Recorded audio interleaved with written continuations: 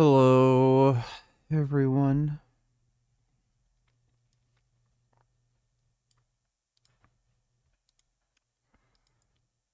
I'm here again. Right now.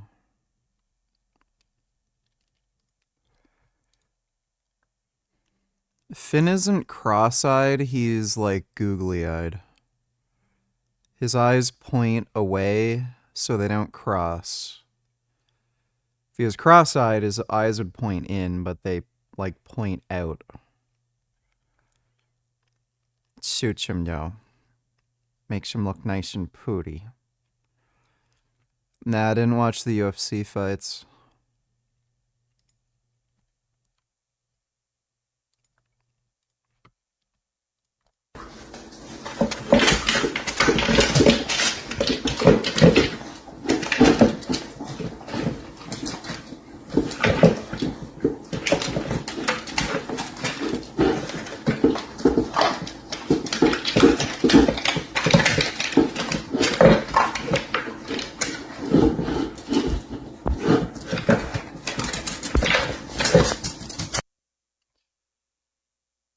Yeah, Faye and BMO are really good friends.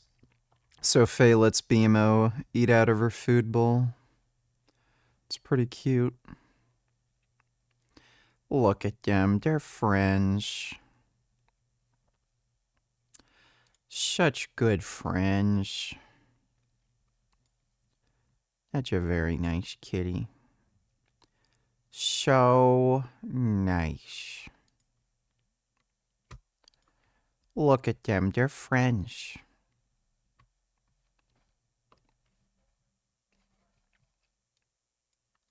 Oh, mate, what?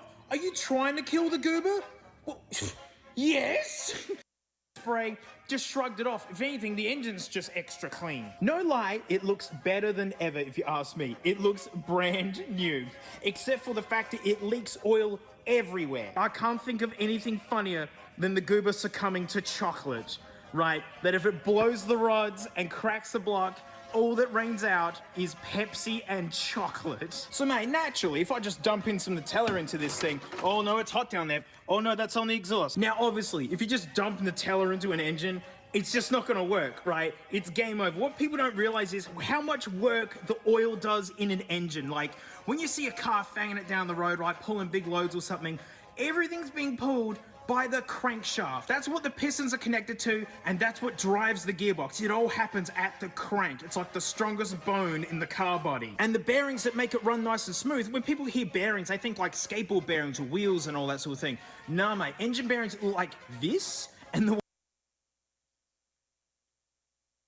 Oh, what about our debate on the 30th? I fucking forgot about that. We can still do it. I already sent you a bunch of research on LDL and heart disease. So we can just have the debate over whether or not LDL, or more specifically ApoB, is causal in heart disease risk, just to make things more simple. Just send me whatever research you're going to use to debunk the papers that I sent. The way that they work is under the extreme oil pressure is that they effectively float the crankshaft above them, so like they're not touching anything. That's the crazy business your oil has to go through to make an engine run reliably. Nutella ain't gonna do it, mate. Conventional engine oils are based on mineral oil. Turns out there's edible versions, and the Bunnings version is called paraffin oil. And funny enough, this is how you make laxatives. That's right, all the time. And we're actually gonna flush it with the paraffin. Looking like a toilet now. It's mostly paste, okay. Just because it's hilarious, James. I want to see how many kilometers can we get. End of life. It was just immediate to actually turn over. I swear it did a little bit. Come on, Goober. We're resuscitating the Goober. This is for real. We had to actually get James's car to tow the spin and destroy everything in the process. So hopefully we can get the sump off and the car sort of stuff. The bolts that basically hold the guts of your engine together. Oh, full of chocolate. It is, and look, it's gone chunky. Oh, wow. Yeah. These two. Readiness. A special. Every old Shang Tsung finisher.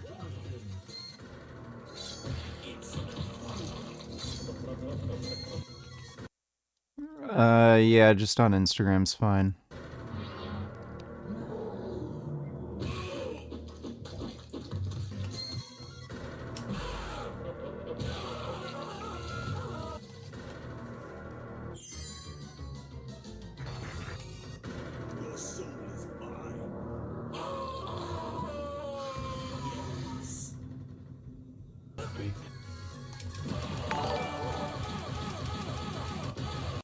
One.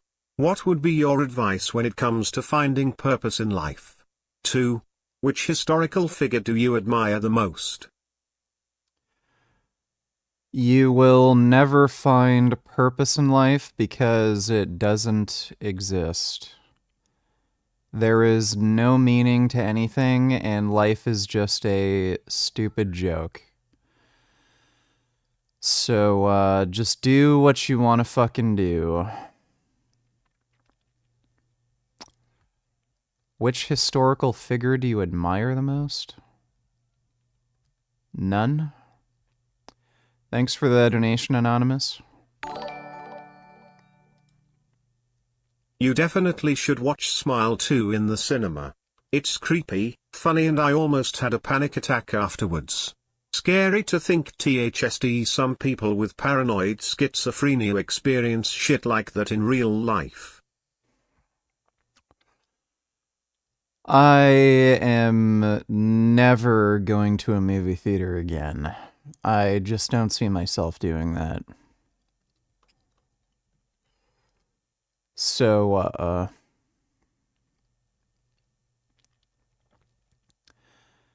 I'm gonna have to wait for that to come out on, like, streaming or something.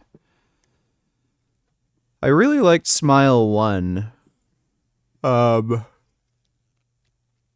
Didn't think it was quite as good as It Follows, but it was still really creepy.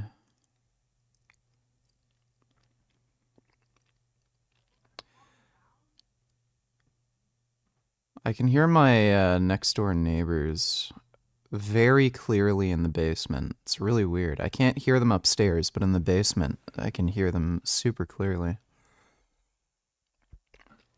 I wonder if they ever hear me screaming and swearing and yelling at people. But I can't even remember where I am, basically.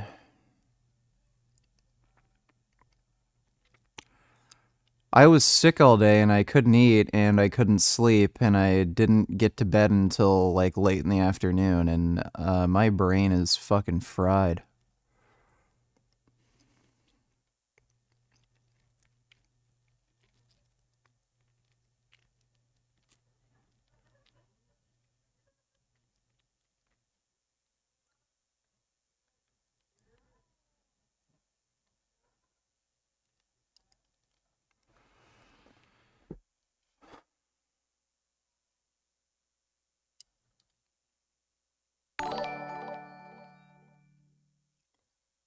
Thanks for the donation, though, Elias.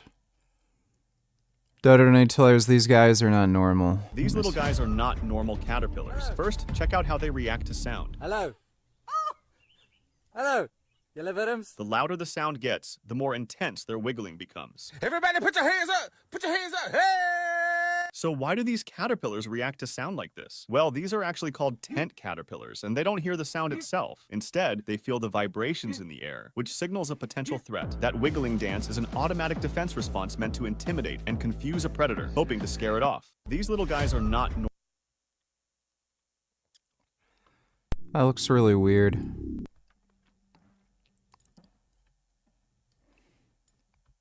Attorney Heather Adams. On Tuesday afternoon, I was contacted by Krista Miller, who is our Chief Clerk of Elections regarding potentially fraudulent voter registration applications that had recently been received by her office. At that time, she informed me that the elections office received approximately 2,500 applications. Dude, what is this account name? Nurses Against Dick Pics. At or near the deadline for registering to vote.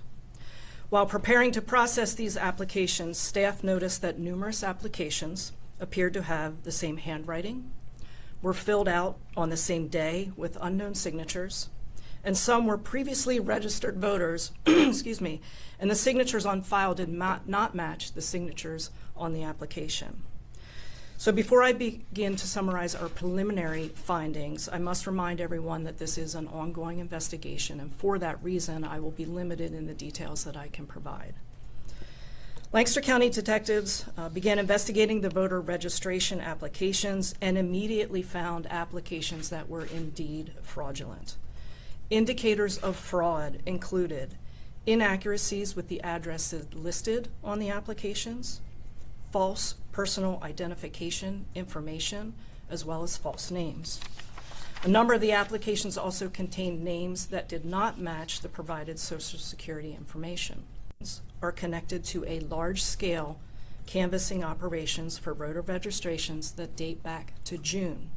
However, the majority of the applications received are dated August 15th and after. Those canvassing for voter registrations were employed and paid to obtain voter registration applications. The majority of the applications were from residents in the city of Lancaster. However, applications were also received from residents in Columbia, Elizabethtown, Mountjoy, Akron, Ephrata, Stevens, Strasburg, as well as other locations across Lancaster County. The canvasses themselves took place at various shopping centers, parking lots of grocery stores, and they did provide information to a canvasser. For these applications, we will immediately advise voter registration and that we confirm that they are legitimate requests, and voter registration will process that application. Thus far, of the investigations that we have completed, we have determined that 60% have been fraudulent. Jeez. That is of the investigations that we've completed. We do have more to do today, and my understanding is that voter registration is still going through the box of 2,500, but should be completed sometime. At this point, we have confirmed violation of our crimes code as well as our elections code. We have all available detectives working on this. We are all hands on deck so that we can properly assess the validity of these applications in a timely manner. If needed, we will request additional assistance.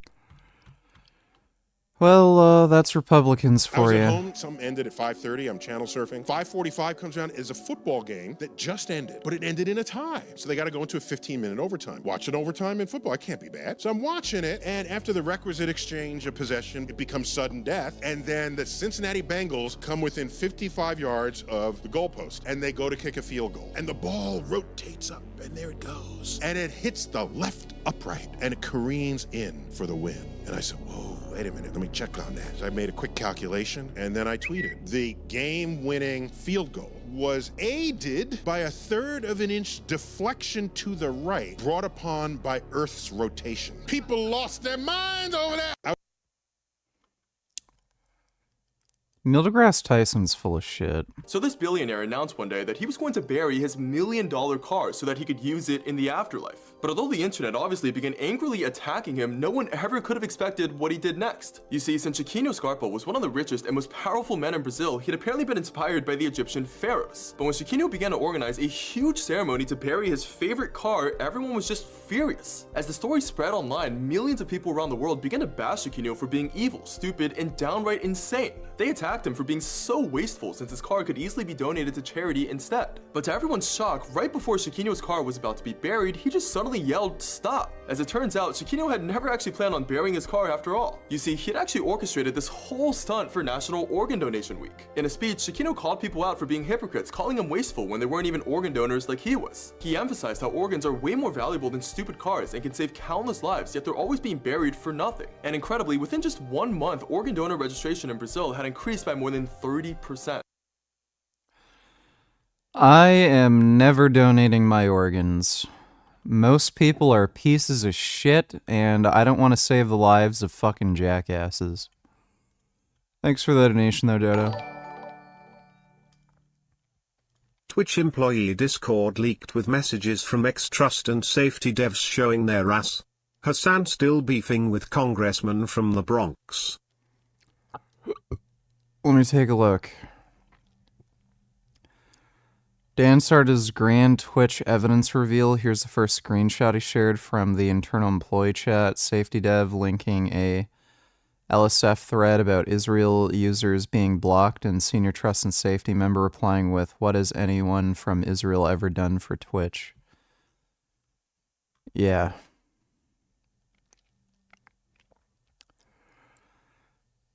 So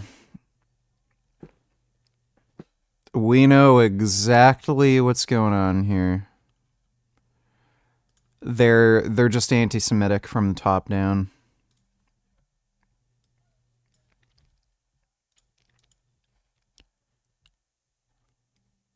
Son Piker calls me insane, vicious monster, psychopath because I exposed him for justifying the insane, vicious monsters and psychopaths who barbarically raped Israeli woman October 7th.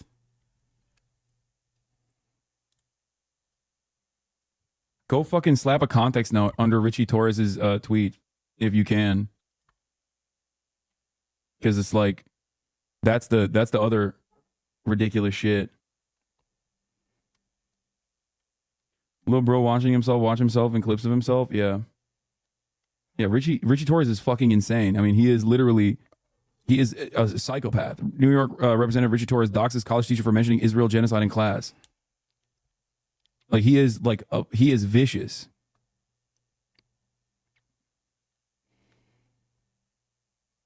Monster. Son's a fucking retard, dude. Well, thanks for the donation, retard. Dodo, donate $2. You can speed it up, but don't skip. Once upon a time, in the midst of a cold, rainy night, a man named Richard Burgess from the Maple Heaven of Canada decided to go to sleep, but something sinister happened. Here is the horrifying footage. No, I'm not gonna review the Joe Rogan Trump podcast. It's 3 hours of boring nonsense.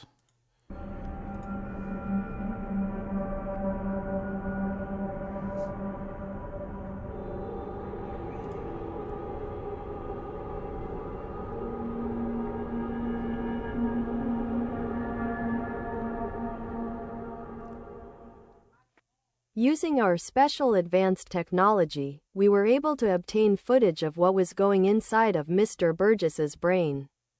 Here is what we uncovered. Did you know COVID is co-vegan identity? And the coronavirus has the same letters as carnivorous. But don't panic.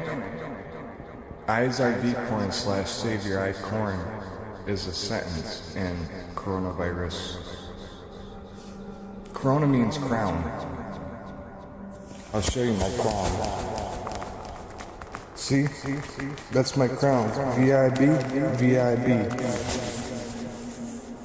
I'm smoking a crown. After looking deeper into the world of nightmares, we made a shocking discovery. We discovered the nightmare that everyone should be having. It is a nightmare that 99.99% of people are causing. And it is actually the reality of billions of non-human animals. Here is some disturbing and bone-chilling footage from that nightmare. Poor pigs. And sent into an industrial blender called a macerator. Okay, I don't want to watch the rest of that. Thanks for the donation, Dodo. Lady,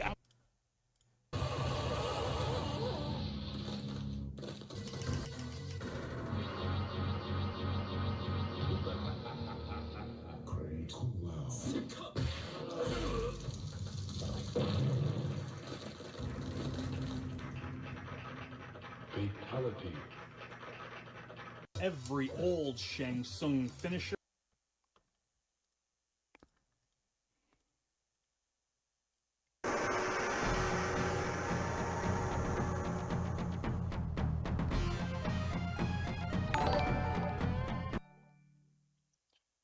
Dodo donated $2. This is his new scam. 2020 was the fake electors. Now it's just vote fraud. We launched a spacecraft 7 years.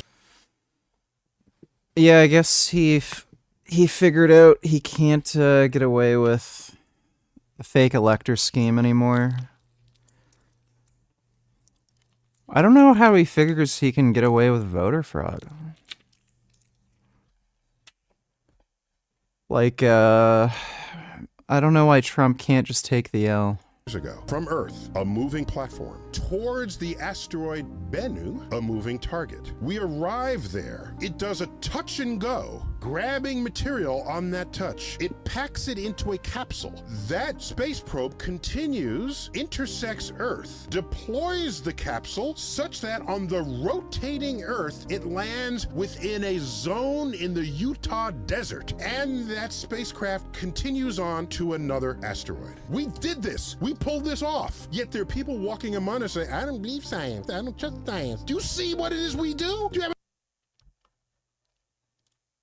You're a hacker. My last job was hacking power plants for the federal government. I Yeah. worked for the United States Department of Energy. How did that start? When I was at Blizzard, found some vulnerabilities with some of the websites while I was in quality assurance, right? I took this to BattleNet. I was like, yo, there's all these vulnerabilities. This is really bad. The head of BattleNet at the time was Ali Vitani. And he was like, this is really awesome. Thank you for bringing this to me. And I kept doing that for like months. So eventually I wrote this 13-page document. I brought it to Ali Vitani. I was like, hey, you should make this team. This is the application security team. It's specifically for security for Blizzard's websites. 2 weeks later, he contacted me in the middle of a task and he goes, hey, you should really check out this job. And I was like, what are you talking about? I have to do this task right now. I was like, no, you should really check this out. And it was my job, the one that I built the team for. And I applied to be a lead, got the position, and then built my team on that. And I was the lead of application security for Blizzard. We went to DEF CON and I competed in a cryptographic challenge and I lost, and then went back to DEF CON the next year and won. Went and did it again the next year. And then the next year, the crypto challenge wasn't on. It was telefreaking, which is phone hacking. And then I won that. And then the government was like, do you want a job? And I was like,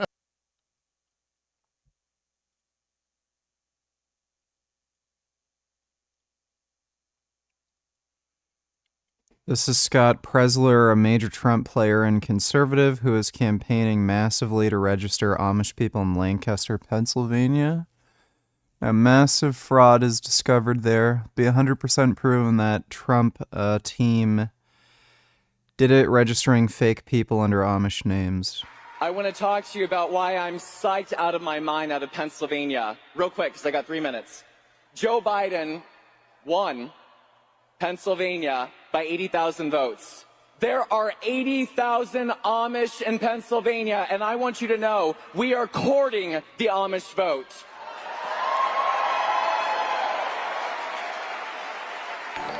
There are 20,000 Amish in Wisconsin, and Joe Biden won Wisconsin by 20,000 votes. The Amish, if they are mobilized, could literally save Western civilization. I'm not here to battle. That's not my intent. But the Amish, they get married on Tuesdays in November. Did you know that? They get married on Tuesdays in November. What happens on Tuesdays in November? And because we want them to be baby-making machines, and I want every conservative family to have 10 children, procreate, make babies, make Republicans. But when I go to the Amish and I tell them that they can have a private, secret ballot that is sent to their homes, and they don't have to drive their buggy to town and go to a polling location and have that stigma from their community, they love the idea of mail-in ballots. And Well, he's going to jail.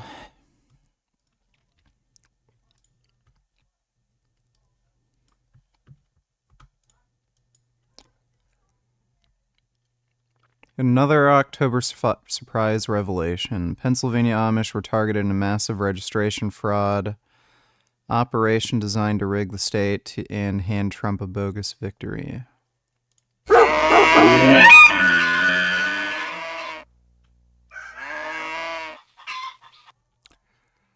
Yep. Thanks for the donation, Dodo. Jaquavius Cumberdale donated $2. Why don't more people want dog breeding to be illegal? This is so wrong. The entire lives are suffering since birth. People doing this should go to jail. Well, yeah.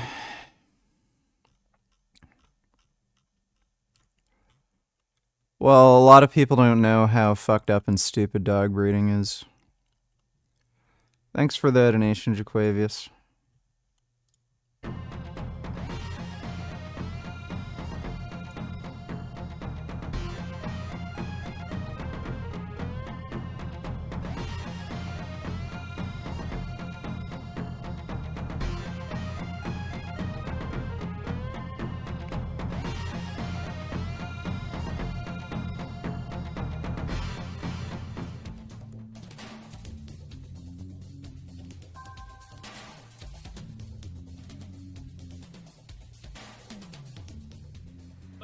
Let's try that one you were talking about. Okay. Where she. Could you like well, probably in the back. You just do the handstand and then you go over. Yeah. All you have to do is just land right there. Can you do that or is that? That's great. Okay, now once from the middle, act like you're just getting into it. You even have to. This is so we can do the beginning part. She should do it from the stance. Right, from your stance. Get like in your stance and just act like you're getting into it. Actually, she should step up. Move to the middle like where you're Okay, that's good. Okay, what now? Just look like I'm going into it. Act as if you're going to do it, but stop right at about here.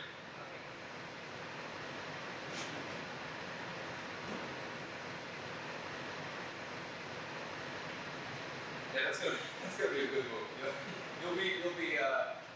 You'll be impressed when you see what we.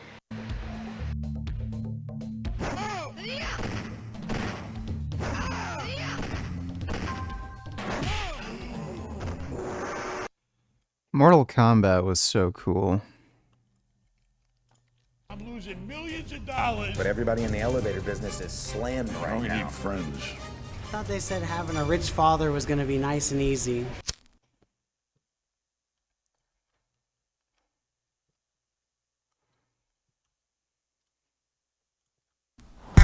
We had a couple of storms. We had a major cleanup. Now we got to do the fix-up. This is the first time I've been here since the storms, yes. We're expecting a whole crew to be rocking and rolling, but nobody was there. Hey, Chad, I thought we were going to have a crew over here in Treasure Bay. And there's one lady. I'm telling you, I'm here. I just walked every room. There's one lady. They started in the rooms. I thought we were going to start in the lobby. I mean, we got to get some people over here. Woosah. Just calm down. Hey VG. Huge fan, love the debates and lifting content. Just sending a tip to ask what chair you have. Looks so comfy. Thanks for the content. I got this chair from Leon's. I don't know if they sell it anymore. It was one of their cheaper recliners, but it was actually the most comfortable in their showroom. So I got this one. And they called it a Bentley, which is a weird name. That's probably a trademark infringement. So, yeah, and it's obviously vegan fake leather.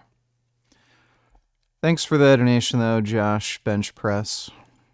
Because it's not going to get anywhere if I start yelling and screaming, and it's not going to. Sego donate $2 based. Let me see.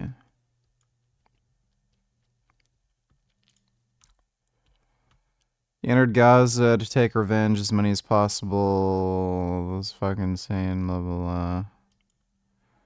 Well, this sounds gay.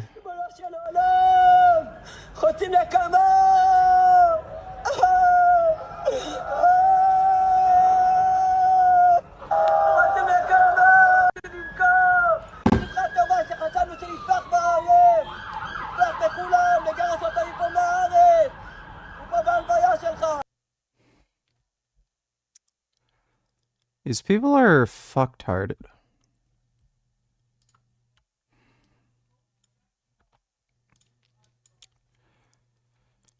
Jewish man caught on CCTV staging anti-Semitic vandalism.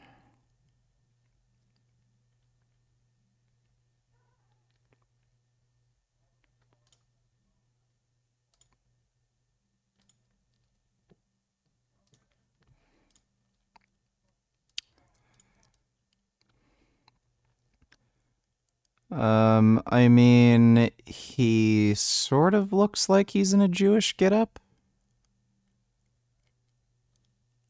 I don't know if this is real. Like, this could be somebody just dressed up. Is this being reported on?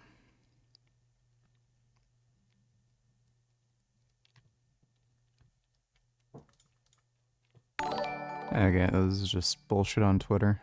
Good evening, VG. I really and truthfully hope that you are feeling fucking great tonight. So, this voter has finally come out and supported Trump. It makes sense when you think about it, LMFAO.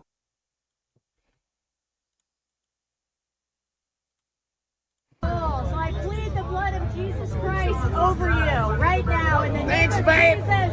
Appreciate it. We plead the blood of Jesus. We need Trump. We pray the blood of Jesus over you that he will deliver you. All of you worship Trump.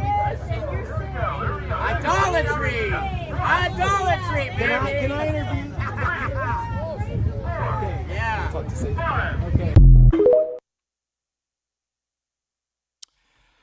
It's funny how easy it is to trigger these people, even though they claim SJWs are, like, too sensitive. Thanks for the donation, Ben. Do any good. But my blood pressure right now is right here. Okay, because the whole plan was to start in the lobby. The rooms don't matter. He said that there should be 4 guys here, and let me call them and get it switched up and make sure they start in the lobby. Did you already have an adjuster come here yet? Yes. Get an adjuster out there now, because the sooner you get the adjuster out there, the sooner you get some money, baby, and fix everything. Buenos dias, senora. You get back here. You get this place rented. Nothing. I want this place open now. Why can't we rent them now? So what, burn the construction in the lobby? No internet anywhere. No internet, no hot water. What? Yeah. When are you gonna get hot water? We got TVs. When are you gonna get hot water? Well, we just got power to the boilers. We ordered the parts. No elevator. What's the story with that? They said a motherboard, but we don't know. That's just the first of the thing to fire it up. Just put online, no internet. Let's get it to hot water going, and no elevator. We can live with that. We've lived with that before. And under construction signs. Pardon our appearance. Pardon our dust. There you go. We need revenue, revenue.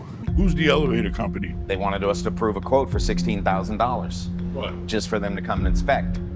A balance not to exceed $16,000. Open checkbook for 16 grand. Hey, what's the latest on the elevator company at Treasure Bay? Call them, leave voicemails, they're not picking up. Send me the number, please. Yeah, I'll send it to you. All right. I think the main office is down. Thanks, bye. Bye. We don't know anybody in the elevator business. Yeah, I mean, we know a couple companies, but everybody in the elevator business is slammed right We now. need friends. And we got a contract on this, Dad. We can't let nobody touch it. It's brand new. Yeah, but the point is, the contract doesn't cover this. But we need to let them do it. We don't want anything that's going to void any more of our warranty.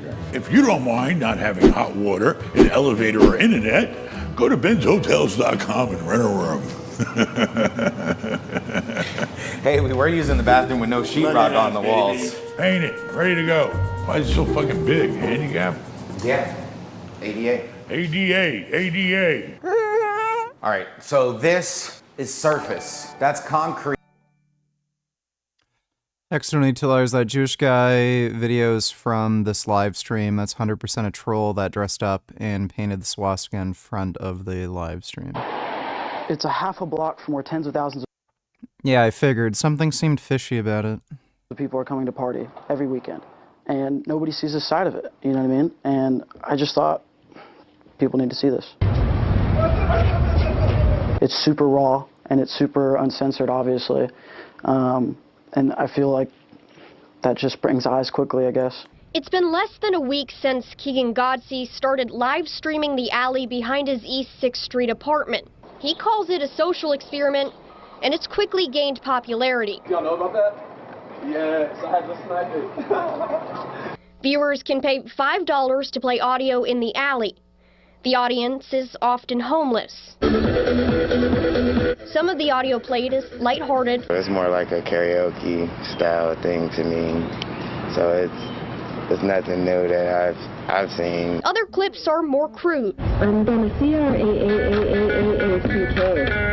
Drugs, sex, and racial slurs were all mentioned when we listened. I definitely don't condone any of the offensive stuff that comes out of it. Obviously, some pretty terrible stuff comes out of it, but I think everybody has their own sense of humor, and I think everybody, especially on the internet, enjoys trolling and kind of just seeing a rise out of anybody who's in front of the camera. Godsey's had this stream up for 5 days, but already has 6 citations from Austin police. Every single time somebody comes by, a police officer will, "Hey, how's it going, Mr. Drug Dealer? How's it going? Go, having a good night. Good to see you. Do you know who's operating those speakers up there? That's highly illegal at this hour. I hope you know." "Oh, you don't? Okay, well, we'll see you later. Have a nice night."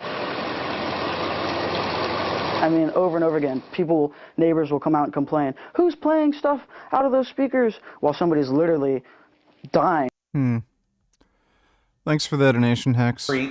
And what happened is while we were drying, the moisture went up. We got to wipe all that down, but that's concrete. In this room here, This room, they're gonna tape, take float. mud, and they're gonna. Look at those faves. Let me take a look. These now. Oh my god. Whoa. Look at Joey. He's so goddamn sentient. He just looks right at you. And Maui is so orange and round. Oh my god, those are good kitties. Wow. Thanks for the donation, Thee now. Put a heavy texture on, all right? Knockdown. Yeah, heavy knockdown. How many of those ACs we need? 28, $400 or something, and it comes with the warranty. All right, well, we gotta get this fucking thing put back together, so. I thought we would have 4, 5, 6 guys over here. I mean, I don't understand why he would send 2 girls over here for a job like this. Ooh, that's like an insult. I'm gonna call him right now, because I'm just gonna tell him, like, it's not good. You got a second? You know, I'm just a little disappointed on today when I'm coming here, and then plus I brought my father here to the hotel for the first time, and, you know, I thought we were gonna have a bunch of people taping and mudding, and when I show up, we got, you know, 2 girls in a room, in the last room, just so that we're all on the same page. We gotta get this thing done. Hey, how's it going? Good, how you doing? Not good, but, you know, well, none of us are doing good, but, hey, but seriously, we gotta get this lobby knocked out first, because I got the mayor calling me, begging me to hurry up, because he knows I got rooms on the 2nd and 3rd floor, and they're desperate to put people in rooms to keep things moving and progress in the whole city. All right, thanks very much. All right, so we're working on a hot water heater. I don't know what we're gonna do about the elevator, and we gotta get the tape and mud done. And the lobby back up, and then we can put 50 rooms online, basically. We got all these construction workers in the neighborhood, we got emergency people. You know, we could fill this place up in a day if we can just get the 2 floors open. It's not even about the money. The point. No, I don't like cognac. I don't drink. Oh, it's fucking cold down here. Is we keep the people closer here where the work is at, they get the work done quicker. Right now, so we gotta have a staircase put in here. Can't just buy a fucking metal one and screw it in. So basically, so what? They can't go down the stairs right here. So this is in progress. I got electrical lines that are falling right here. Transformer that was wiped away is gone. I got a breaker panel that was like 6 feet tall by 4 feet wide. It's completely gone. I don't know where that's at. How much is a transformer? 11 grand. What else? Landscaping. Fuck landscaping. What else? So the booth is shot. The window got busted out. All this equipment, you can see it's all like rusted. I think the water line's right here. I'm taking all this off and I'm building brackets that bolt on so that the next time it floods, I'm picking all the equipment up and taking it somewhere else. I'm installing everything with NEMA connectors. As we have Park Mobile here, so I had them create a new zone. So anybody that comes to park has to park here, and then we go around right now with the scanner for their license plates. and we scan all the license plates. Get this fucking place cleaned up. What are you waiting for? I'm working on it. I was waiting for you to approve. You know, stop jerking off and get busy. You look wonderful today. Yeah, you can look, but you can't touch. Why you gotta tell him about that? This used to be a hotel room. Looks worse than a jail cell. What a fucking mess. Your physique look like that? Why can't you just get rid of that lower belly fat? Jeffrey's friend painfully grabs his stomach. Get off of me! Get off of me! Even though they're all joking and laughing, Jeffrey can't help but to be hurt. When he's about to have a shower, he takes his shirt off and he just looks at his physique. I've been going to the gym for... Did you do lemon tech when you took the mushrooms? I don't know what lemon tech is. months and I still don't even look any different. Oh, Jeffrey, if only you knew the secrets of Adonis.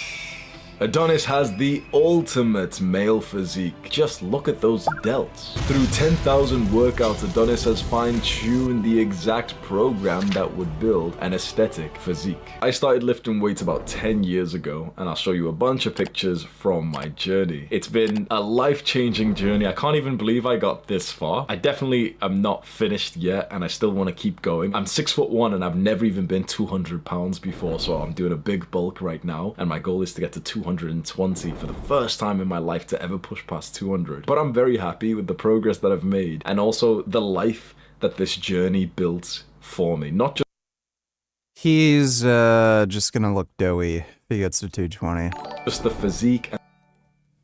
Adam, Gugamost on $8. Adam is our Lord and Savior. Let me see. You ain't that nigga you say you is. I know, cause I am. I'm Meviken. Me X I can. I'm Meviken. Me X I can is not even a fucking thing. Mevico is a vegan race from Meviken is a vegan race from Mevico. Anyone can be Meviken, not fucking Browns.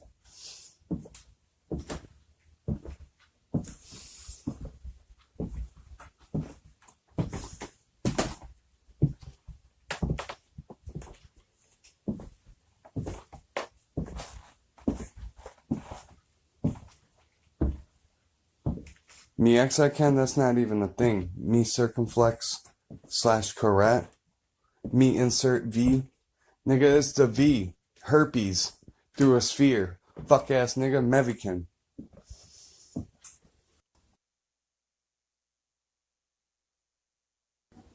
Richard, I know you want me.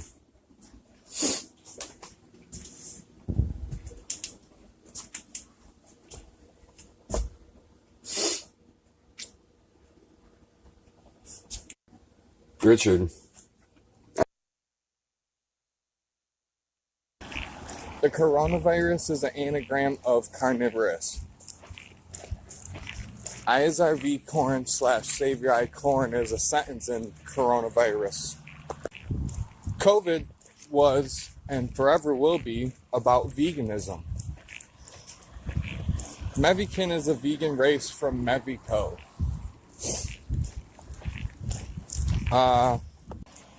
Veganism takes twice as less resources and gives twice as much.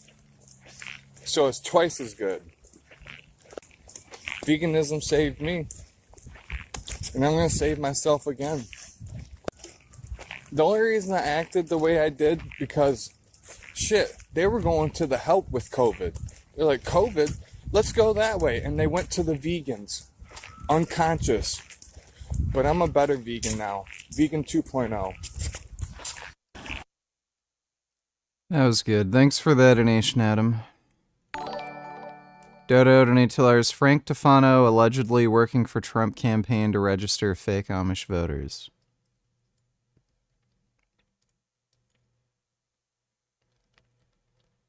Good afternoon, Michiganders.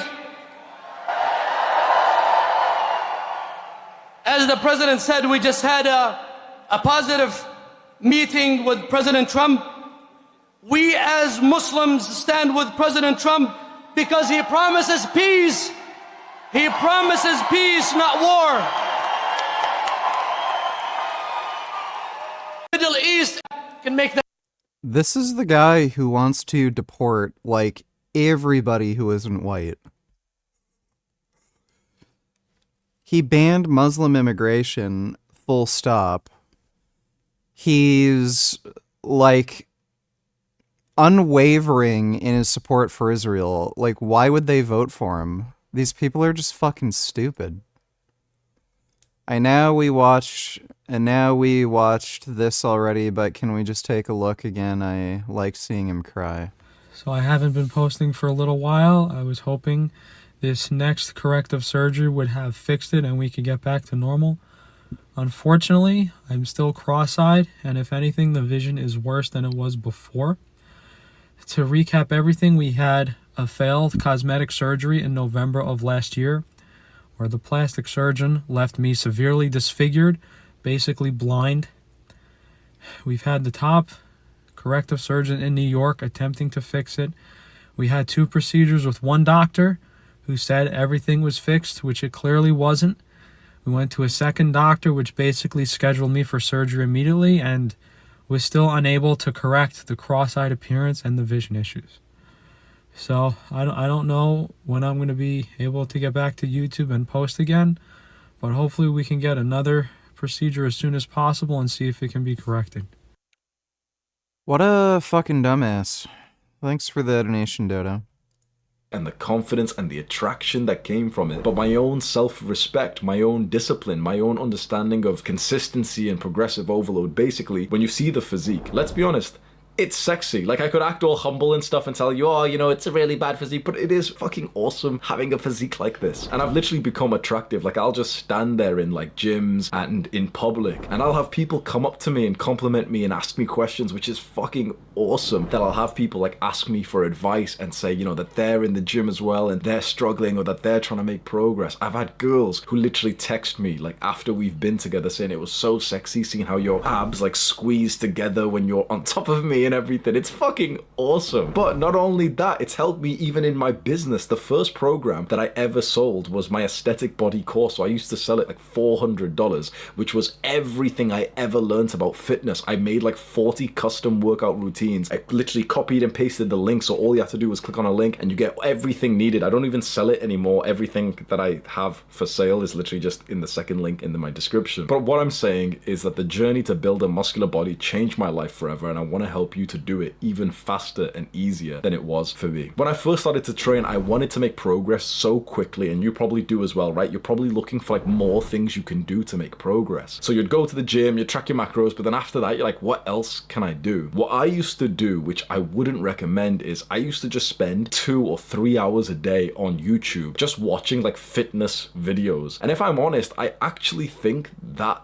didn't help. I think that made me more agitated and more impatient with the results. If I could go back in time, I would do the essential tasks that were required to make gains, and then I would have picked up a different hobby or a different habit or like a business to focus on instead, because I only stopped feeling impatient with making gains when I started a business, like I started this YouTube channel, because then I had something else to focus on. So my first piece of advice for you, if you're feeling impatient with the rate of gains, especially as a natural, you have to keep yourself busy. You have to have something else other than the gym which is productive in your day. So most people have like school and work, which they don't give a fuck about. Then you've got the gym, which is awesome. You need one more thing in. You'll build up a following, you'll build up a community. You might even have normal, pretty shit, average diet at all. Those are way smaller than most people realize. It is your training. 90% of your thoughts in terms of, yeah, I want to make more muscle, should go into the way that you train. You can have awesome sleep, but if you train like a bitch, you're not going to make progress. But if you train extremely hard, and let's say you're working a full-time job and you're studying and you've got nighttime shifts and everything, and you can only sleep like 5 hours, you'll still gain more muscle mass than the guy who's got really good sleep but then doesn't even go to the gym. He skips the gym days. And what exactly? Well, yeah, but I mean, sleep is insanely, ridiculously important. Like, if you're not getting adequate amounts of sleep, you're not going to be able to recover from your sessions. And your mesocycle lengths are going to be super, super short. And you're just going to be fatigued constantly, so you won't even be able to train hard.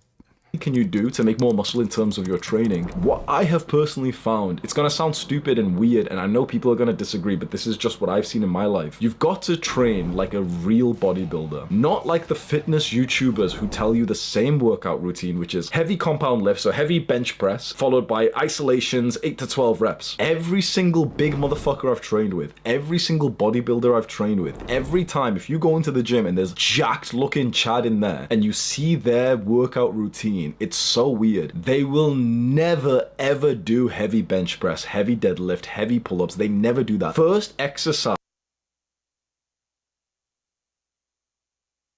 What? What in the fuck is he talking about? Will be a 20 rep set of like fucking chest machine press. I'm telling you, like, I know that sounds stupid, and if you've ever seen a workout routine from the internet, you'd be thinking, wait, that's complete. Well, this explains why he still can't even bench 315 yet. I don't know where the fuck he got this idea from.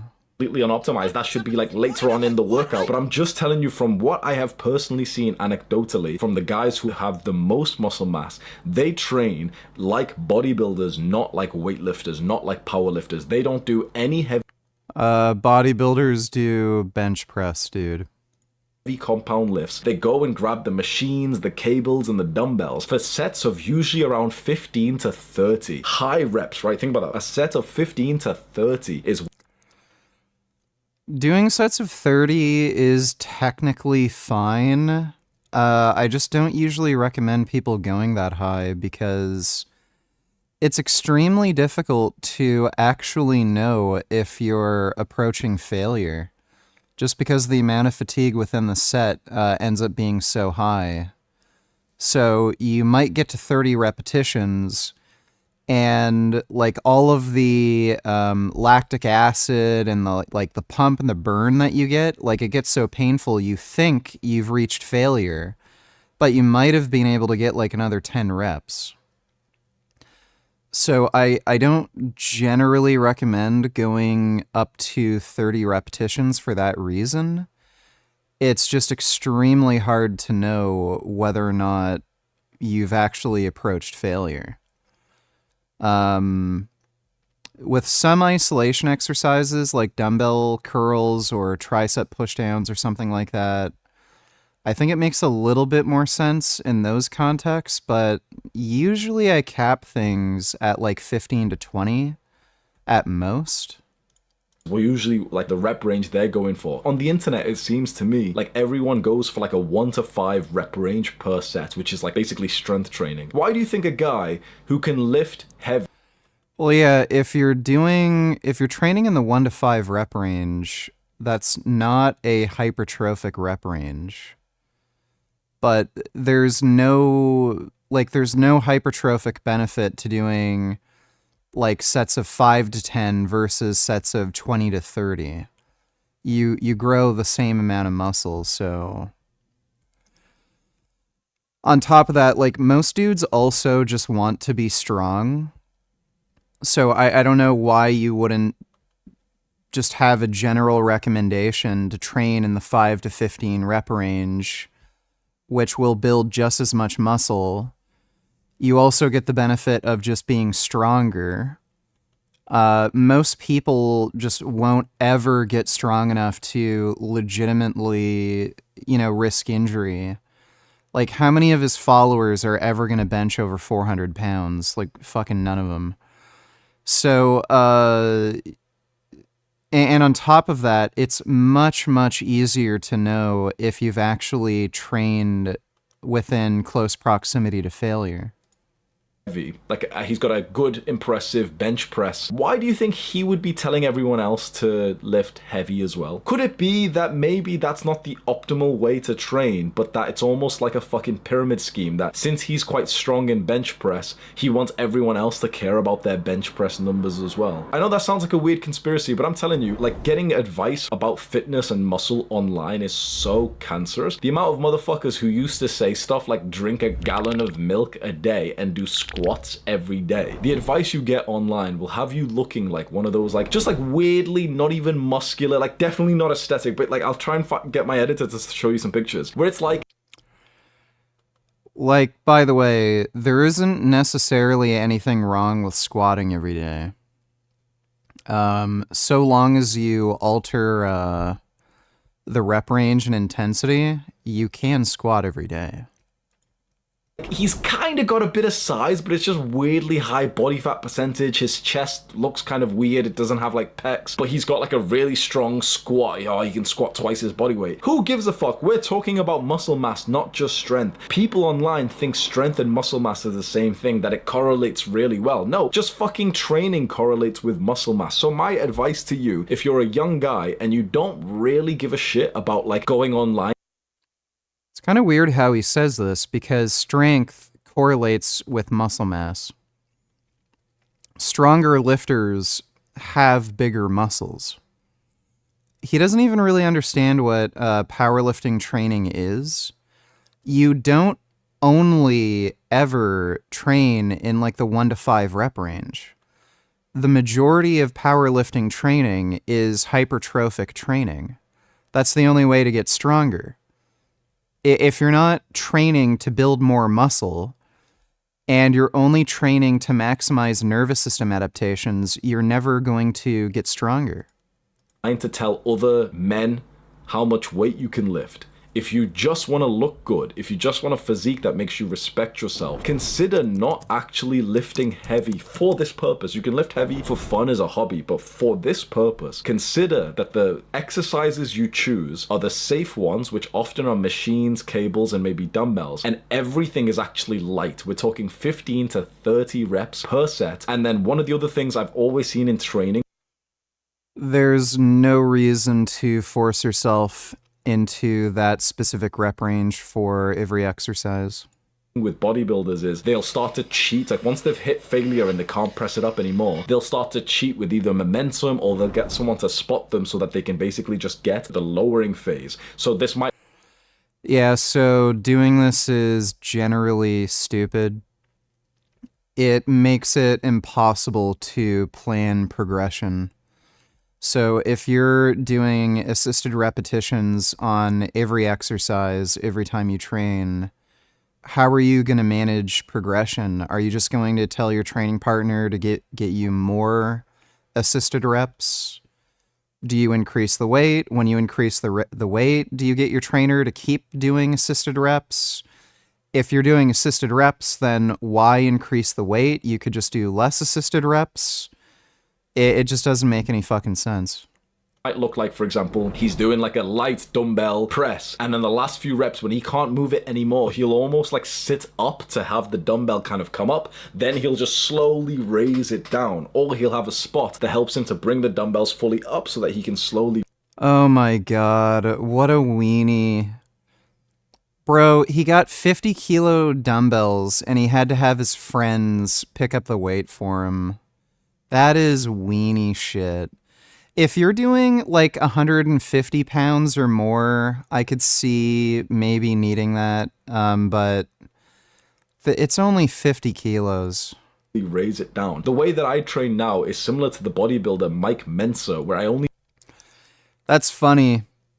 So he cut out the video before he actually tried to rep out these dumbbells.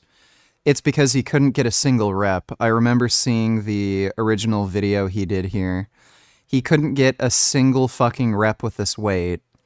But then, while claiming you should be training in the 15 to 30 rep range, he was trying to do like a one heavy single or something. This guy makes no fucking sense, dude. Fully up so that he can slowly raise it down. The way that I train now is similar to the bodybuilder Mike Mensa, where I only do 1 to 2... Oh my god. Mike Menser. Oh Jesus. So one of the most retarded people who's ever existed in the fitness industry, who only ever recommended doing 1 set per exercise, which is completely counterintuitive. Most people need at least 3 sets per exercise. Very low volume. And again, this guy's like a genetic freak who takes steroids, and he's taking advice from Mike Menser. Just... Why does anybody listen to Hamza? Kid Boo donated $2. Do you think it's possible that Trump wins the popular vote while Kamala wins the Electoral College? Highly, highly doubt that. I think the only way Trump would win is if he wins the Electoral College, and he's probably going to lose the popular vote if he does win. It's just that he's a niche candidate, right? And states that are blue just tend to have higher populations as well, so very unlikely that Trump would win a popular vote but lose an electoral vote. I don't see that happening. Thanks for the donation, though, Kid Boo. Why is Richard Brown donated $2? React to this, or at least go through some of it.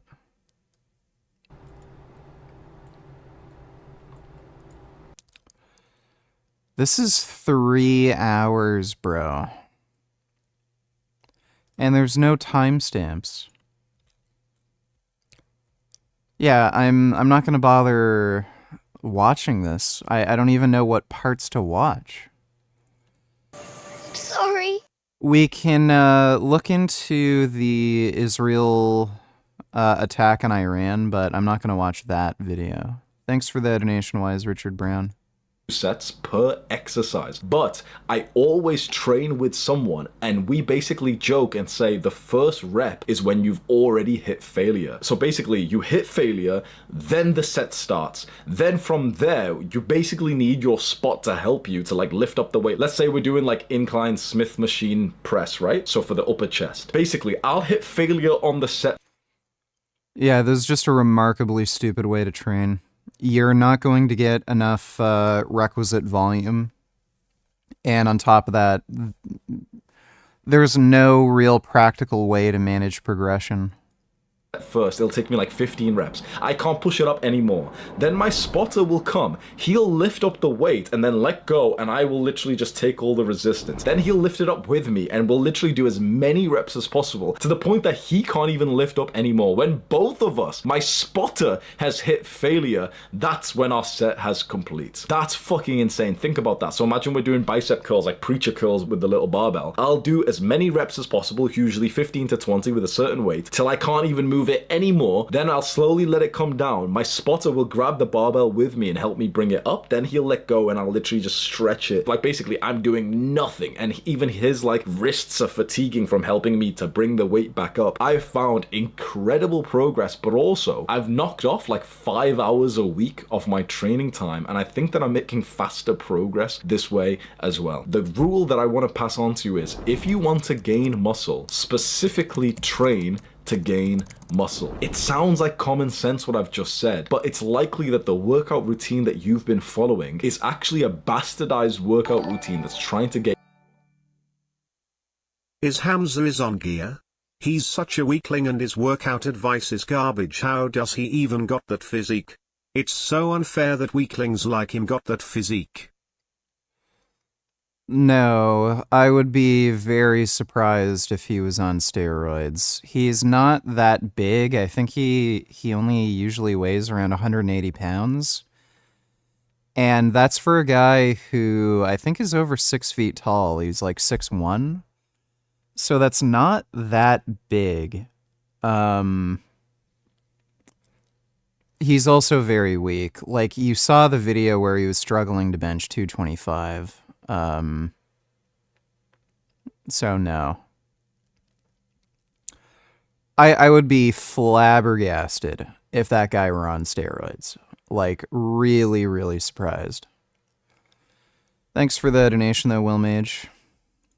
Get you some strength gains and also muscle gains. The two correlate, but they're not as similar as people make them out to believe. You'll gain... They are highly, highly correlated. There's almost no separating the two.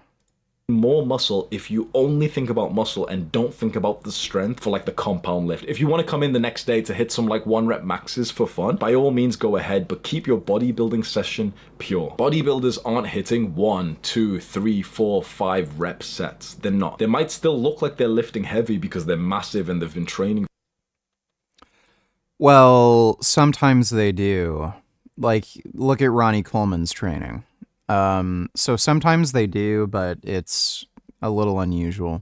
For 10, 20 years, but they're not trying to hit fucking PRs with 1 rep maxes. That's stuff that people on the internet do just so they can fucking tell each other about it. Be careful of falling into that, because I've wasted a lot of time doing like 3 or 5 rep sets when my goal was just muscle mass. When your training is dialed in, that's when things like sleep and diet and supplements can now start to help. There's a study which is so interesting about sleep, which was that there was 2 groups of participants and both of them are about to lose like 10 pounds of body weight. One group lose the 10 pounds, but they lost 5 pounds of fat and 5 pounds of muscle. The other group lost 10 pounds of body weight as well, but they lost 9 pounds of fat and 1 pound of muscle. Something along this lines, right? I read this study like a while ago. Okay, so he's just making this up.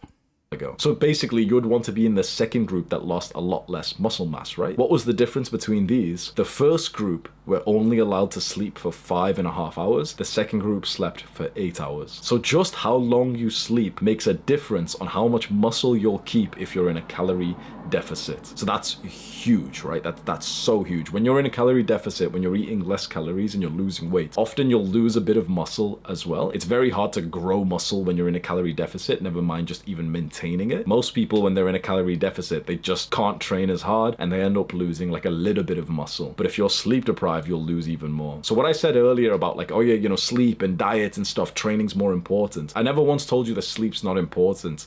It is. But the single biggest lever we've got to remember is just the training. In terms of diet to build the muscular body, everyone has different mindsets. One person will tell you that you need high carbs. The other one will tell you that you should have high fat to stimulate more testosterone. What I'll tell you after being in this journey for 10 years is honestly, this is going to be anti-clickbait. It doesn't fucking matter. I've met lots of big guys who have a high carb diet. I've met lots of big guys who are on keto or on carnivore. Basically, every diet seems to work. The only dudes who actually get to a large size eating a carnivore diet, like we're talking, you know, 0 carb, are people who haven't been following that diet very long.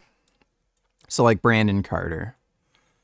Brandon Carter was eating a normal ass diet for quite a while. He got pretty big, and then later in his like Dum Fitness YouTube channel, he started promoting the keto diet, and he was only on the keto diet for a very short period of time. So those are the only people that you're really going to run into who are actually big and jacked eating 0 carb. You're just not going to be able to train with the kind of volumes and intensities you would be able to if you were eating at least a little bit of carbohydrates. So carbs are super important for weight training. If you don't eat any, you're just not going to get big.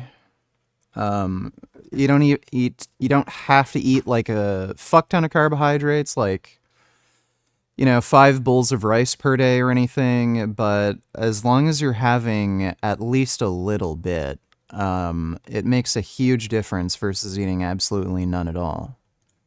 one variable that I've seen. Melanio donated $2. Is machine or free weights better for health? It doesn't really matter. Free weights have some benefits over machines, particularly if you were concerned about axial loading. So like women who have who are at risk of osteoporosis. Vids. I'll take a look at those in a second. Thanks for that donation, dude.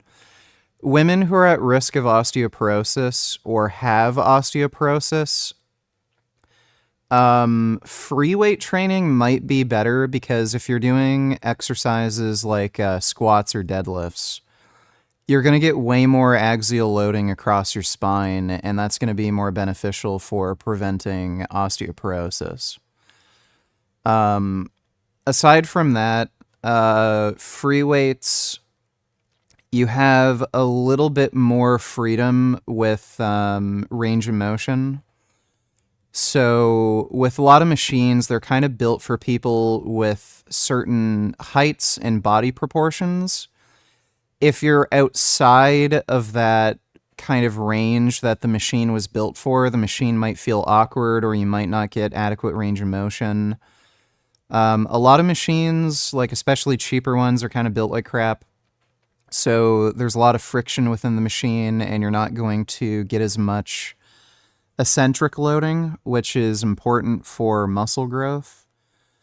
And there's just like a fuck ton of free weight exercises where if you were only doing machine work, you'd have to do you'd have to have access to a lot of different machines, which a lot of people don't have access to, especially if you're training from home. So free weights have some benefits over machines, but if we're going to compare, like, you know, if you want to build your chest, if you were exclusively using machines versus exclusively using free weights, who would look bigger and stronger? You'd get about the same results, you know, assuming volume was equated.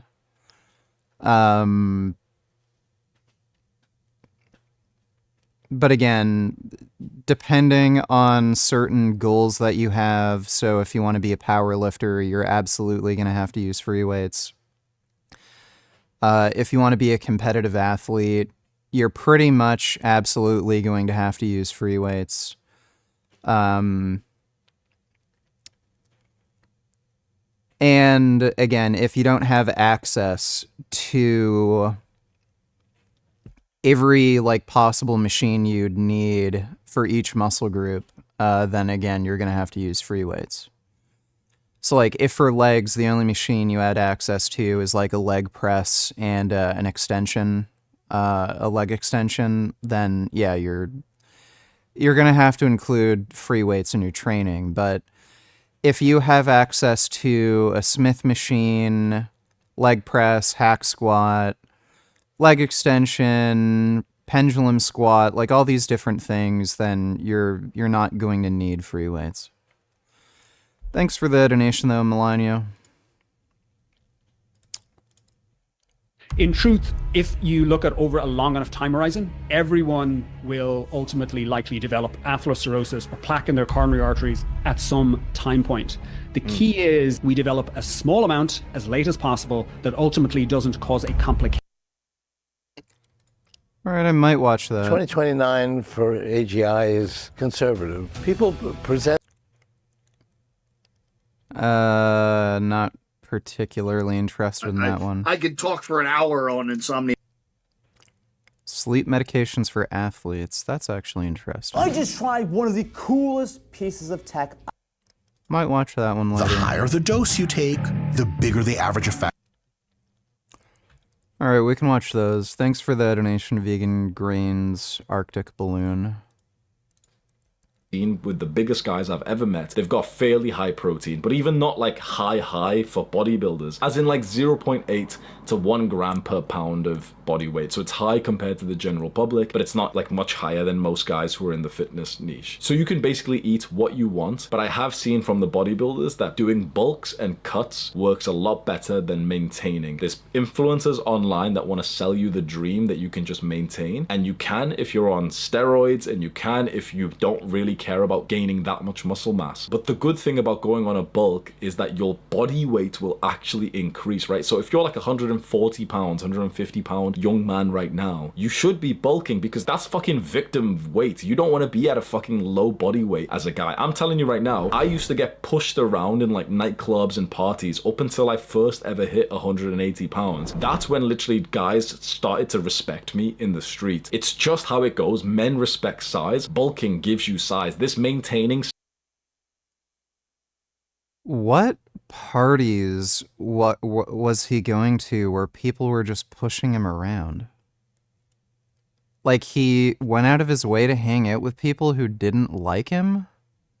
What a fucking loser.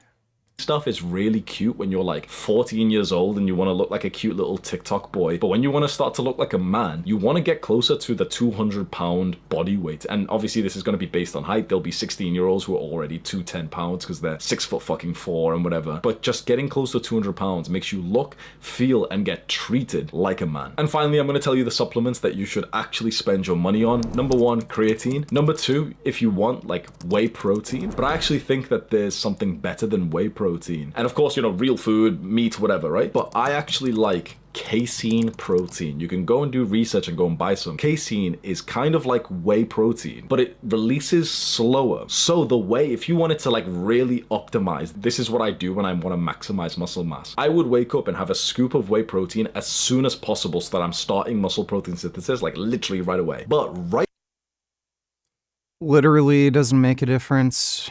You can choose any protein source as long as your protein intake's adequate. Doesn't make a difference what the source is from. before I go to sleep, I would have a scoop of casein protein because that kind of helps you make muscle almost twice as long as whey protein does. So whey in the morning, casein at nighttime covers you. And then there's only 3 other supplements that you can take for testosterone that have actually got a good proven benefit. And there are none. They are vitamin D, zinc, and Vitamin D and zinc do not boost testosterone. Obviously, you want to have adequate levels of vitamin D and zinc, but having more vitamin D and zinc is not going to boost your testosterone. And Tonkat Ali, I take. Tonkat Ali does not boost testosterone. All 3. The top link in the description is the Adonis protocol that will turn you into the new version of yourself, like this. Well, that was dumb. Leading to an event. Heart disease doesn't kill people. Count. Dr. Patty, welcome to the show. Good to be here. Yeah, I'm excited to have you on the show, and we're going to talk about heart disease, which is still the #1 killer in the developed countries, the #1 cause of death worldwide. So yeah, maybe you as a cardiologist, maybe we can start with some, I guess, like some statistics, like what is the situation with heart disease right now? Like, is it still the #1 killer? And yeah, how are we seeing any improvements in the statistics or not? So I think it's always important to put things in context. The way I approach things is, stats and actuarial models. If you look globally, as you said, heart disease is the leading cause of death, and I think roughly kills about 20 million people each year. And that is actually probably close to double what cancer kills on an annual basis, and that's on a global basis. The differences in terms of mortality, in terms of global figures, and also in the developed nations is actually much closer. And often you get this on par kind of 1-2 jockeying for position in terms of all cardiovascular disease, so heart disease, stroke, peripheral arterial disease, and with all cancers. What is really important to point out is, although it is a leading cause of death, if you look at the differences in terms of mortality at an earlier time point compared to, say, 50 years ago, it has decreased considerably. Now, those differences have been manifest across different socioeconomic classes more dramatically. So if you're in a lower socioeconomic class, you haven't accrued the same amount of benefits. The second thing is that those continued declines really started to plateau out around 2010 and have slowly started to tick back up a little bit. But in the context of where we were compared to 50 years ago or the 1950s, there has been an absolute implosion in terms of the annual death rates at an earlier time point. Well, what was the biggest reason why there was such a drastic decrease in heart disease? It's multifactorial, but there is no doubt that you can overlay quite clearly the decreased rates in smoking as probably one of the biggest drivers in terms of early heart disease presentations, fatal myocardial infarctions. So, in terms of, it's even different in terms of the last 10 to 15 years in terms of how people would present. People obviously still have very serious heart attacks, fatal heart attacks, but you can see a pattern that has changed over the years. People tend to present with less what are called STEMIs, or an acute occlusion of the vessel, and more non-STEMIs, so subacute occlusions. They tend to present earlier. They tend to present with less mechanical complications. And when you look at the environmental factors as well, people are much more dialed into the cardiovascular risk factor profile, how to manage it and how to potentially kind of delay the onset of cardiovascular disease. So while I think on a ranked basis that cardiovascular disease still requires a huge amount of our attention, and we have to always look at it on the basis as a leading cause of death, where 80 to 90% of it in its early form is preventable, we always have to hold it in comparison to the unbelievable progress that has been made over the last 50 years. Yeah, I think it's hard to picture it, but I think we can overlay some graphs as well that this pretty steep decline if you look at the graph since the 50s with the heart disease deaths. But you mentioned that smoking was the biggest thing responsible for that, probably. But at the same time, we've seen that, obesity and diabetes and those things have still kept climbing quite a lot, especially in the United States and even UK and Europe. The obesity rates are higher than ever before. So yeah, like how big of a role does obesity then play in heart disease? So it plays a huge role. And I think that obesity, and when we talk about obesity, really what we're talking about is excess weight that is driving a health consequence or metabolic dysfunction. And so historically, we would have talked about, say, BMIs, and they're roughly kind of, for population level statistics, a good descriptor of likelihood of having metabolic health, but they have a lot of kind of nuance to them. And also we have better markers in terms of defining, I suppose, the risk that comes with excess weight now. But I think in terms of when you're talking about acute plaque ruptures, pretty much there's nothing that compares with smoking. And I think if you look at the time course of when someone smokes and the time point that they get disease, in general, it's going to be much earlier with smoking. I think the analogy that I often use for the development of atherosclerosis is that if you take a cholesterol particle and you basically throw it through a glass window, when it gets lodged on the far side, that is when a cholesterol particle has become retained in the artery wall, and that is the cardinal definition or synchronon of atherosclerosis. If you have increased ApoB levels or LDL particle counts, you're throwing more particles. If you have high blood pressure, you're throwing them harder. If you have diabetes, you're throwing golf balls and tennis balls. If you have an elevated Lp(a), which I'm sure we'll talk about at some point, you're throwing cricket balls as well. But if you're a smoker, you've effectively walked over to that pane of glass with a hammer, smashed it, and everything is just flying right through. So, I think the obesity epidemic and all the metabolic dysfunction that is driving is really amplifying all those risk factors, and is certainly at a population level making a huge difference to a whole variety of different conditions. But if you look at the sudden acute impact that smoking makes. Rice diet guy again here. You admitted the improvements for type 2 diabetes in the rice diet had something to do with the lack of fat and presence of refined carbs. You also admitted high-carb diets are good for insulin sensitivity. Rice diet shows this. The rice diet is hypocaloric. It's also low in fat, particularly saturated fat, and yeah, it's high in carbohydrate. So all those things are good for insulin sensitivity. I've already said this. Thanks for that donation, though, Jewish. It's just unparalleled in terms of the disease risk for cardiovascular disease. Right. Yeah. Yeah. It's like there's almost like tiers of the effect on heart disease. Some things are like much worse for the risk, like smoking, as you mentioned. And yeah, it would be interesting to know, with at least a lot of smoking has a lot of these appetite suppressing effects as well that might prevent some people from becoming overweight, and once they stop smoking they might have started gaining weight, so that it's kind of a trade-off. Maybe smoking is still worse as it looks. Yeah, and I think everything, as Thomas Sowell, the American philosopher, famously said, there are no solutions, there are only trade-offs. But when you're making trade-offs, you have to be very clear about what your goal is and how the equation balances on each side. We know that in terms of weight loss therapeutics, there have been very effective weight loss therapeutics going back over 100 years. One of the most famous ones, and I can't remember the exact chemical compound, but it was basically noted as a byproduct of people working in the munitions factories in World War I, that they were losing significant amounts of weight. The problem was that loads of them were dying as a consequence. So it's really effective weight loss tool, but not exactly a great longevity strategy. And in terms of, it's funny that the conversation around smoking, for most people interested in this particular area, has fallen away. It's rare that we actually talk about smoking, because if your objective and your goal is longevity, it's rare that you come across someone who is a smoker. And when you look into the statistics around smoking, you find some just amazing descriptive statistics. In the US, more people have died from smoking-related illnesses than all of the wars they have fought combined. There's a very famous quotation and statistic by Scott, I think it's Gottlieb, who was a previous FDA commissioner, who said that smoking is the only legally available product that will kill 50% of its users. So it's funny in terms of, it's just an area that we don't typically touch upon very commonly, because it is just so clear that it carries such incremental risk across so many different disease states, but particularly cardiovascular disease. Yeah. Right. I think that fat loss molecule was DMP, if I'm not mistaken. That's what some of the bodybuilders used to use to lose a lot of weight in the past. But maybe we can take a step back as well and talk about what is heart disease overall. So you mentioned a few concepts like atherosclerosis and the lipid particles. So maybe we can discuss. There's different types of heart diseases, cardiovascular diseases. So what is the umbrella term, and what are the subgroups, and how do they manifest? Yeah, so I think it's really important that people get these categories correct, because there's certain assumptions that are made and that we skip over, but it's really important that we clarify them. When someone says heart disease is not a disease. It is, as you said, an umbrella category for all the conditions that typically involve the cardiovascular system. So if we talk about severe mitral regurgitation, which is a leaking of a valve, that is heart disease. But when we talk about heart disease, and if you look at the actual deaths that are associated with it, 90% of those will come from basically atherosclerosis, which is the accumulation of plaque in the artery wall, the deaths will be primarily from coronary artery disease, so when that process forms in the coronary or heart arteries, and a smaller percentage will be cerebrovascular disease, so deaths from stroke. So really, when we're talking about cardiovascular disease, it's deaths from coronary artery disease, heart attacks, and also strokes. Now, the fundamental basis that sits and joins the two of those conditions together is atherosclerosis. Now, atherosclerosis is the technical term for plaque, so you can see why we call it plaque. And when we think about what that is fundamentally is the abnormal retention of a cholesterol particle in the artery wall that sets off an inflammatory process. So no matter which risk factor we look at, the underlying key requirement is that a cholesterol particle has been retained abnormally in the arterial wall, in the subendothelial space, and sets off an inflammatory process. All of the other factors that are involved as risk factors for atherosclerosis or coronary artery disease basically act as either accelerants or protectors for that process. So you're either speeding it up or slowing it down.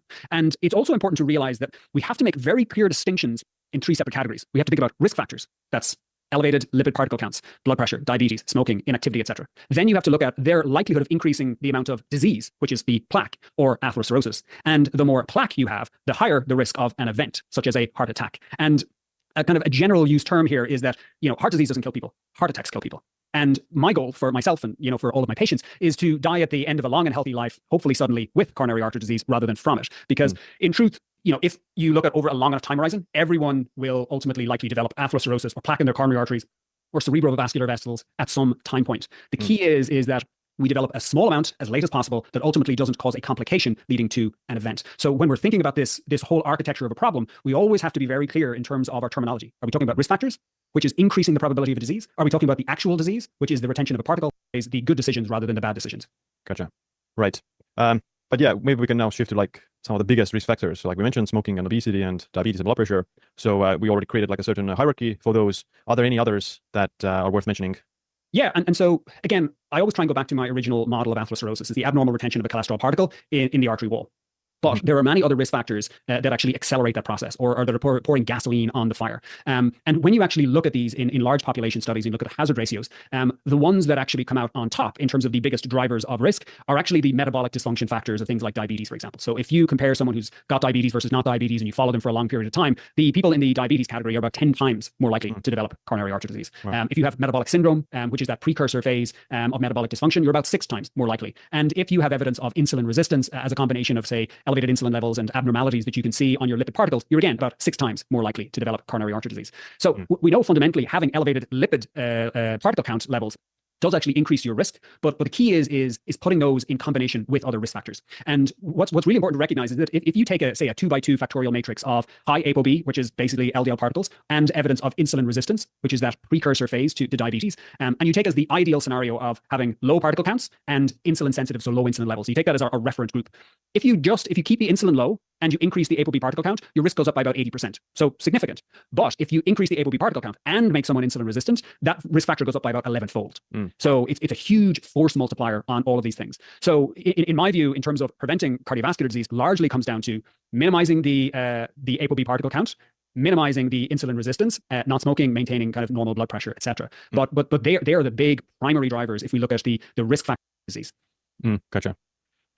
What about the Lp(a)? So this is also genetically determined a lot, and yeah, what can we talk about that? Lp(a) is the most commonly inherited genetic cholesterol particle disorder. So when we talk about cholesterol particles, basically cholesterol is not soluble in the blood, so it needs an actual way to transport itself around. It needs a package. That package has, say, one protein on the outside, in particular called the ApoB protein, and so one protein per particle. So therefore, you can count the amount of ApoB, and it gives you an approximation of the number of particles. But we know that in about 10 to 20% of the population, individuals carry an additional modification on that particle called an LPA tail or a Kringle repeat tail. The variance of that is determined 80% by genetics, and so it's either high or it's not high, and so the distribution is not a normal Gaussian distribution. These individuals have a significantly increased risk of developing atherosclerosis at an early time point in life. Both coronary artery disease, cerebrovascular disease, aortic stenosis, peripheral arterial disease, they're at higher risk of heart attacks, stroke, and heart failure and early mortality. And this holds true, this incremental risk, even if you have normal, say, lipid values. So this is a type, you have basically... Mike Israetel talks about advanced genomic medicine a lot, and he said in the near future there won't be the typical old withered away people like we see today. Do you think this idea is plausible? Well, yeah.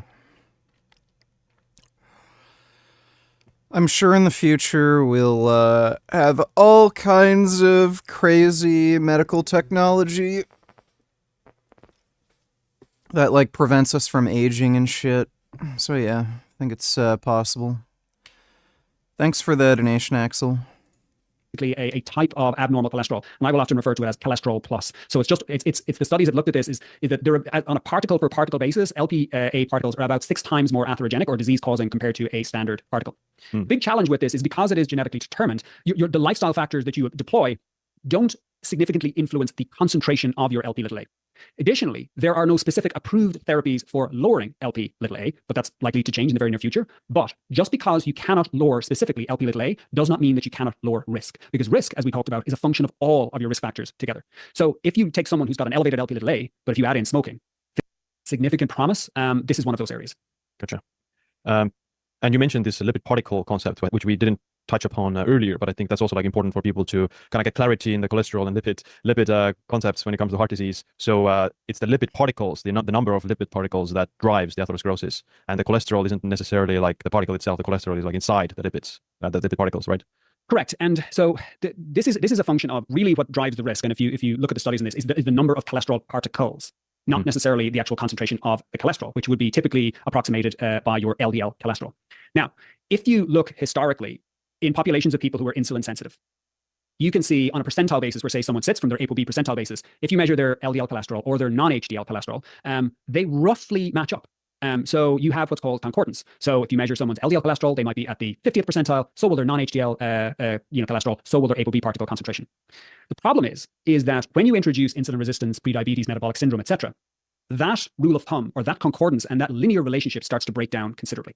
And therefore, you can have individuals who will, say, have a normal or moderately elevated LDL cholesterol, but their actual particle count, as measured by their ApoB, may be substantially more. So that person is being exposed to a much, much higher risk than they actually may have thought.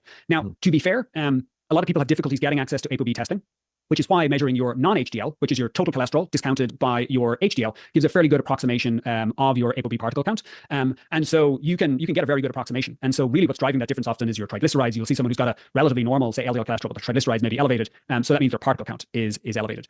But this is where, if you look at individuals and you look at outcomes in terms of people who have either high ApoB or high LDL cholesterol, or you look at kind of variants of this, the risk tracks with the high ApoB, not necessarily the high LDL cholesterol. And for people who really want to dial this risk approximation in really carefully, managing and measuring ApoB is probably the best way of doing it. However, managing it on the basis of, say, your non-HDL cholesterol is also a very, very good way to do it. So just because you can't get your hands on an ApoB concentration doesn't necessarily exclude kind of the ability to do that. Yeah, so if you have high LDL and you're also not very purely shows reductions in events. This kind of leads me to one topic as well, which is exercise. I think it's not worth to talk a lot about like that exercise reduces the risk of heart disease and lowers the risk factors as well. The topic I want to talk about is the kind of this association between long-term like chronic exercise and this higher burden of atherosclerosis in these master athletes. I don't know if you've seen those studies, but what do you think is happening there? Is it some sort of like chronic inflammation with exercise that promotes this atherosclerosis, or is there something else? Yeah, and so again, it's important to put this on the distribution of the amount of exercise that people are doing, and then looking at the category that we're actually thinking about. So, I've had some patients say to me in clinic, say, listen, I'm afraid to do kind of a bit more exercise because, master level athletes develop coronary artery disease. But if you look at the volume of exercise that these people are doing, it's astronomical. It's huge amounts of volume of exercise. So the probability that you fall into this category, unless you're a Norwegian cross-country skier for their Olympic team, is just exceptionally low. So this is really not an issue for a large percentage of the population. It's really, really kind of a niche, small category. But the evidence is the evidence. And if you look at people who do very significant volumes of aerobic exercise and endurance activities, and as I referred to, a lot of this literature comes from Norwegian cross-country skiers or elite endurance athletes. In terms of their biggest risk that actually comes with this is increases in atrial fibrillation. So atrial fibrillation is an abnormal heart rhythm disorder. So in truth, they do have higher rates of calcification compared to age-matched peers, which is surprising. But the thing that actually causes them more problems is atrial fibrillation. That's for a different day, but actually probably the condition that causes them more problems. Yeah, and it's probably because of hypertrophic cardiomyopathy. Gotcha. When you look at the accelerations in calcification, they are real. And we have, looked at this in terms of various different long-term studies, and they tend to, there's a higher frequency of coronary artery calcification. What you see, though, with these individuals is that they tend to have less events. So even though they have a significant amount of plaque, their event rate is actually much less. So the supposed, I suppose, etiology to this or driving factor is basically very high levels of shear stress. So very kind of high physiological strain over very long periods of time that is causing basically erosion of the endothelial surface that could potentially be a driver for atherosclerosis. That is one of the hypotheses that is actually the driver of atherosclerosis in terms of endothelial lining damage. But they tend to develop lots of calcification and macrocalcification, which is very, very stable plaque and less likely to rupture. Additionally, if you look at the literature that you referred to, as you have increasing levels of aerobic fitness, the higher the level of aerobic fitness as characterized by VO2 max, the monotonic reduction that you see in all-cause mortality and cardiovascular disease. So, taking out the calcification scores, they just have, as a category, very low rates of all-cause mortality compared to those who are kind of in a low fitness category, and also cardiovascular disease. The second thing is to say that when you look at a lot of these studies, they describe a J-shaped pattern. So you see the second kind of highest level of fitness has a very low level of risk, and then you see basically this J curve, this tick up at the very end in terms of, so these people have an increased risk. But it's an increased risk compared to the group that were measured just before them. So they still have a very, very, very, very low risk. And additionally, when you look at these studies and you look at the confidence intervals, so the error bars on these studies, because the numbers are going to be so small in these very, very elite groups, the confidence intervals are often very large. So therefore, if you were just comparing against the group before, we often don't have enough statistical power to actually describe that difference. And so in general, I tend not to worry about this as a problem. It really is only a factor potentially for a very small percentage of the population who are doing,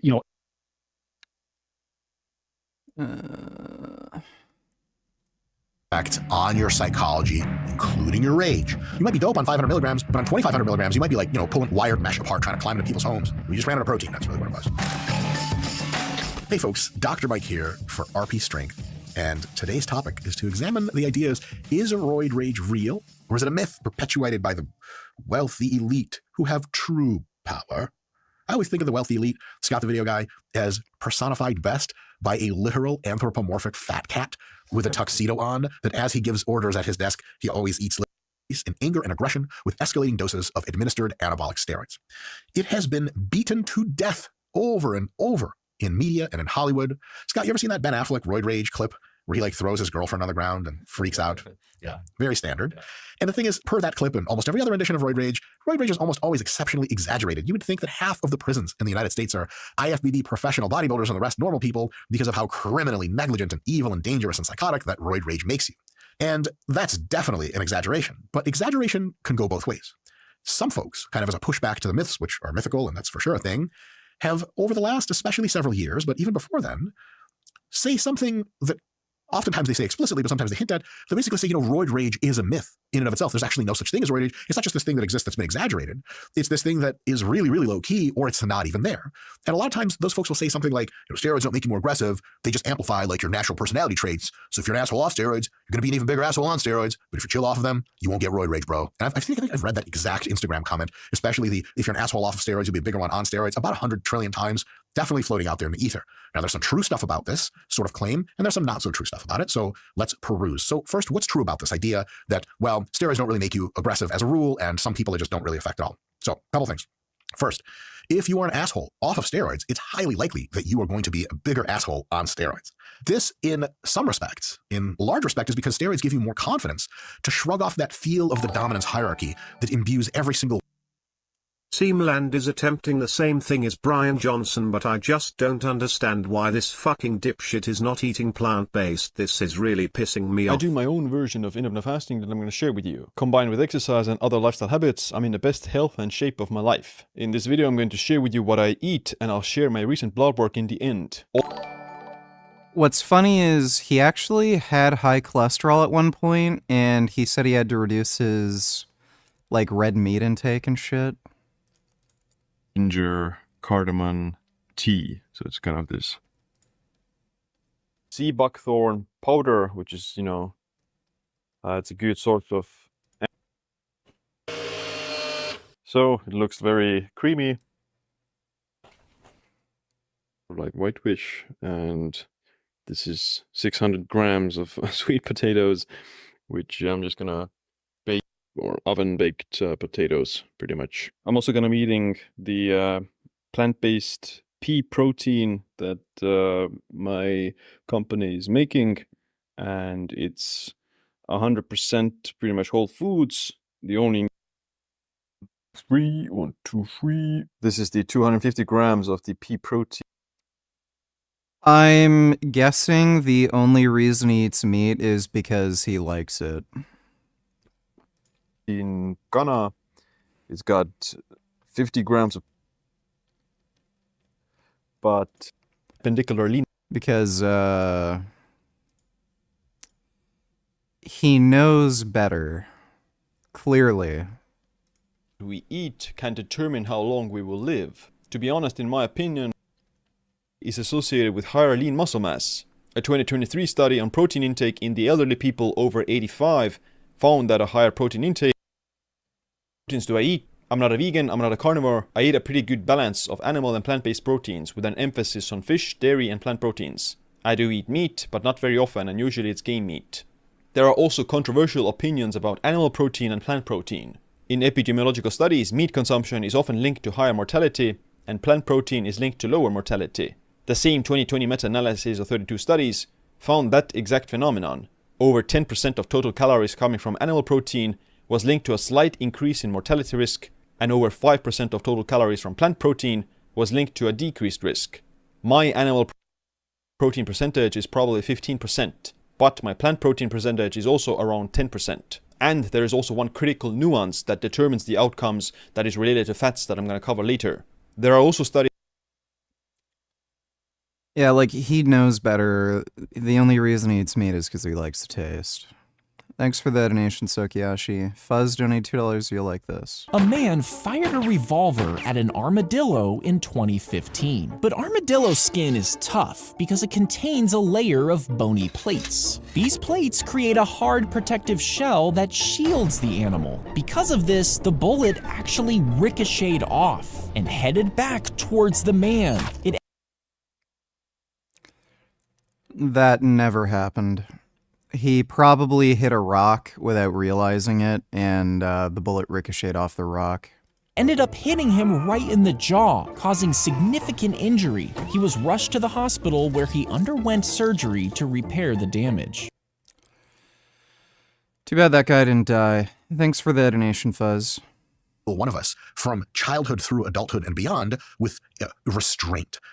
It's like what I think about anyway. If I see a police officer with their vest, gear, gun, and badge in real life, I kind of like, my asshole doesn't quite tighten up, and I'm like, ooh, well, that's the law. That's for real. I'm like, if I do some things now which are shady, I could get shot to death. You know, like, there are levels above me and they can look down on me. Like, especially if you've ever been, like, I remember I was in New York once with my wife, walking around just doing God knows what. And apparently at the same time, the United Nations was meeting. So you'd see like literal agents of various states, especially US agents, super high level guys in, presidential protection. They were like riding with assault rifles, like leaning out of the back of black Yukon Denali's, like at speed down streets. And I was just like, holy there are people in this world understanding that you might not be the big man everywhere you go.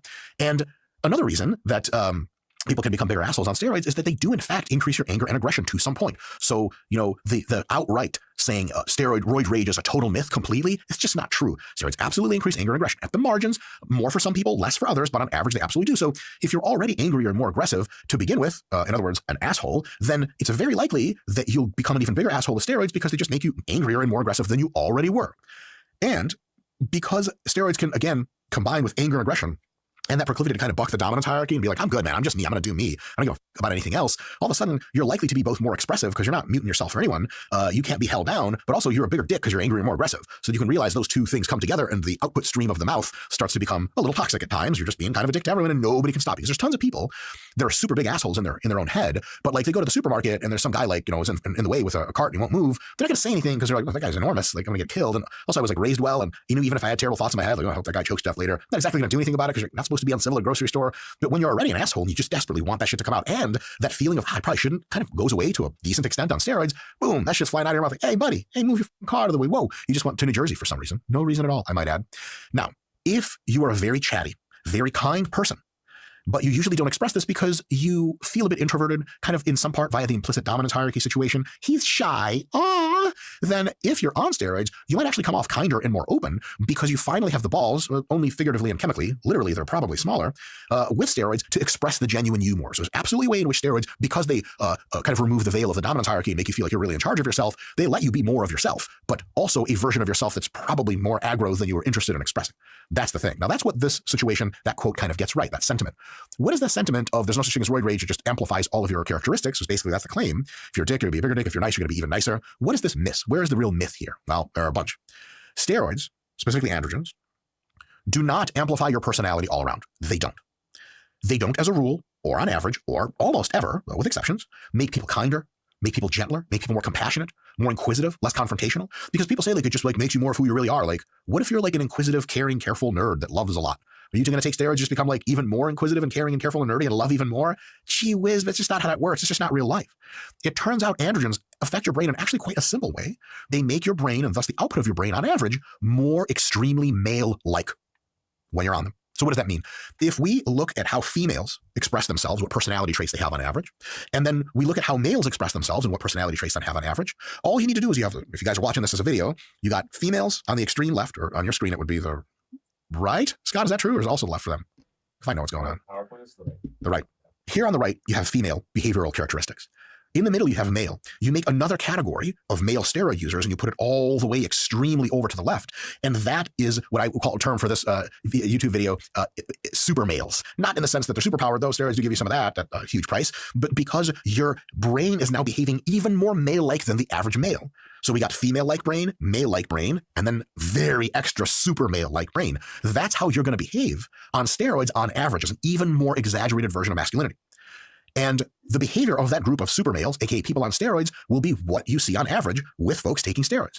And it sounds dope as in many ways it is. Like, Superman? Geez, Dr. Mike, I thought you were one of these reasonable science guys that told people to stay away from steroids. Here you are telling me to be Superman. Like, not in a literal sense. It absolutely, when I lie to you on this channel, steroids make you more jacked and strong and all that cool stuff. But you get the good stuff being more expressed as well as the bad stuff, because not every part of masculine trait of personality is amazing. Some is, though, because we're not here to do weird SJW nonsense, so I'll cut straight to the deal. Yes, on steroids, on average, a person taking them will be more confident, more assertive, more clear about what they want, more direct and to the point, less swayed by emotional appeals, kind of more strong in themselves. All that shit that makes men amazing warriors and leaders, you're going to get more of that on steroids. But you also get a lot of other stuff that's more male-like than female-like. Same difference, females to males. Now we have regular males have that, are females in comparison to the super males on steroids. You're going to get stuff like anger, aggression, confrontationalism, speaking truth to power. Sounds like this challenging thing for a lot of people, that it's just like, someone's like, hey, you shut up. And they're, oh, okay, I wish I had the confidence to just tell that person, no, I won't shut up. But when you're on enough steroids, it's a bigger challenge to stop yourself from popping off at the mouth when it's the wrong time or place. Like someone tells you, be like, hey, can you quiet down? I'm watching a movie. You're like, you quiet me down. Are you out of your mind? Like, oh, you're really speaking truth to power. It doesn't come off as like, oh, this is difficult, but I overcame. It comes off as completely natural. And then after you say that, you're like, oh, listen, I'm super sorry. Please enjoy your movie. I'm just going to walk off. I didn't even know why I said that. That's the kind of stuff your brain is trying to put out into the ether. There are other things. If you're on a lot of steroids, on average, you'll have more likely to exhibit the following characteristics: a failure to perceive emotional distress in others. If you're not on steroids and someone's hurting and you can see it in their face, you're like, oh, are you okay? If you're on a bunch of steroids, they're hurting in their face and you're like, I don't know. I don't even think about other people really when I'm on steroids. Like, there's another person in there with a soul. Who gives a shit? Where are the barbells? Shit like that. There's a failure to perceive emotional distress in yourself. Introspection is profoundly easier when you have higher levels of estrogen and lower levels of testosterone. You ask, just try this, ready? Ask your girlfriend if you have one, or a random woman in the street. Hey, like, what's on your mind? Holy shit. You're going to get the goddamn ancient tomes of Greece all written out for you in a period of 15 minutes of scatterbrained insanity speech, which is sweet. Women are insanely well connected to what's going on in there, on average. Men, not so much. And then super males on steroids, holy shit, you have barely any idea what's going on. You're like, I'm upset. And your girlfriend's like, why? You're like, I'm not sure. I don't know. It's just all kind of a dark void in there. You got other things that come along with the ride on average. More emotional coldness and less compassion. Great for relationships. Jesus.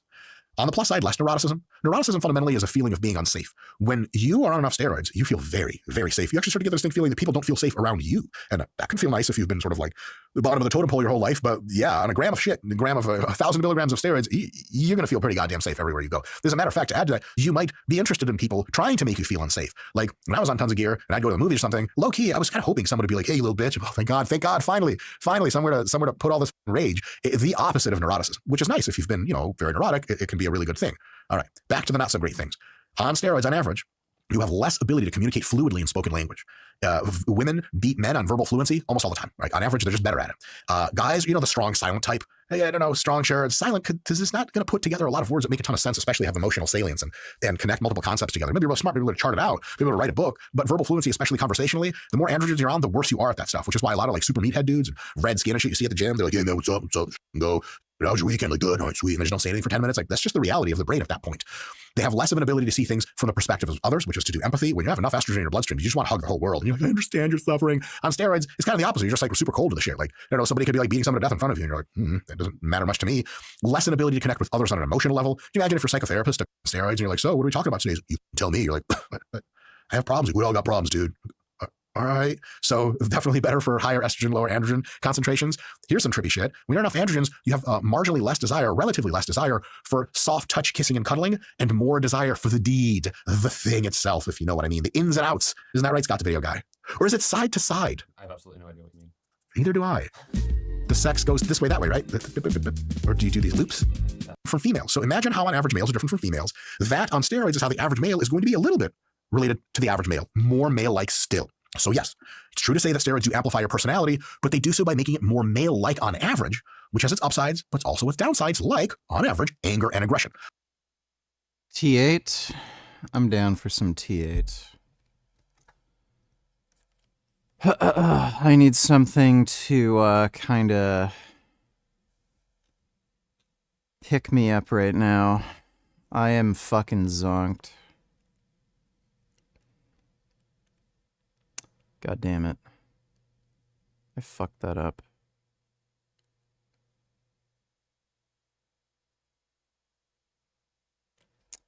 Son of a bitch.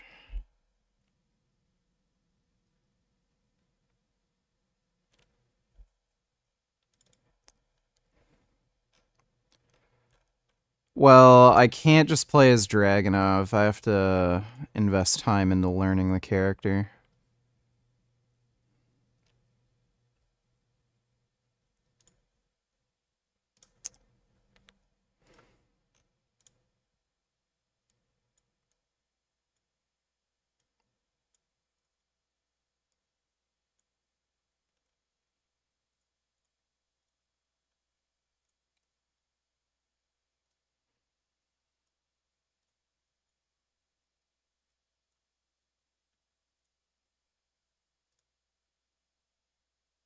Did they, like, actually update anything, or... Yeah, I can't see anything.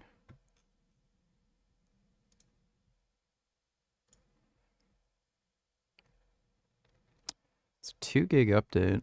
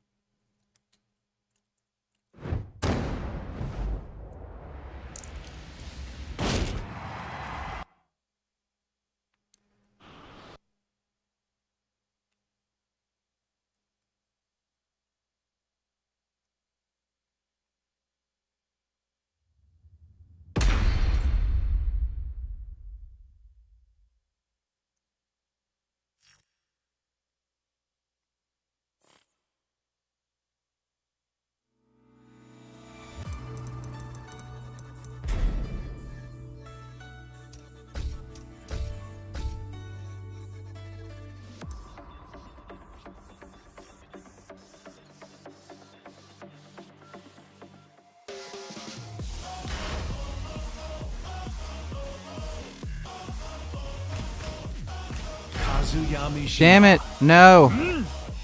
Why did I, the game lagged and then it made me choose the gay outfit.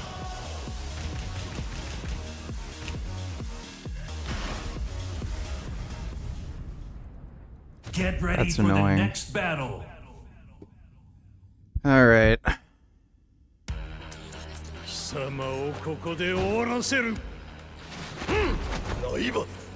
Round 1. Fight.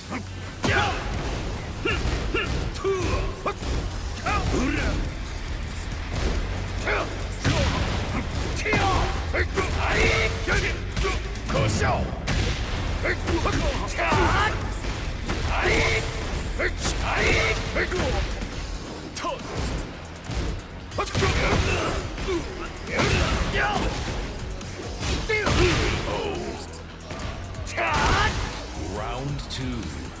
Fight.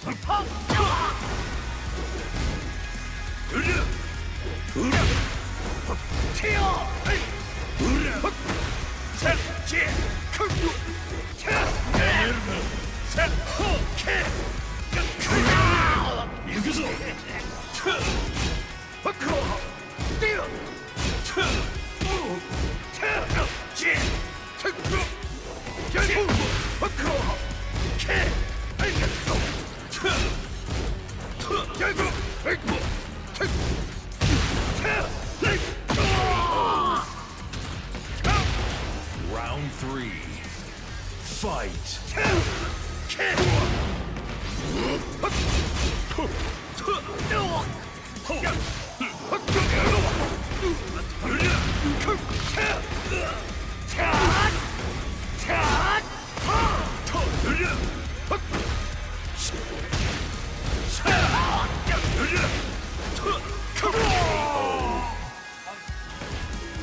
Round 4. Fight.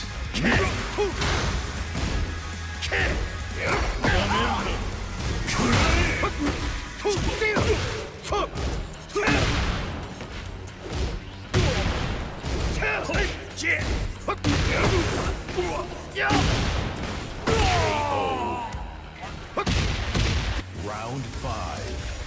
Fight.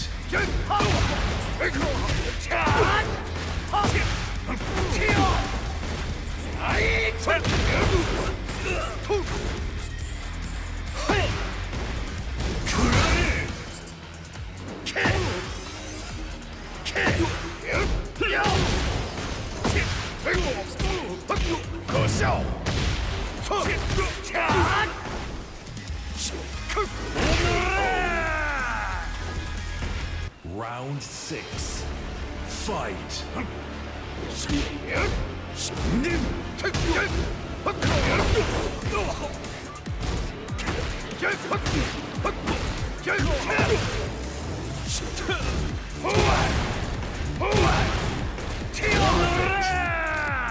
My button inputs just stopped working. Like the game literally just said, no, you can't do a roll or a wake-up attack. It literally just stopped working. This has been happening more lately. I don't know fucking why. Fight.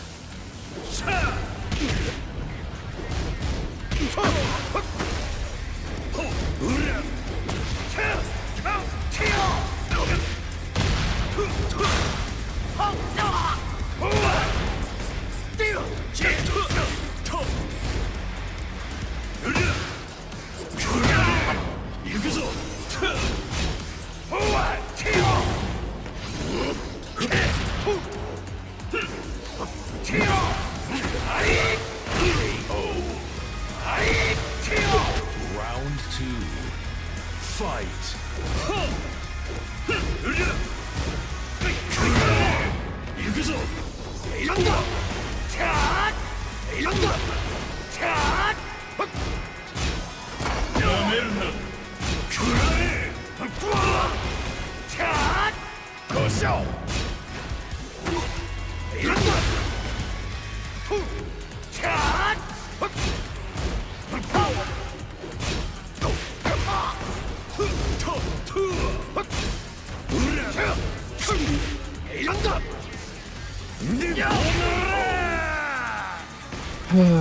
Round 3.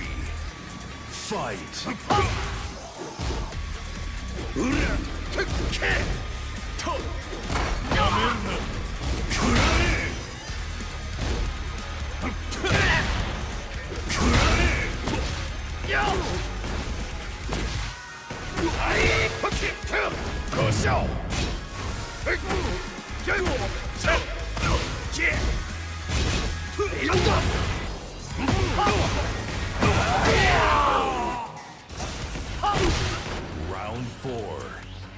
Fight.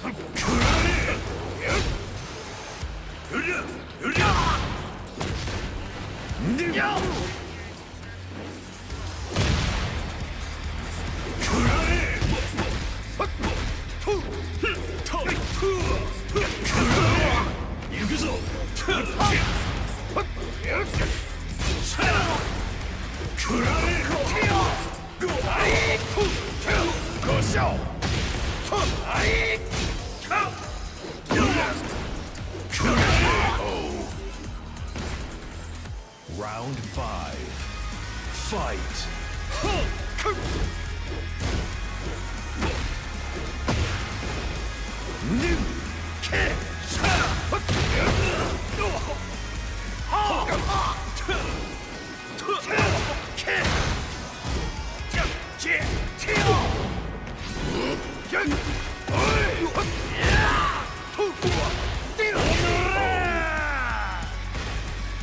Round 6. Fight.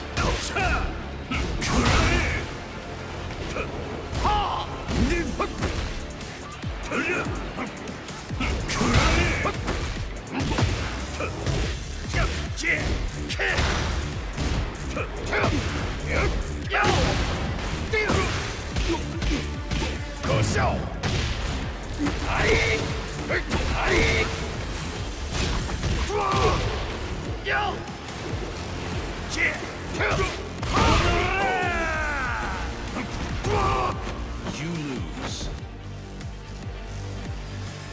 Let me select a different character.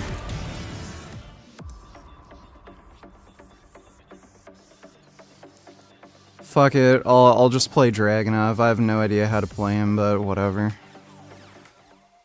Might as well start now. Sergei Dragunov.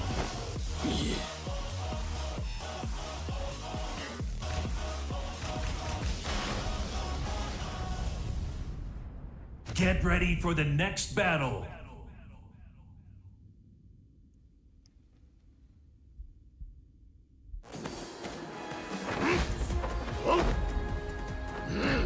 Round 1. Fight.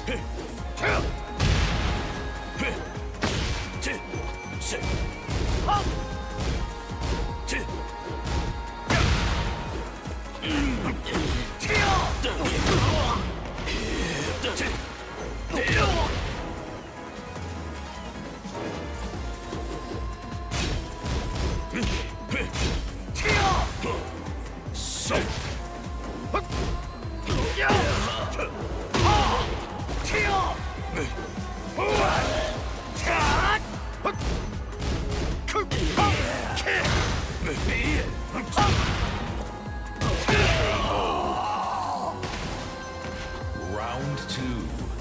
Fight.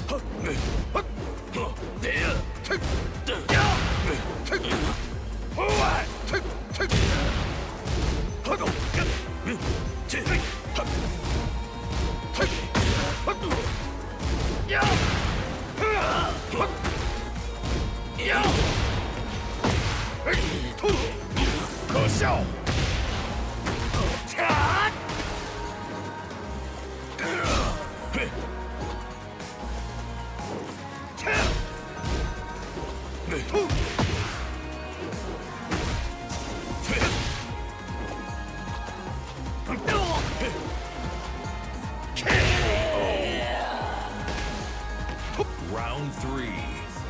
Fight.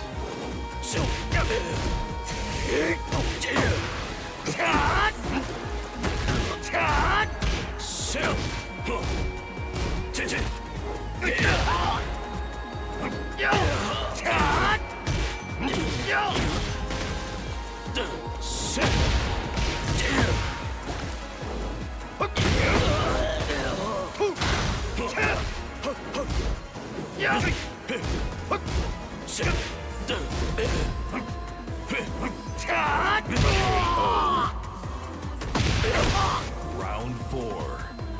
Fight.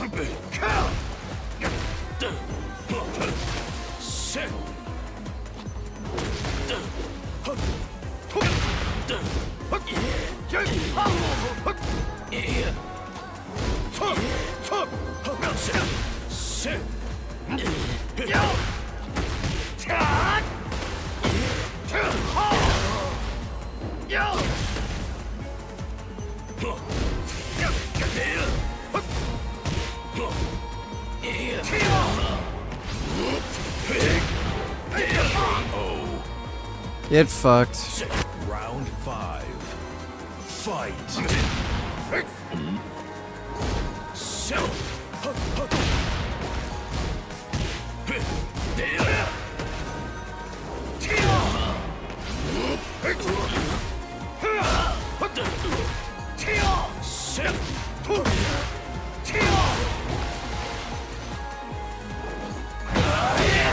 Damn it. Round 6. Fight.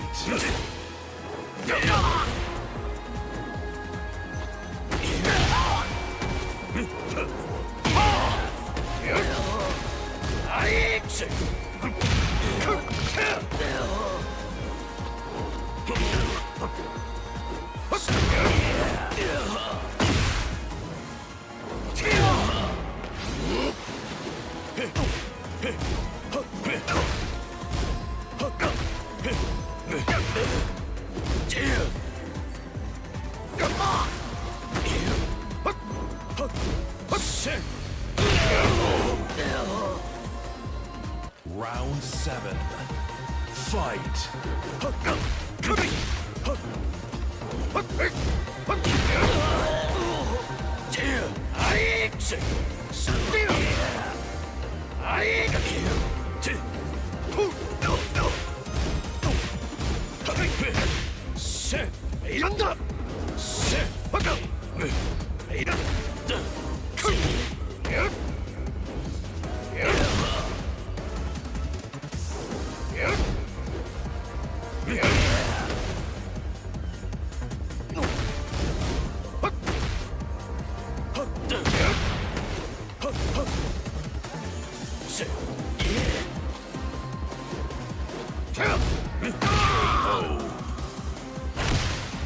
Round 8. Fight.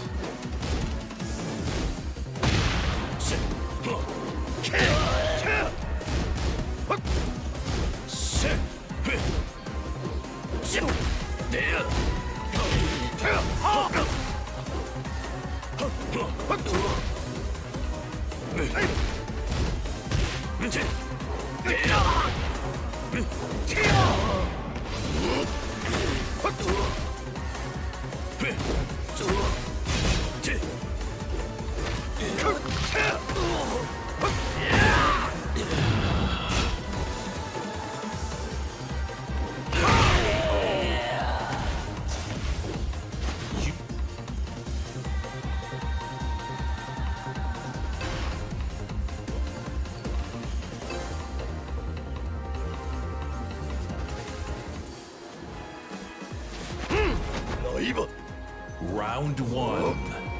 Fight.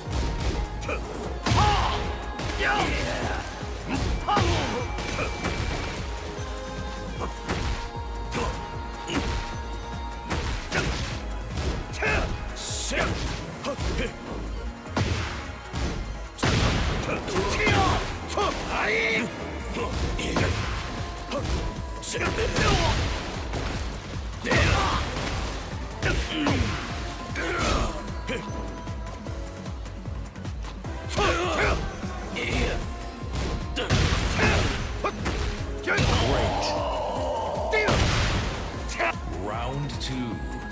Fight.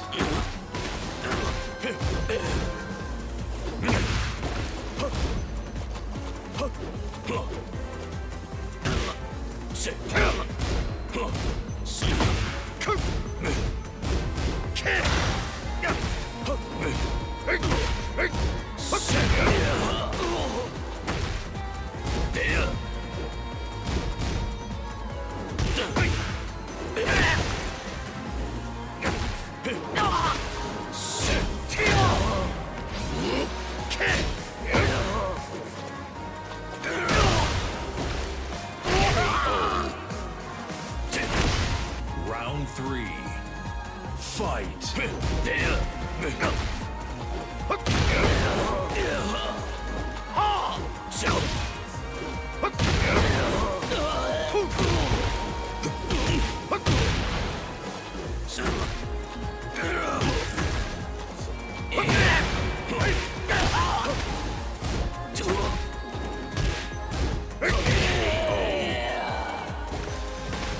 Round 4. Fight.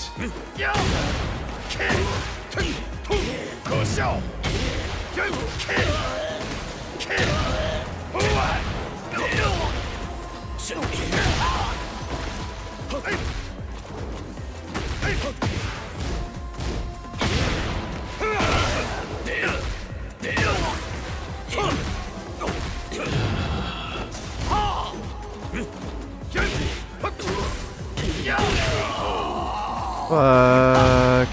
Round 5. Fight.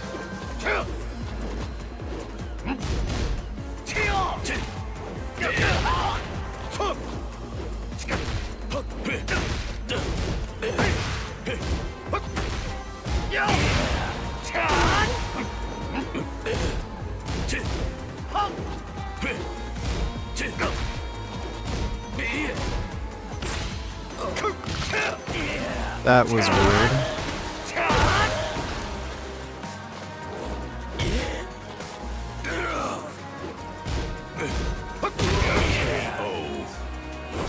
Fuck. Round 6. Fight.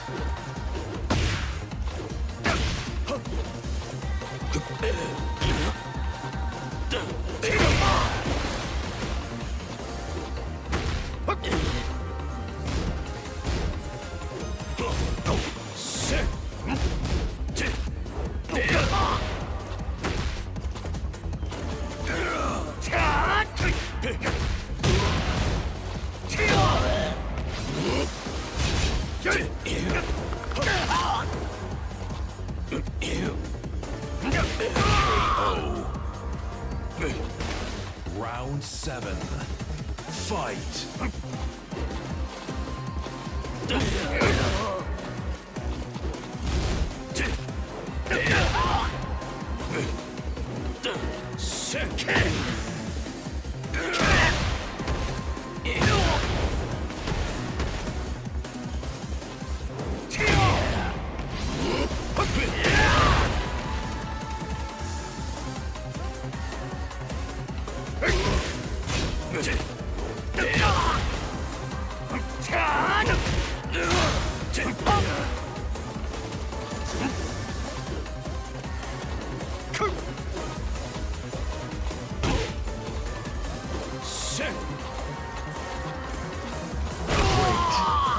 Yes.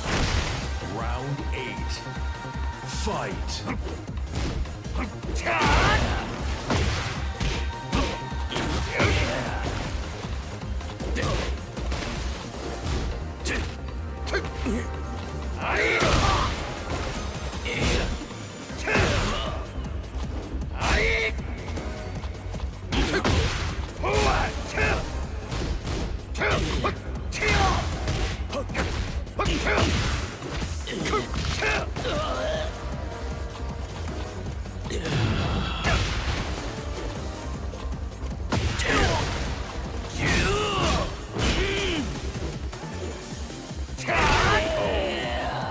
I don't know how to play that character. I'll just go back to Kazuya.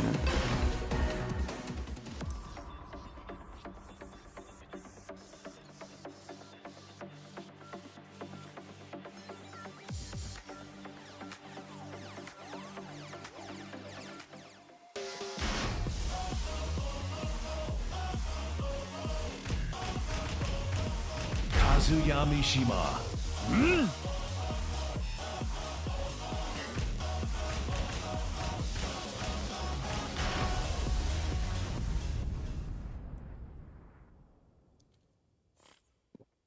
Get ready for the next battle.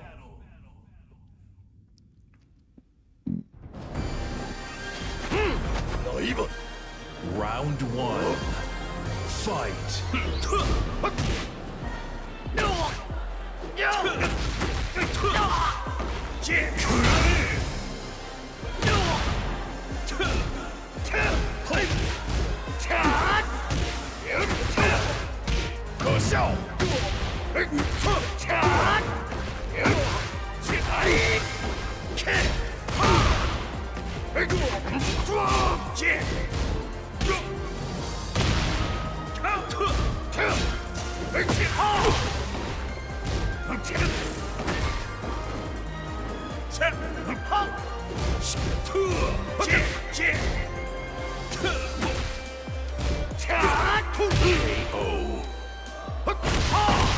Round 2.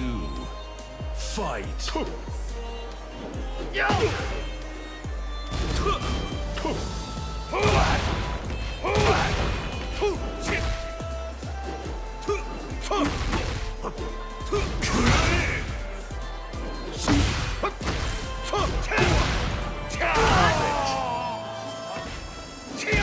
Round 3. Fight.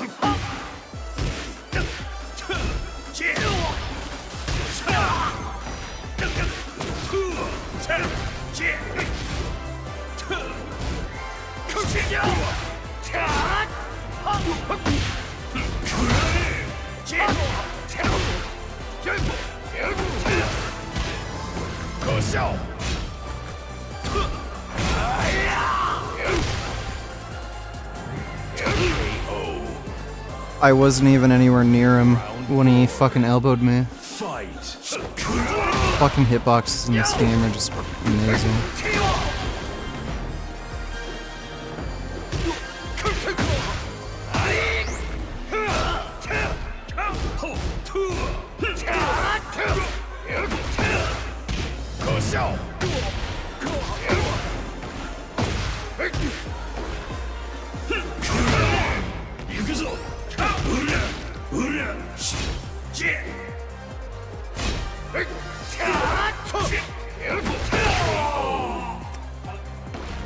Well, Wally $20, hey Versified, you know what will help with your headache if you suck my nigga, raise nigga nuts?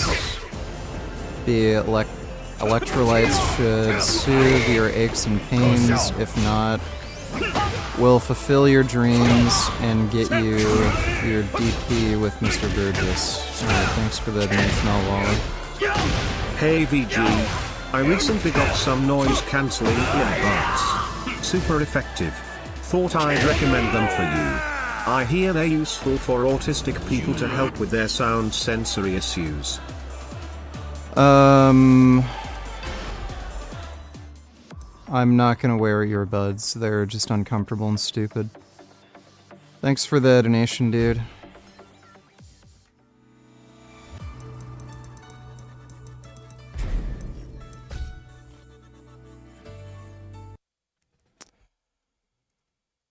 Which is why roid rage is a real thing, but very nuanced. Now, bunch of caveats. Not all males are affected to the same degree. Some people get mega personality changes. Some people you can barely even tell. Some people become calmer.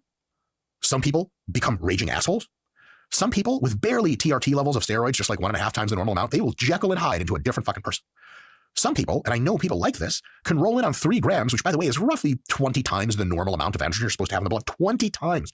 Think about any other substance in your body if you have 20 times the average, how that would affect you. For some people, I know people around 3 grams, it just doesn't seem to affect them much at all up here in the brain. It's basically the same dude. You're like, hey, what are you running right now? They're like, yeah, it's just 250, which is like, you know, just north of TRT. You're like, all right, you sound the same as always. You're like, really?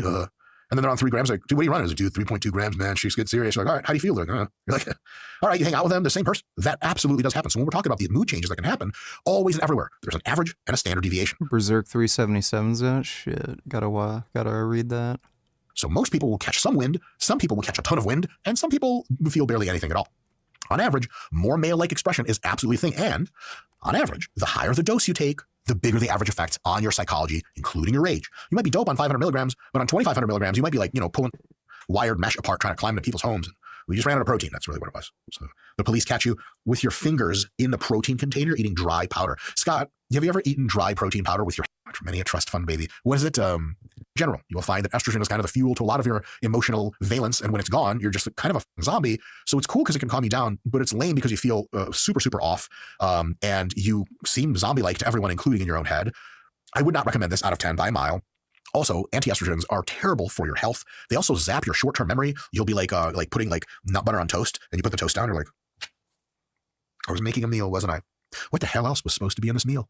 And you're just like, start fresh from as soon as you remembered you were human, and you're like, I don't remember anything that happened in the last 5 minutes. That's the thing with anti-estrogens. It's terrible. If you happen to be involved in taking them to peak for a show, I would say put your head down and get it done, but take as small of a dose as you can for as little time as you can, and that's probably going to be the best result for you all around. You've put in the work over the years, and you've made good gains, but now you're ready to create your most impressive, more male-like. So if you have males and you have females take a moderate amount of steroids for females, which is always very small compared to males, they might move behaviorally into that kind of midway point between the average male and female behavior, which means they're going to actually behave like plenty of other females and plenty of other males, but relatively not as usual males, more feminine males than you would predict, but more masculine females than you would predict. So what does that look like? Well, typically females that begin to take anabolic steroids experience less neuroticism and actually do feel safer. And women on average experience more neuroticism than males. So that's something that a lot of women find nice and relieving. Women get their mood overall more stabilized by steroids. So steroids can destabilize the male mood because you already have a lot of them. But for females, actually, steroids have a mood stabilizing effect on average, which is kind of a trip. I'm not going to make any jokes about how crazy women get, time of the month, blah, blah. But you guys can fill all that in for yourselves. There's less of that if you're on steroids as a woman. On the other hand, women will have a reduction in empathy and caretaking drive when they're on steroids. Now, here's the thing. Sex drive out fast. Was it something I have ever seen. So Meta were very kind and invited me out to their campus ahead of MetaConnect this year to try one of the most interesting pieces of tech that I've ever gotten my eyes on. So I can easily capture a photo, but Orion is it looks quite good. And important, like use like little pinch gestures, kind of like there is a separate little part. Really expensive. I need like really a major step forward. So this is the individual classes. This happens not as super seamless as just sort of overall. Let's take a little discipline to remind our industry what it takes to actually starting to come together. We actually think less than 10% chance of actually yet. So that's the next big piece of work to do, and this is what trade-offs you have to make to get there and how you get there. There is a future beyond the smartphone. Like I love the smartphone. Smartphone's amazing, but there is actually how you want to interact with. You turn them on, but they actually will power down, make it to production. Some of them will not, but we have many prototypes. And probably say nothing because the short answer, no matter what winding tirade I give about the intricacies of insomnia, it ends with it's just as you get more and more fatigued and more anxious about the building fatigue, you just get less and less functional. That literally is all it is. It's just you are fuck all tired and completely and totally unable to sleep, and the two are just not states that can exist simultaneously. You just don't function well. That is the short answer. The thing I would tell anyone about insomnia is it's probably a word, and I don't mean this as a disrespect. It's probably a word that is used improperly and way too cavalier by the average person. The average person has a bad night's sleep. Like, oh, I had insomnia last night. No, you fucking didn't. You had a bad night's sleep. You might even had a bad week's sleep. You don't have insomnia. Insomnia is an entirely different thing. It's when you are awake and cannot for the life of you understand why. It's when you literally should be exhausted, but yet you feel as if you're on amphetamines. You cannot wind down, you cannot stop thinking, and you cannot sleep. And in many cases, the closer you get to sleep, the closer you get to a panic attack, which again makes no sense to anyone who's never experienced it, but it is. So again, not a disrespect, but just know that it's it's a word like saying like, oh, I'm broke. No, you're not broke. You just don't have any money in your pocket right now. True broke is a whole different thing where you're living on the street and can't afford air. That's not where most people are at. So again, it's just a word that people use a little too cavalier, and it's and I don't want to martyr myself, but I want to point out that it's a medical condition. It is a disability. It's awful, and there's only a handful of people on earth that I would wish it on. It's terrible. That's basically my tirade, to lean into this. But starting with benzodiazepines is a perfectly acceptable place. I'm happy to talk about it, Daniel, but I must say that it's kind of, in my world, the least relevant part of the conversation, but sure. What do you mean by that, the least relevant part of the conversation? Well, benzodiazepines, I'm sure I think you're actually more versed and fluid on those, that class of drugs than I am, but they're very, very old, and therefore very, very well understood. But they're also crude because they're the first generation of drugs for sleep that were really discovered. They were discovered by accident. A little bit of a funny story there, but they were discovered by accident in the late 40s, early 50s. So because they're old, they've been around so long that the interactions are very, very well understood. They're very, very effective, but they're also very, very brute force. And the drugs since then have gotten measurably more nuanced. Benzodiazepines are depressants. Because of that, they kind of bring down everything, not just the brain or not just the endocrine system or not just, the heart and respiration. They just kind of bring everything down. It's like turning the idle set screw on an automobile. You're just dumbing the whole machine down, which is very appreciated if you're like in a panic attack and wound up. But if just sleep is your goal, they're not always, well, I would say they're not always necessary. They're very, very effective, but not all of the effects are necessary. Some of the more modern drugs weed out some of the other effects that leave less of a hangover, less restart time in the morning, and are also, and this is key for someone like myself, more repeatable. benzodiazepines tend to diminish, their effects tend to diminish day over day pretty quickly, whereas some of the more modern drugs pretty much work the same every time you use them. But other than that, and I will point out the chemistry of benzodiazepines is really cool, and they're actually being old. I think I harp on this a little too much. Most people aren't chemistry geeks, but before science got hyper commercial, shit was what it was. The name was the thing. Benzodiazepines are named that because it's a benzene ring and a diazepine ring. They're like, if you just say the name, you know what you're looking at. You could see a mental image if you know chemistry. That has been lost a little bit. So I really appreciate that level of honesty in science. So, doesn't make the drugs work better, but it makes my understanding of the drugs work better. I like that. Yeah, that's cool. And we will get into the, I'm not sure it's the chemistry per se, but the mechanism of action, at least in the brain. You are popular for being able to. There we go. Let's start there. Yeah. Well, again, that's a basic neurotransmitter within the brain. You'll find a little jump off to the conversation, but talking about older science and older drugs, you will find that most of the original drugs, for instance, I don't know which was first, Valium or Librium, but they were pretty similar time. Librium, I think, might have been the very first benzodiazepine. But what you'll find with all sort of first generation drugs is they either are a synthetic version of or a kissing cousin in terms of the original sort of root thing that works. Sort of the first sex hormone steroid was testosterone, the same as you have. And then from there, it was tweaked, and you made your Dianabol and Primobolan, and et cetera. So it starts pretty much as a clone, if you will, of the thing that actually already exists. Then a tweaking, refining, weeding out effects you don't want, exaggerating effects you do want. So you find that the first generation of drug is pretty much the native thing. In this case, the original benzodiazepines operate essentially as GABA. They interact with the GABA receptor and trick your brain into thinking that the natural neurotransmitter that helps you to sleep is present.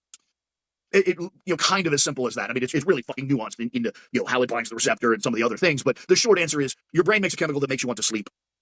Benzodiazepines trick your brain into thinking it's that. Pretty simple. Makes sense. The problem with the benzodiazepines you were saying is that they are not just specific to, is it mimicking GABA? Okay, let's yes, go they're into global. that. They have effects all over. They bring down your pulse, respiration, those sorts of things, which can be really, really good if you're hyper wound up, in a panic, or accelerates. Those are, I guess, both possible.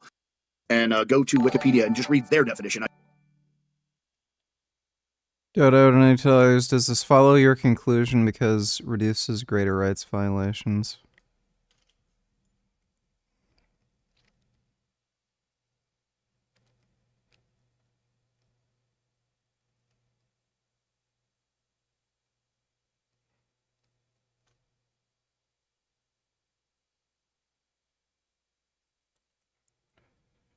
Well, that guy's an anti-Semite.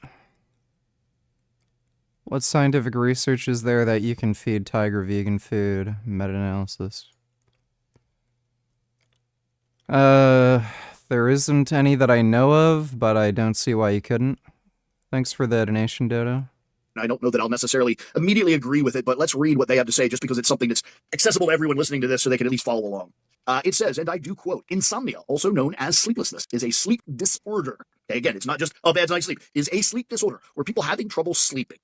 They may find difficulty falling asleep or staying asleep for as long as desired. Insomnia is typically followed by daytime sleepiness, low energy, irritability, depression, and mood disorder. It may result in an increased risk in accidents of all kinds, as well as problems focusing and learning. Insomnia can be short-term, lasting a few days, or long-term, lasting more than a month. The concept of world insomnia has two possibilities: insomnia disorder and insomnia symptoms, and many abstracts of randomized controls and systematic reviews often underreport on which of these two possibilities the word insomnia refers to. Insomnia can occur independently as a result of another problem. Conditions that result in insomnia include ADHD, psychological, physiological stress, heart failure, hyperthyroidism, heartburn, restless leg syndrome, menopause, and medical conditions often generating drug treatments.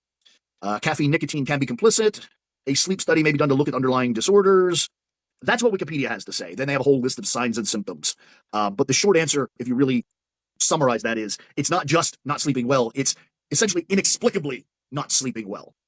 Not sleeping well for a reason you can't really define and can't control, can't understand.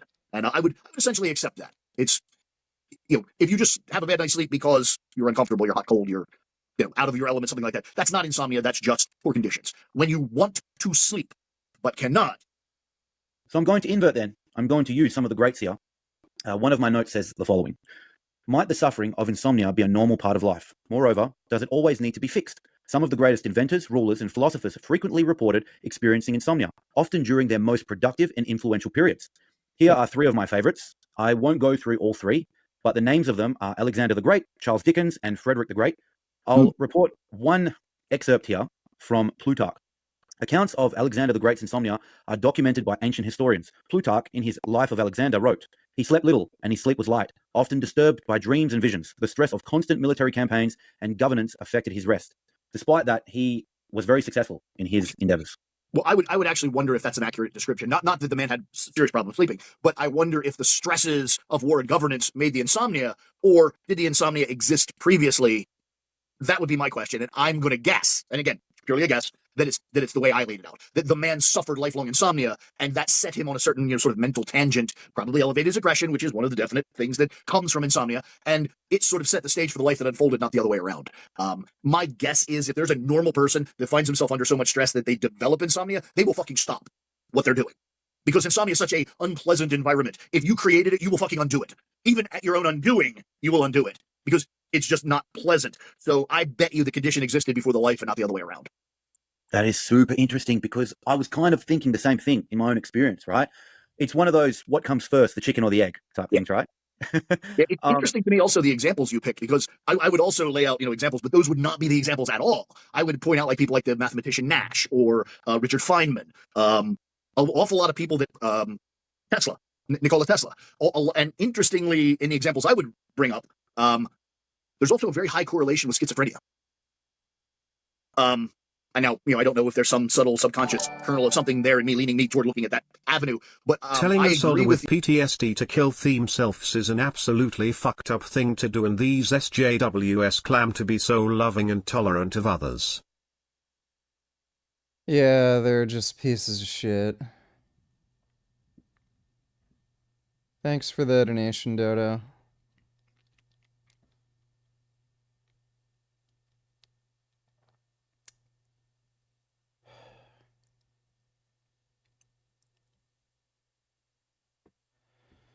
Oh, shit.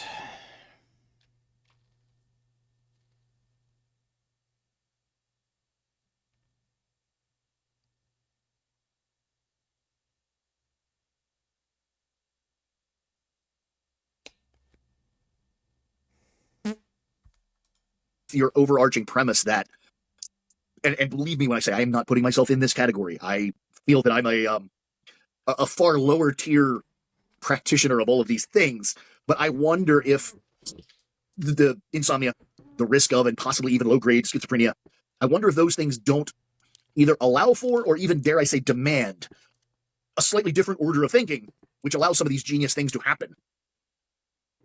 I completely agree.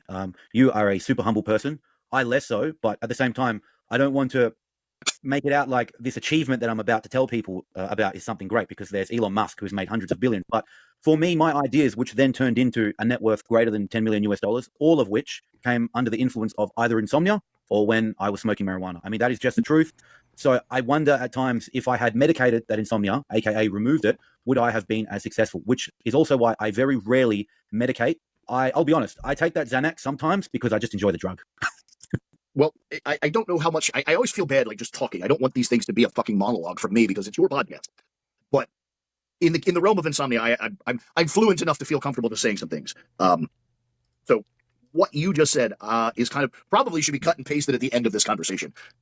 But my addendum to that is the strategy, I'll call it a strategy that I'm currently using, and I say currently as in the last 3 or 4 years, to deal with the version of insomnia that I have. And by the way, I also have a relatively unique lifestyle that probably most people watching, they're not self-employed, they don't work from home, they don't have a digital business that can basically be done anytime. There's a lot of caveats that make me unique, but I would also point out that maybe that unique lifestyle came from the fact that if I didn't develop that lifestyle, I wouldn't function at all. So again, that chicken and egg thing crops up everywhere.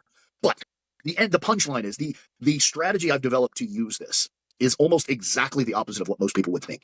I actually find that in the dawnings of a bad run of insomnia, because I literally cannot sleep and I'm not yet dysfunctional, that is the window in time when I am most fucking productive.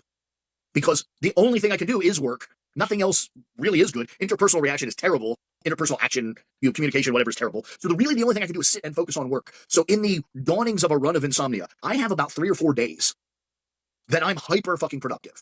And trying to sleep really just wastes that productivity. And then the other magical thing, and this is probably not good for my health, mental or physical, but by basically running at the insomnia head on. And even maybe toward the end of it, as it's building and building, maybe even extending it with drugs like caffeine and modafinil, I get the most productivity I can into that period of time. And then I push myself so far physically that when the wheels fall off the wagon, I just sleep from absolute sheer unadulterated exhaustion. I get a small reprieve and then begin to process again. So I actually find, in a way, and I used to joke about this, but unfortunately the joke has come true, insomnia is now sort of my superpower. Man, it resonates. Look, there's a continuum, obviously. I'm not saying that I experience this state that regularly that it's harming my health, but in the periods where I have this intermittent insomnia, I am the most motivated because I have this mania, if you will. Yeah? Yeah, again, I have experienced amphetamines. I've actually used amphetamines for sports. And the closest experience I can correlate is an amphetamine high. The insomnia is very dispositionally and functionally indicative of someone. You could probably confuse someone suffering insomnia for someone abusing amphetamines. They're very similar conditions, at least to me. By the way, that also is something I wanted to mention. You just kind of casually stated, and smoking cannabis. I must confess, I'm jealous of you. I do not get any sort of magical or positive benefits from cannabis. I unfortunately almost get all the negatives and none of the positives. I don't find myself more creative. I don't find myself even... I don't... It doesn't... Outside of appetite and occasionally a little bit better sleep, but not during insomnia, weirdly, just on the day-to-day. Outside of that, I really don't get any benefits out of cannabis, and I'm actually jealous. Well, don't be too jealous, because that is the me of old. I no longer can smoke even one puff of a joint. Something occurred, it happened at one moment, and forever after, I can't smoke any amount of cannabis without getting actual psychosis. Yeah, I just, I hear all the wonderful love stories, all the hippy-dippy, how wonderful it is, and I've actually looked for it. I've actually searched for it, and I just can't find it. Sort of like religion. Whatever part of the brain that controls religion makes you susceptible or gives you access to it, I have a birth defect. I don't have it. And apparently I suffer the same genetic anomaly when it comes to cannabis. It just doesn't help me. I just get impaired. Even worse, imagine having that experience, having that love. Taken away from you. That'd be horrible. That happened to me. Yeah, that would be horrible. Yeah. I'm virtually sober. I'm sober now because I kind of have to. There isn't any drugs I can think of that I can use on a daily basis outside of caffeine. Shall we move to the next drug on the list if we have... Yeah, we got time. That's benzodiazepines. They are less recommended now, as you stated the reasons why. The next class of drugs, I believe they did come second as well, but correct me if I'm wrong. They are known as the non-benzodiazepine hypnotics, otherwise known as Z-drugs. They are zolpidem, zopiclane, and Zaplon. Yeah, I think originally medically they were referred to as benzodiazepine-like. But they're not, but they are like. They have a similar action, I think, in the GABA receptor. Maybe a different derivative of the GABA, maybe GABA A. There's a cascade of GABA receptors. I got to tell you the honest truth, I am not wickedly versed on them. I know of them, I know they exist, but I'm not wildly knowledged. I know that the N-terminus configuration is what makes them like. You sort of like think of like a key, the lock and key analogy of a receptor. There's a certain shape. When you go to make a copy of a key, the first thing the guy does is the person, there could be a woman cutting keys, what a sexist ass I could be. But you take the key, and the first thing they do is hold up a series of templates to find the one most similar. Then they cut the notches on it. So it's template-like. The N-terminus template makes it very similar structurally, even though it's not actually a benzodiazepine. It has the general shape and a couple of the few contours that makes it partially compatible with the receptor. Does that make sense? It's probably not a great way to explain it, but it's what I've got at the top of my head. I'm stupid, but if anyone was to help me understand, it was you, and I sort of get it. So that's my answer. Fair enough. But yes, they're enough like benzodiazepines that they behave like benzodiazepines, but they are not. And that, interestingly, that root structure but difference tends to diminish some of the secondary effects. They don't seem to be as depressive to the cardiovascular system, to respiration. I think they also do have a different effect on brainwaves, but that's not really something I have on the top of my head. But I seem to remember reading that the brainwave function is different.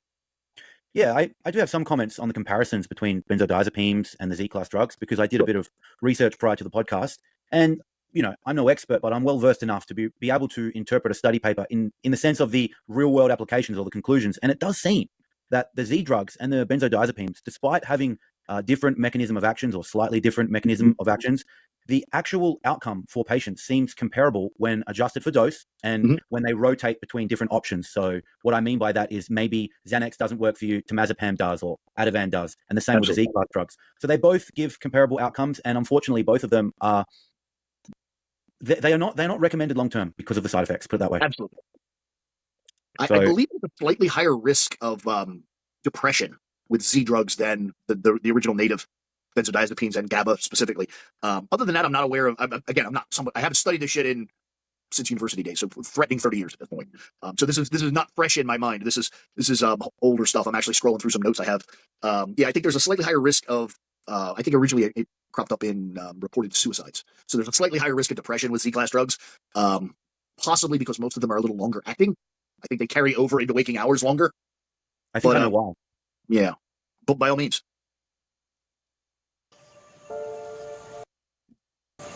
Led to mass. Just okay. Companies in Southeast.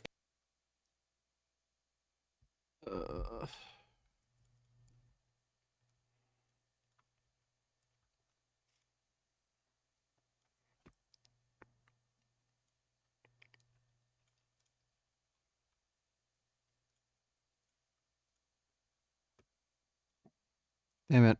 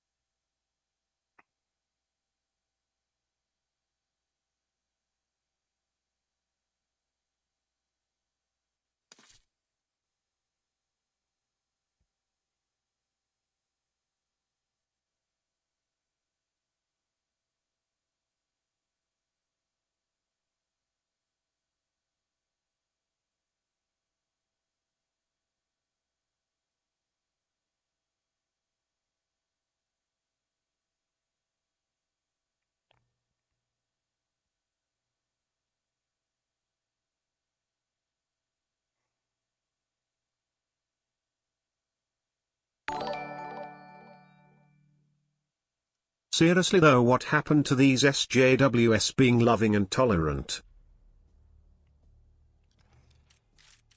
Well, they never were, Dodo. Thanks for the donation, though, dude.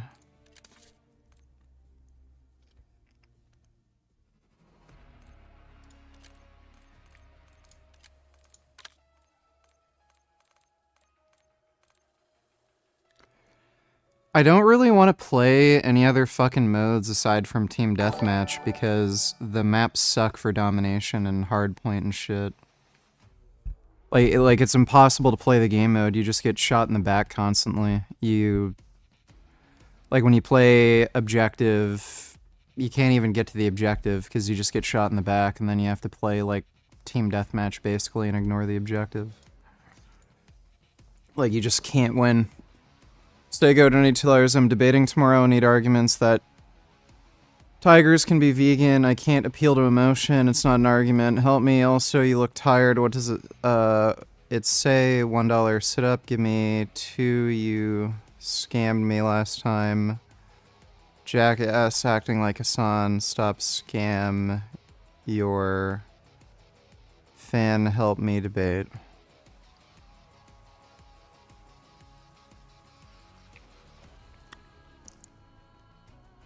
Well, the argument I would use is domesticated cats can be fed a vegan diet. Tigers are not dissimilar from domesticated cats. And if all they need is nutrition from food, then you should be able to formulate a vegan diet for any feline species. Thanks for the donation, though, Sego.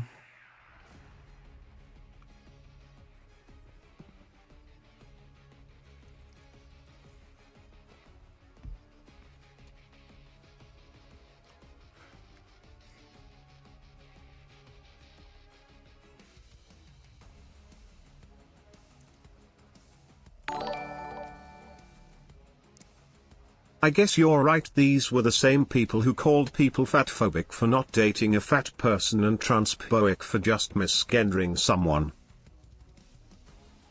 Yes. They were never tolerant in the first place. Thanks for the donation, Dodo.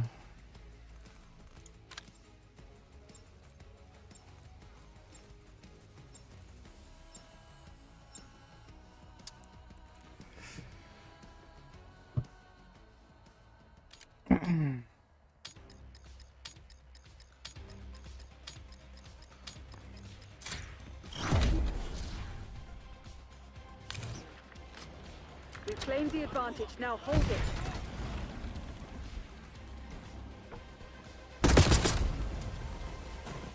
That made no sense. This perk is fucked and overpowered, by the way. They shouldn't let you see through walls.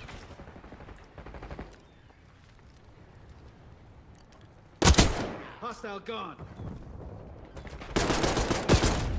What the fuck? I hit him and it didn't fucking register.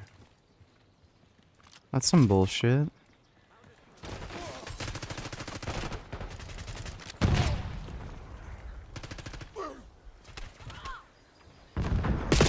God damn it. You're falling behind, Citizen. Oh my god. Game is just terrible. We've taken the lead. Stay on task.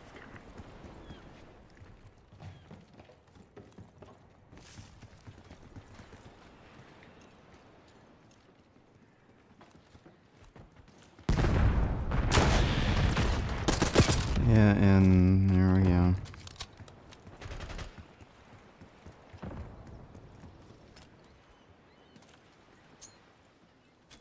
Enemy UAV inbound. Engaging mover. You are 1/3 of a century years old now. Yes. I am. Thanks for the donation, dude. Appreciate it. Get a UAV out grid. Enemy.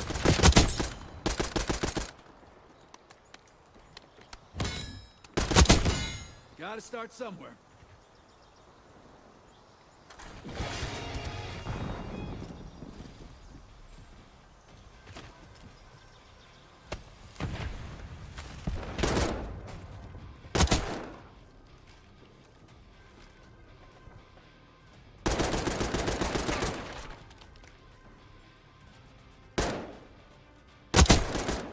Friendly unit down. Fucking motherfucker.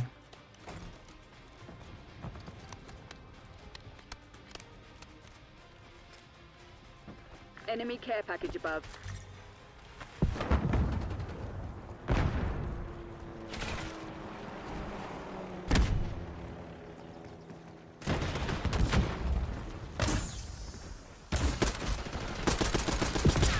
What?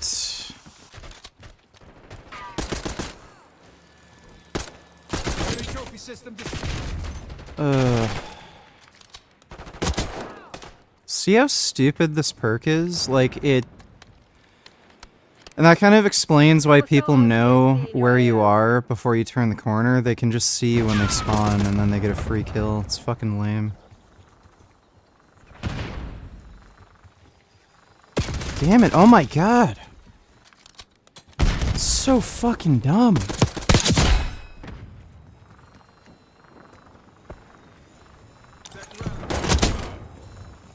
Damn it.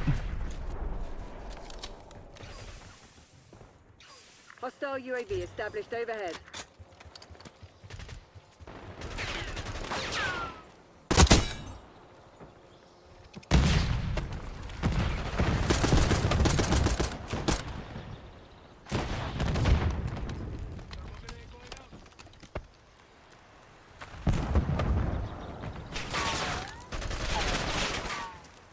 Priming Semtex.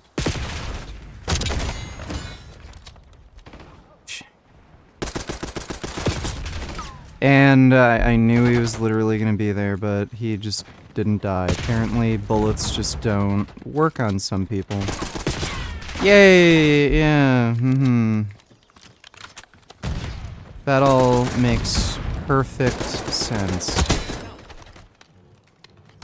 Oh my god, this game is so shit.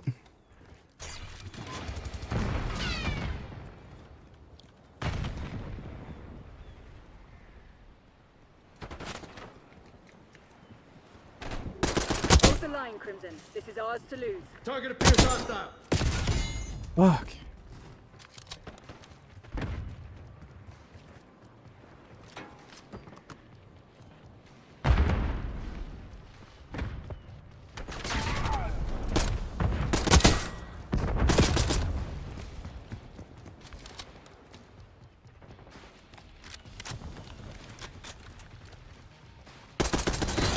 All units prepare for exfil. This one's ours. Mop them up and move out, people. Yeah, that wall perk is stupid. They should get rid of it. I don't know what the fuck they're thinking. They just made this game for stupid casual players, so they made broken ass fucking perks that just give you free kills. It's stupid. And then if you want to be competitive, you have to use it, so it's just dumb.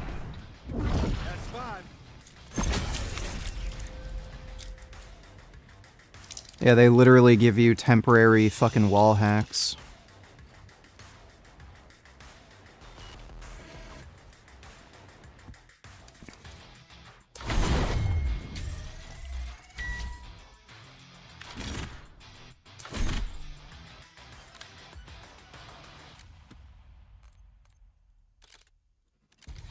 Takes for fucking ever to upgrade these guns too. It's just insane. Like, this game is just a massive fucking grind. And I think they did it because they knew they didn't add enough fucking guns to the game and shit.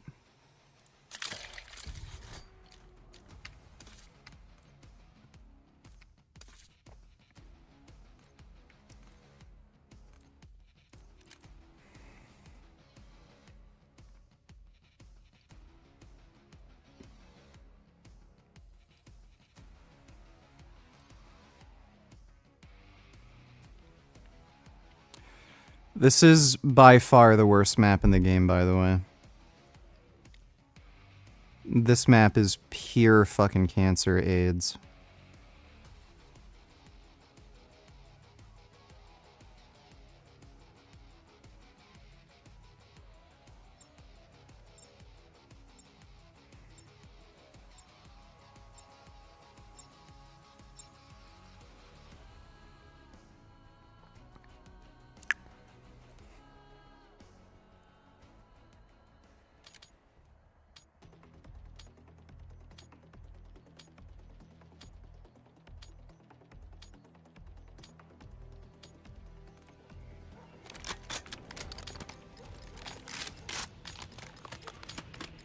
Hardcore team deathmatch.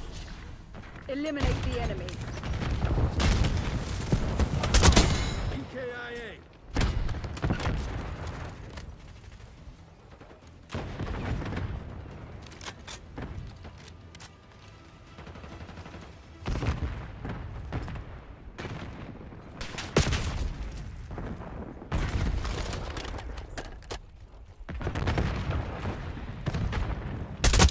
Bagged. Dropped him.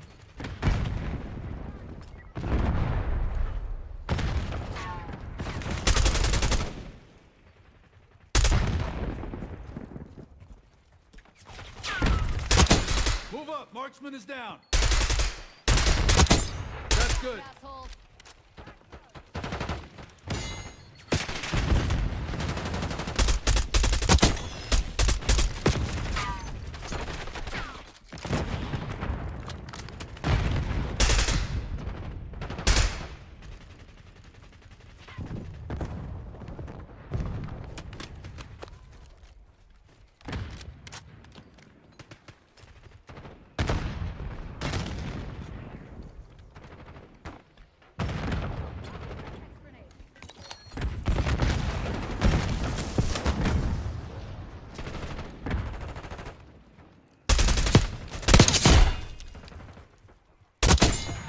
see you never, asshole.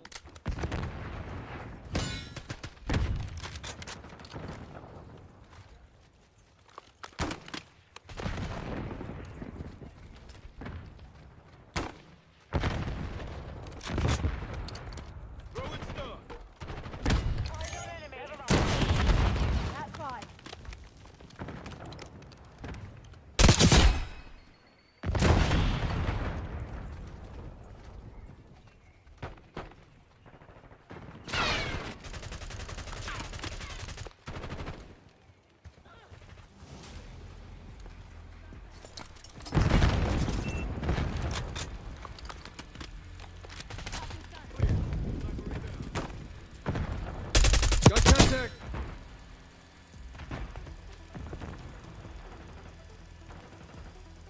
Get me eyes in the sky.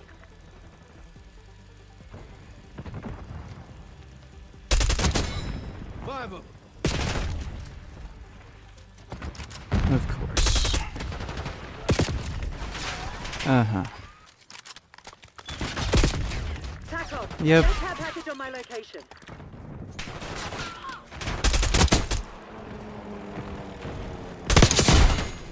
Thank you, teammate. You're fucking brilliant.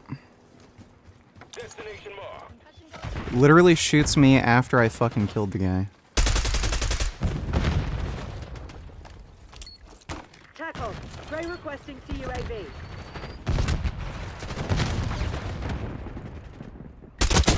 Hostile dusted.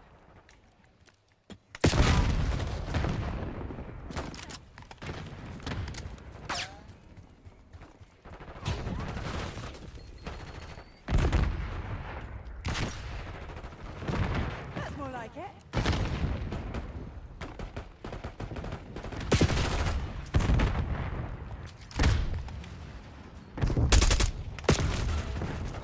How? I literally shot right at him. I could see him through the smoke because of the stupid fucking perk, and nothing happened.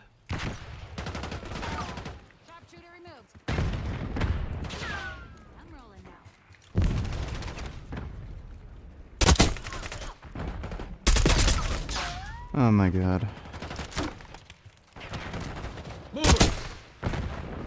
Get me eyes in the sky. We're ahead, but stay alert. Marshall's people are no fools. That's 5. Subtext armed.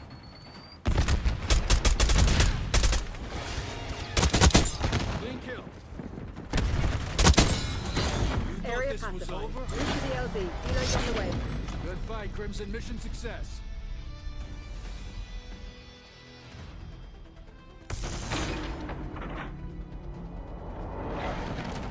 Hostile front.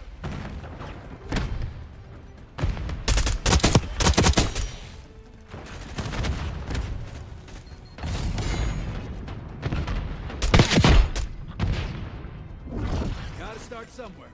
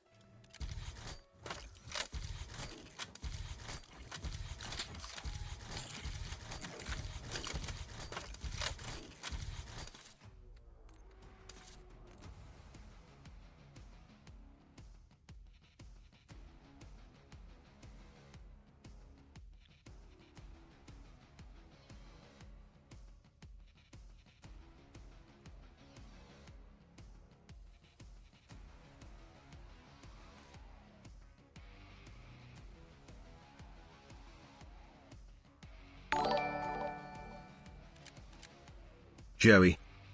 Let me take a look. Oh my god. Whoa. That is a sentient cat. Oh my god. Whoa. Oh my god. What a sentient, handsome boy. He just looks right at you. That's a good fucking cat. Thanks for the donation, even though.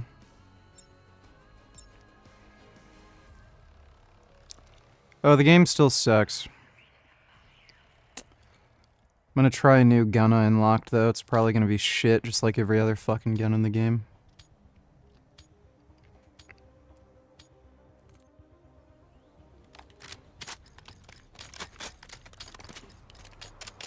Hardcore team deathmatch.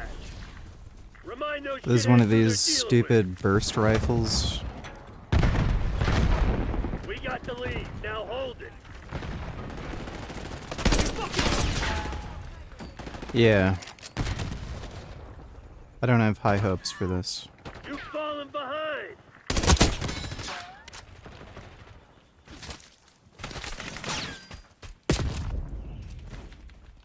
Right.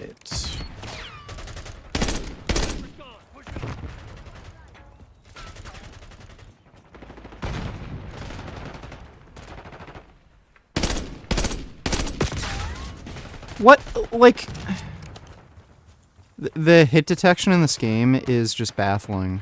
They've made so many Call of Duties, and this is the first one in a while where it's like, why aren't my bullets doing anything?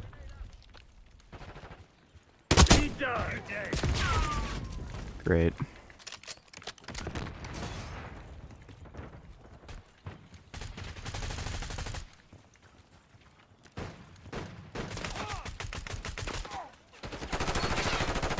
Come on, you're losing this fight. Haven't you heard? No one's still dead. Hostile gone.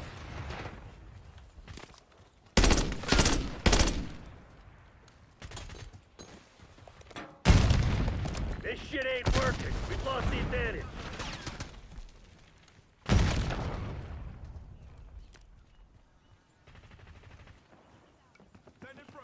Damn it, we've lost the lead. Oh, that is just fucking incredible.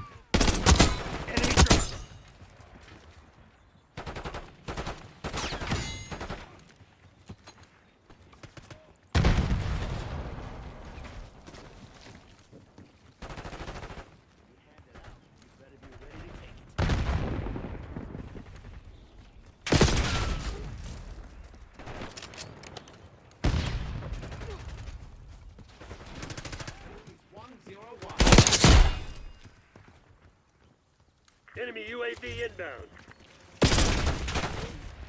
TACOM, I need eyes overhead. Like, these small maps are so stupid, too, because there's that fucking perk where you can see through walls.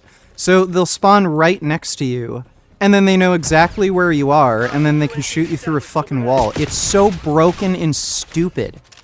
Like, nothing about the way this game is made makes any fucking sense. Great. Enemy UAV inbound. Fucking bye-bye.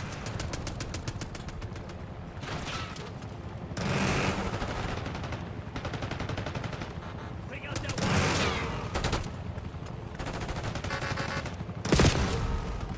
one. Terrific.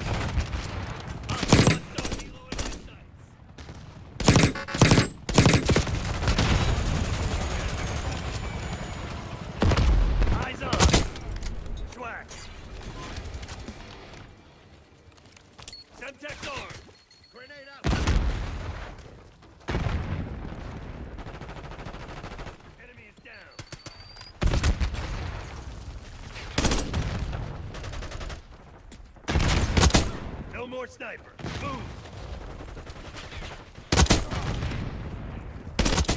And 5 EKIA.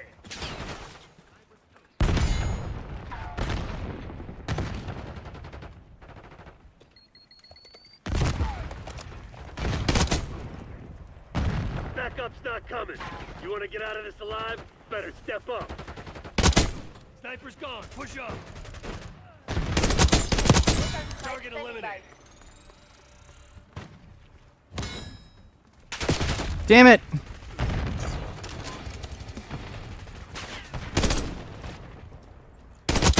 Marksman deleted.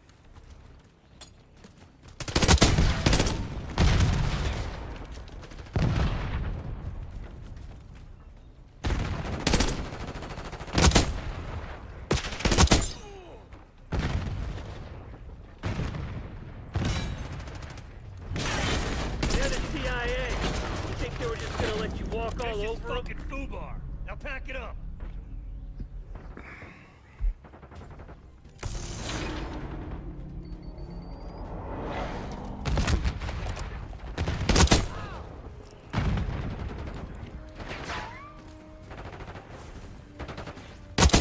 No more snipers. Move.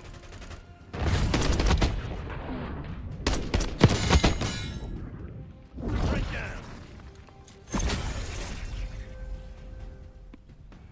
Yay, we lose, and we have to watch this stupid shit for 10 seconds for no reason.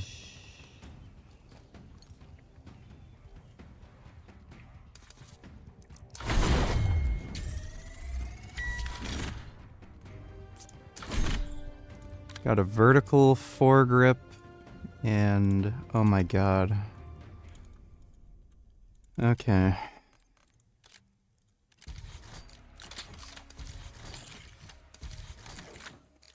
Long barrel, damage range, why not?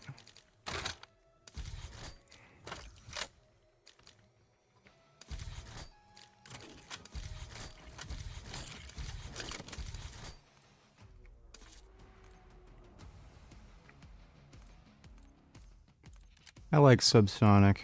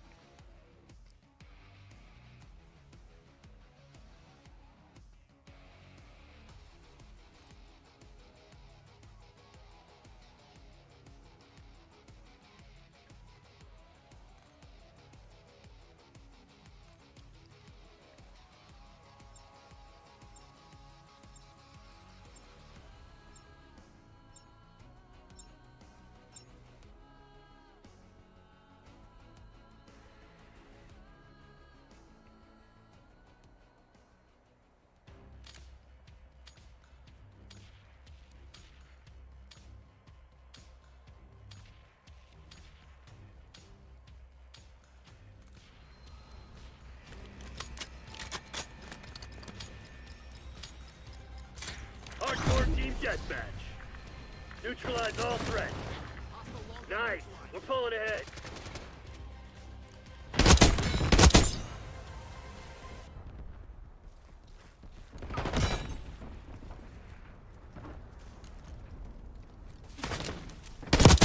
Sniper's gone. Push up.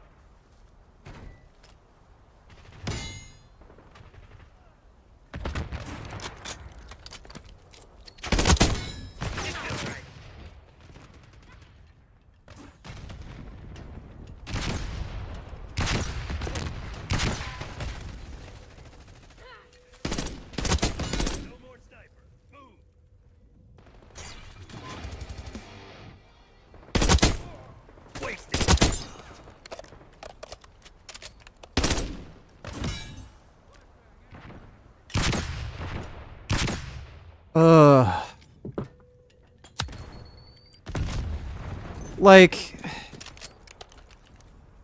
Hostile confirmed. And I got 8 kills, and I still don't have any fucking kill streaks, because you basically need to kill 30 people in a row in order to get any kill streaks.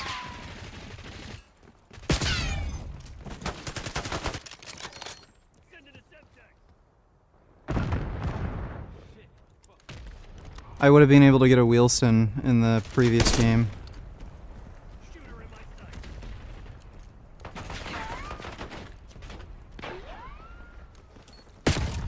What? He didn't even have his gun out when he shot me. Marksman deleted.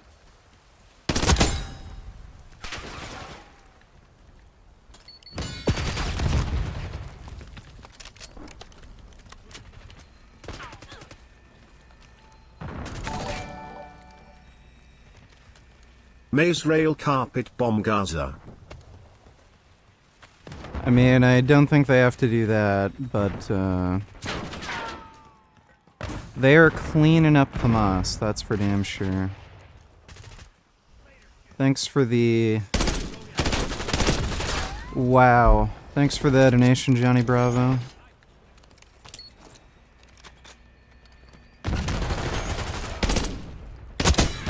God, that never gets old.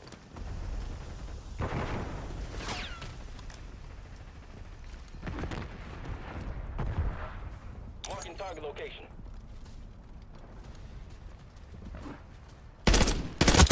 Shot was good.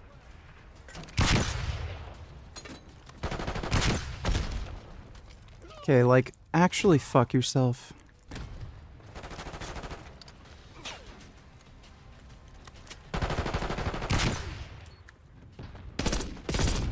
Oh, the fucking flashbangs! Sniper's gone. Push up.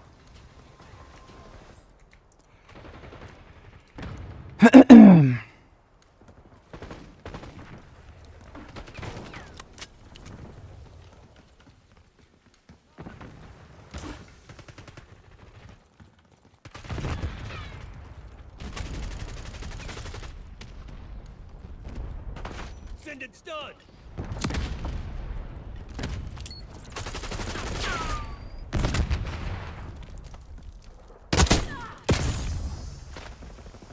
What a bitch. You're a bitch.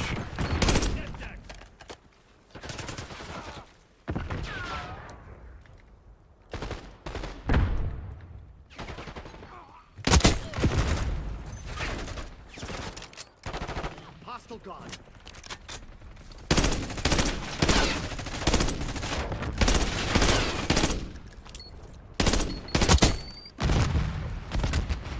Hostile assaulted through.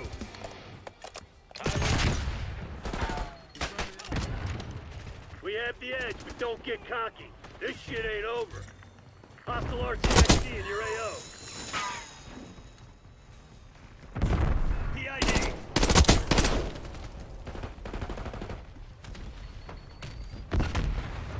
Sending flashbang.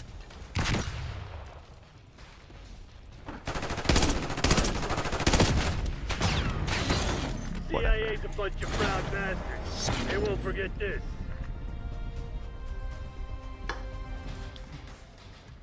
I just genuinely cannot understand why they would make the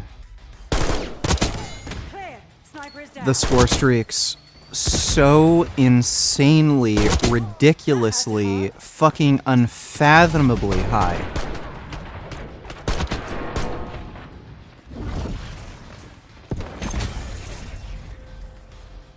It's just absolutely fucking absurd.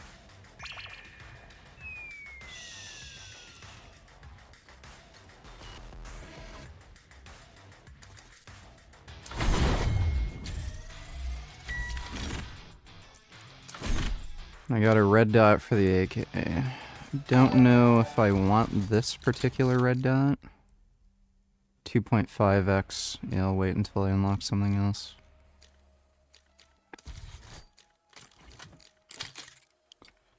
Ben donates $2. Diehard Trump supporter at its finest. Went too early vote today. There's a no political merch sign. Woman comes to vote wearing Trump gear. They all tell her she can't. She calls one poll worker a dickhead. Rips her shirt off. She told another poll worker to suck her cunt. And this is why she votes Trump. Well, she dumb. Thanks for the donation, Ben.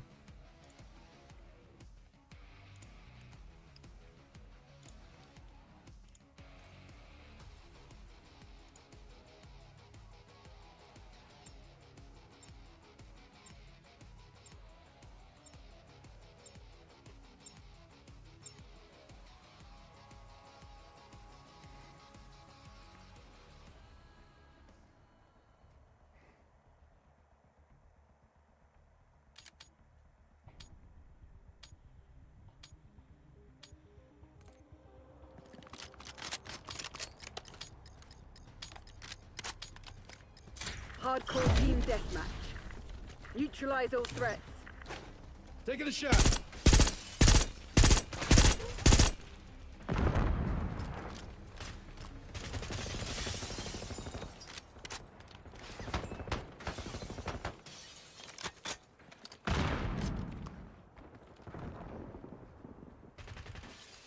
We're winning. Keep it that way.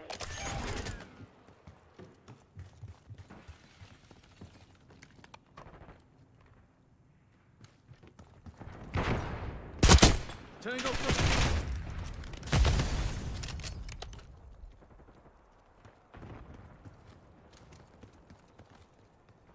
Bad guy, 12 o'clock. Fuck were they doing there?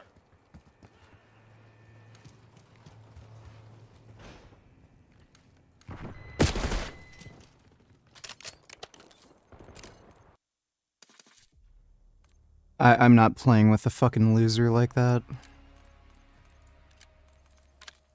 Why is everybody who plays Call of Duty such a childish fucking loser? Like, oh my god, every fucking time you kill a teammate, even when it's like their fault or they were gonna die anyway, they try and team kill you back. Fuck you.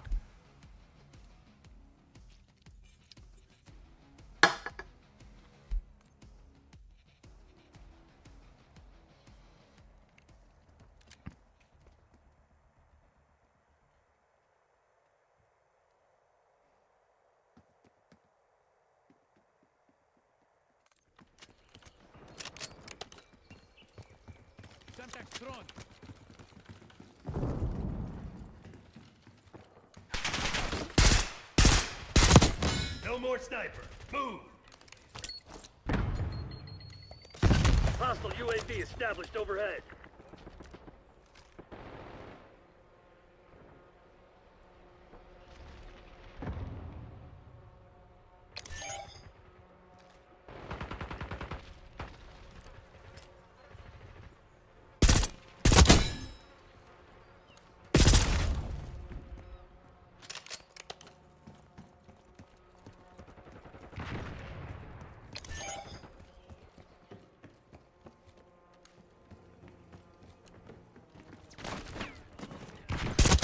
Shot was good.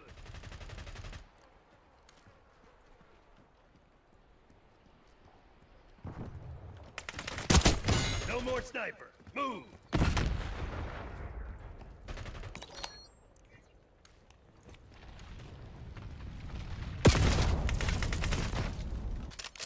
Enemy patrol.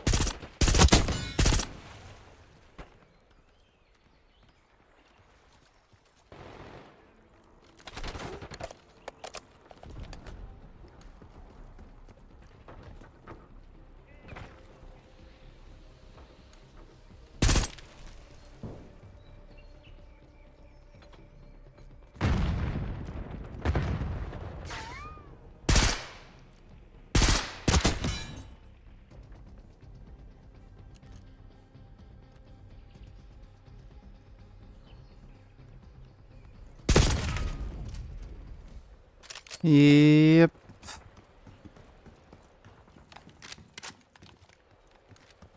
Requesting recon above.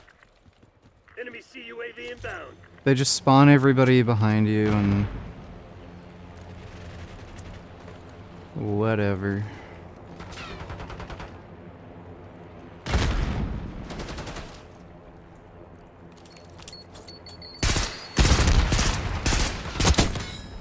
Marksman clear. Not this time, fuckface. Set call. Enemy watchdog helo inbound.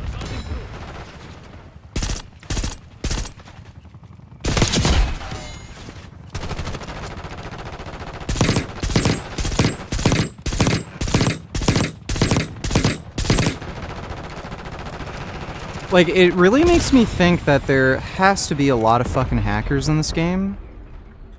Because I don't know how, like, every fucking match I join, all these people are getting the helicopter perk, because that's like 12 kills. That's literally, that would have been a chopper gunner in the last game. And, you know, like, hardly anybody ever gets kill streaks like that. And in this game especially, it's like super fucking hard to get any kill streaks.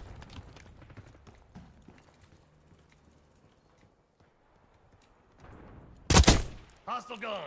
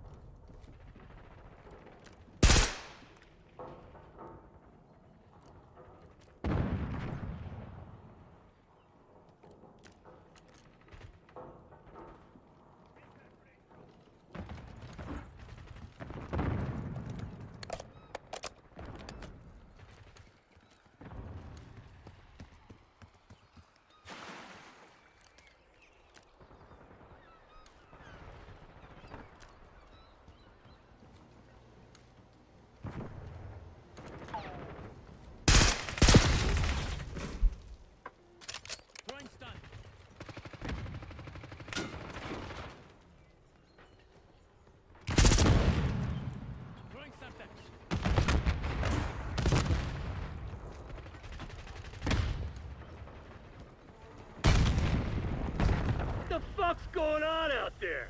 Tighten up and show some spine. Enemy UAV inbound.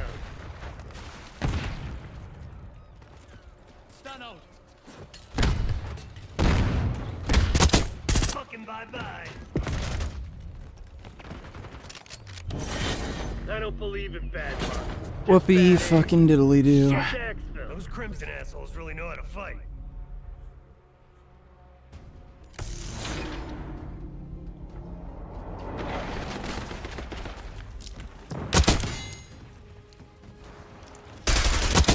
Sniper's gone. Push up.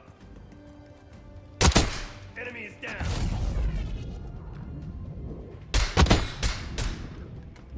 This feels right.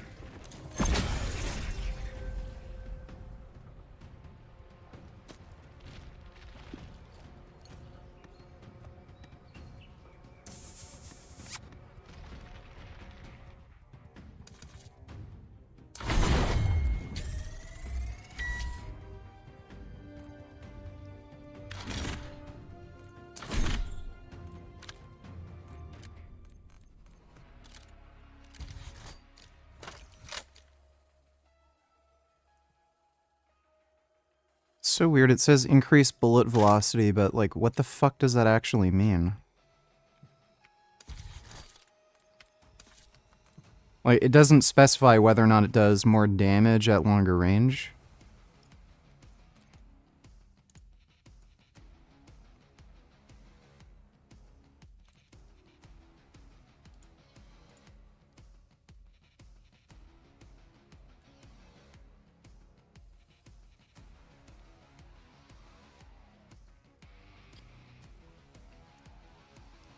All the shit maps over and over and over again.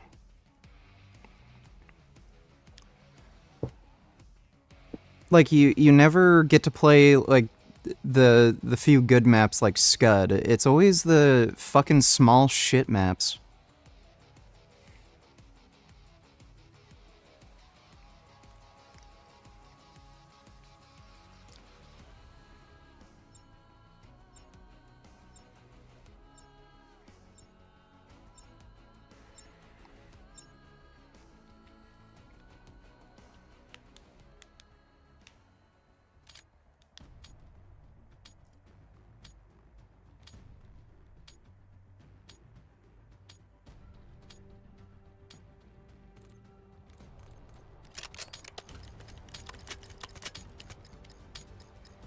Hardcore team deathmatch. Playtime's over. Let's see what you're made of. We've taken control. You've fallen behind.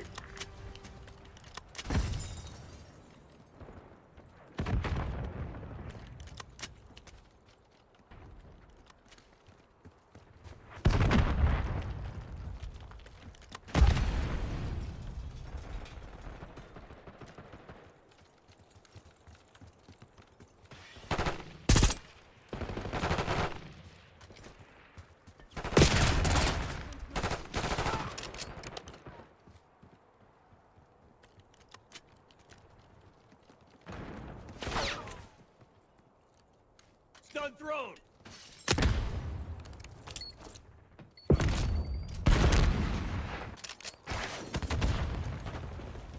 Okay then. Construction grenade out.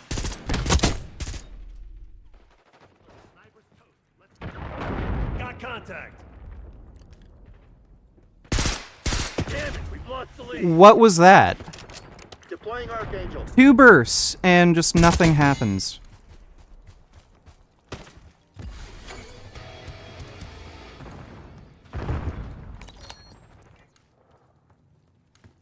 Come on, you're losing this fight.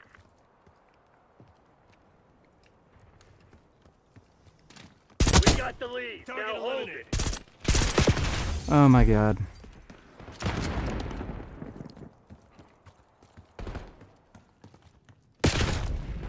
I don't know why my gun didn't shoot.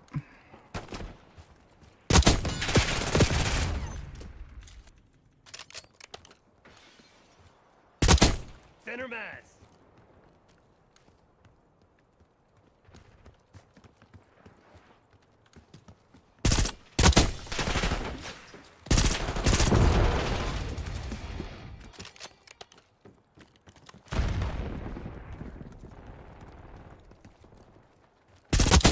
Kill.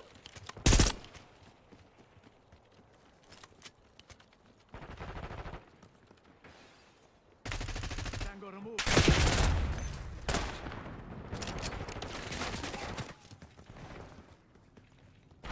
Target in. Hostile UAV established overhead.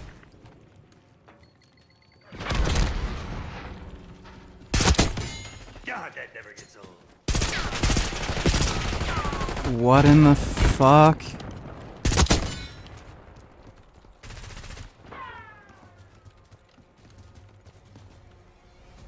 Enemy napalm strike incoming.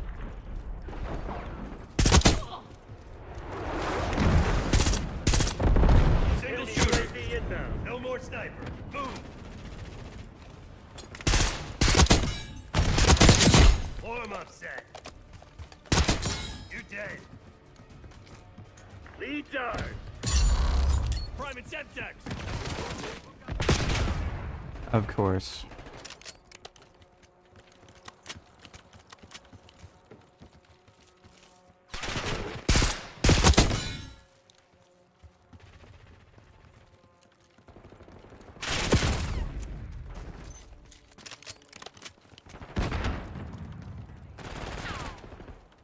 This shit ain't working. We've lost the advantage.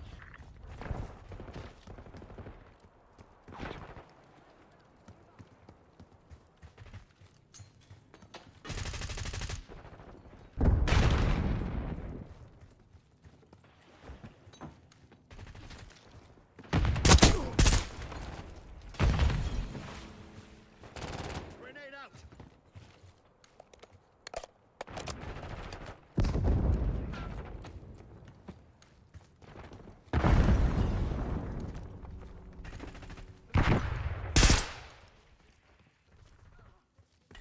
Nice. Enemy ahead.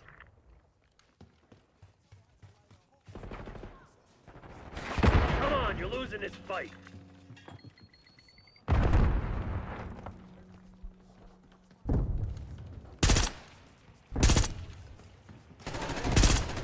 We've taken control.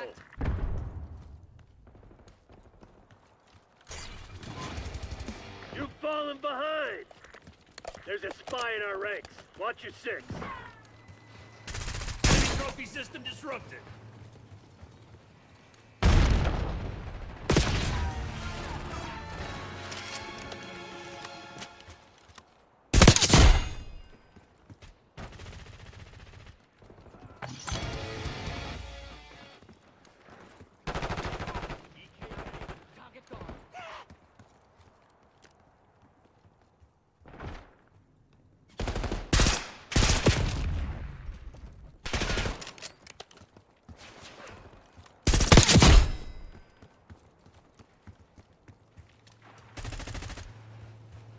Net call, napalm strike inbound. Hostile UAV established overhead. Hostile counter UAV established above. Dude. Don't let a bunch of company assholes beat you. Fight back, damn it!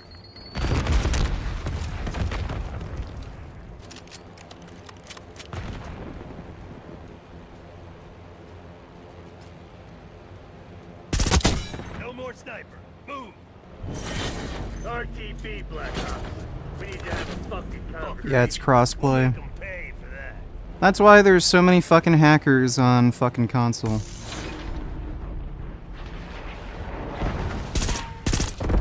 Taking a shot. Marksman deleted.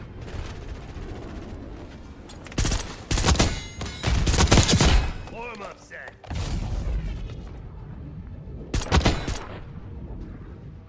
Swag.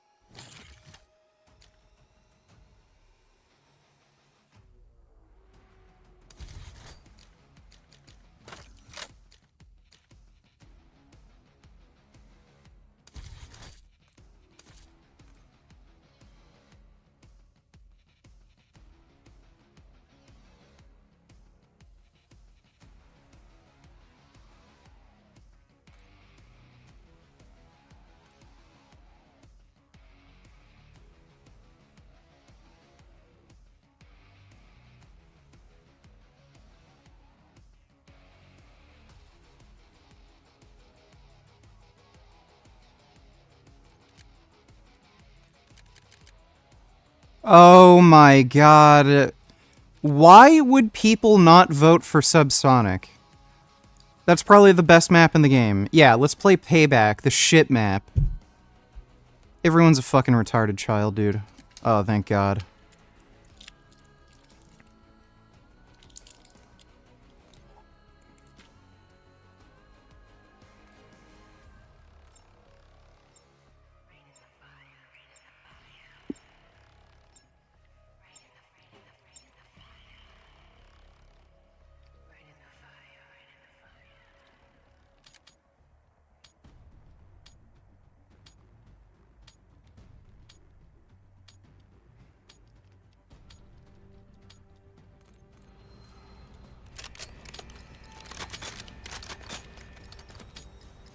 Hardcore team deathmatch.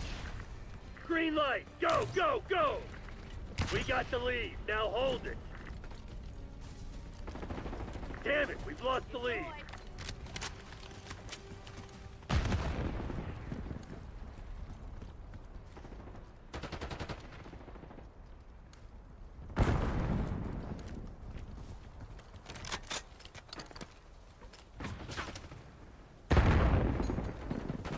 Do they even have a full team? What the fuck's going on? Got a mover here.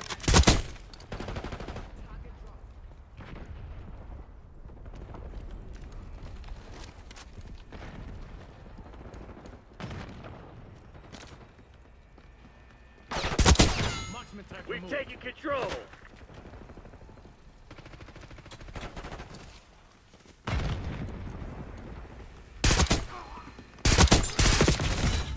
Bullshit. Bullshit.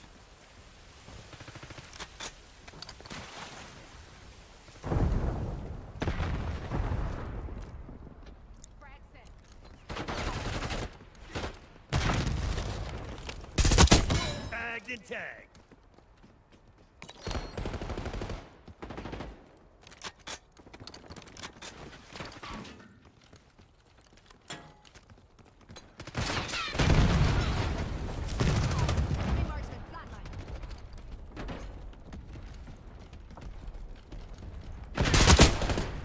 And a teammate kills me. Thanks, dude.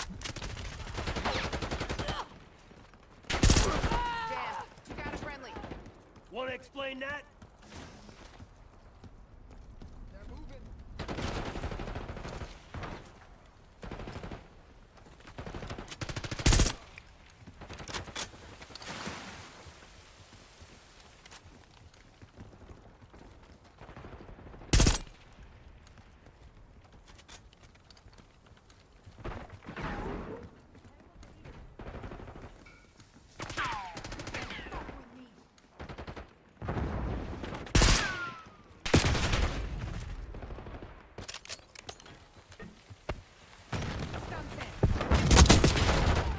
I didn't even hit the teammate. I was aiming to the right, and the game said I hit the teammate. The hit detection in this game is, like, actually fucking awful. It's impressive just how bad it is.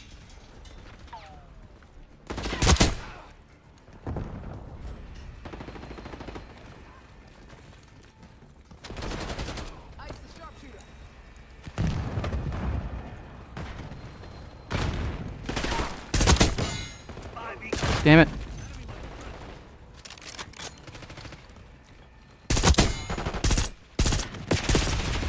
Again, hit the guy, nothing happens. Hostile shooter. Wasted.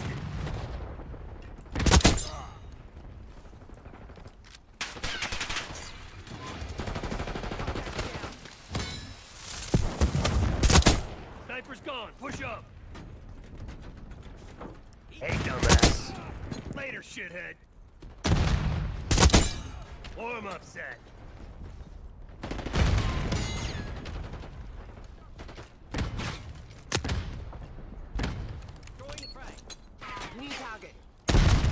Great.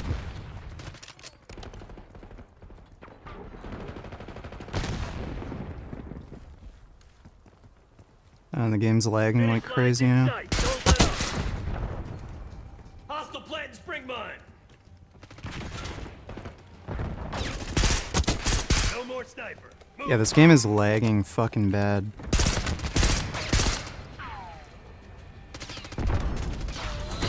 Perfect execution. The Pantheon's probably pissing themselves right now. Good shit. How to clean dog poo off your shoes. Have your dog piss on your shoes. That should clean up the piss. I mean, shit.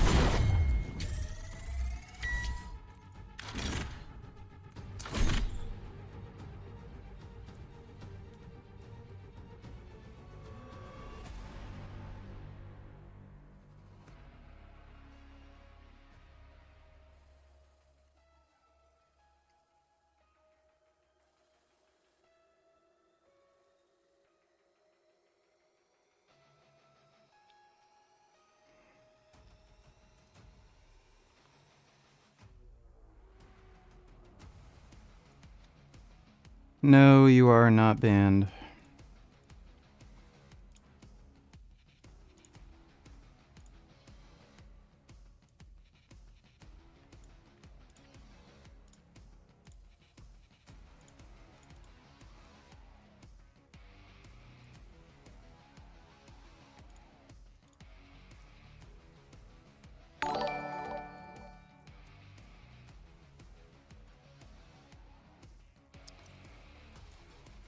Tommy, don't need to tell us. My dad thinks this is how people react to you whenever you go outside. Put your phone away. We're at a funeral. Oh my God. Look, it's Saggy Naggy. Boo! You're mean. I don't like you, Saggy Naggy. You stink, Saggy Naggy.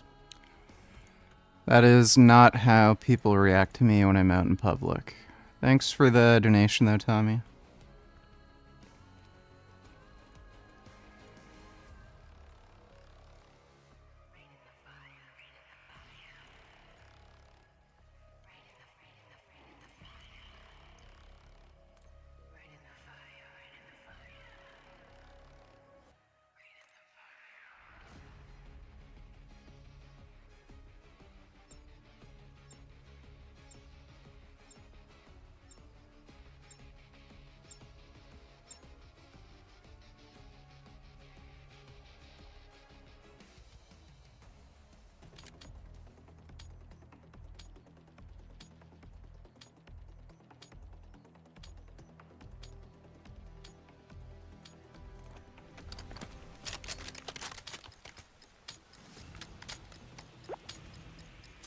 this is the shittier side to start from. Eliminate all threats.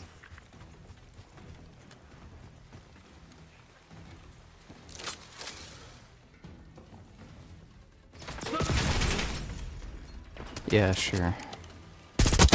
Hostile long gun neutralized.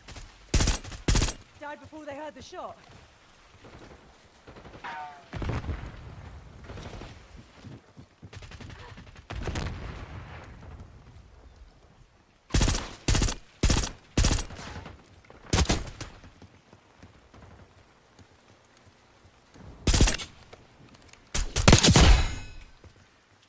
Damn it.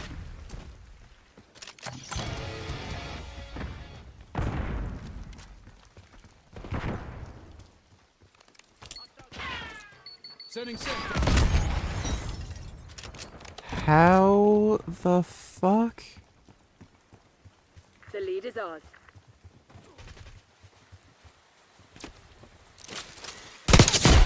Oh, great.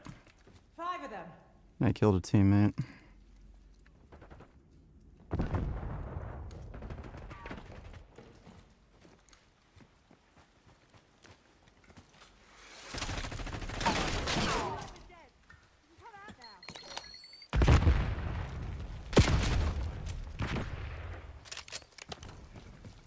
This doesn't make any fucking Hostiles sense. reclaimed the lead. Gray authorizing UAV mission.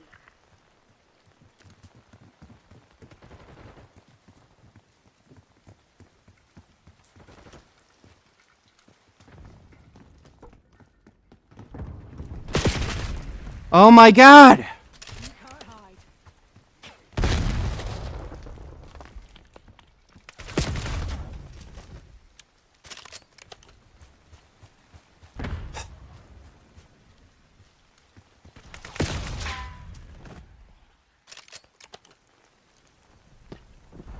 Well, I'll just stay here. Archangel, going in.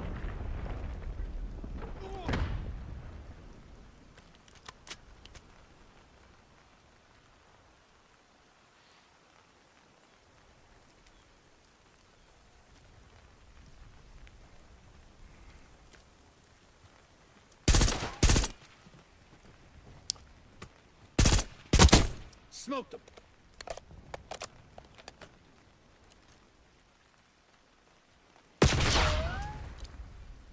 Yeah. Enemy UAV inbound.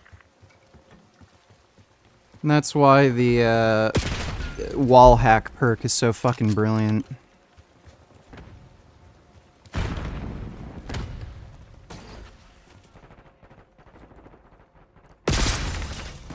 Wow, dude. Yeah, I don't know about that.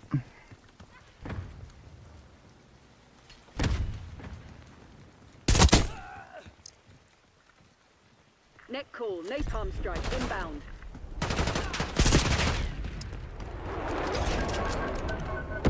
This is just stupid. Like, just actually stupid.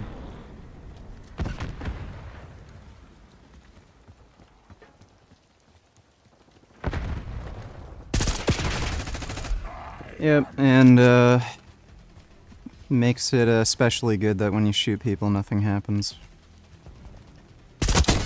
Nice fucking try. Sharpshooter threat removed. Enemy resupply disrupted.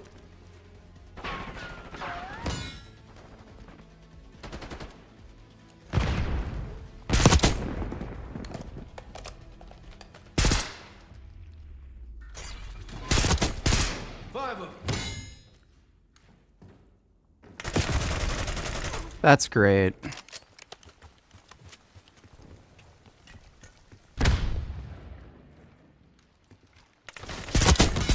This game fucking lags and stutters like white dog shit.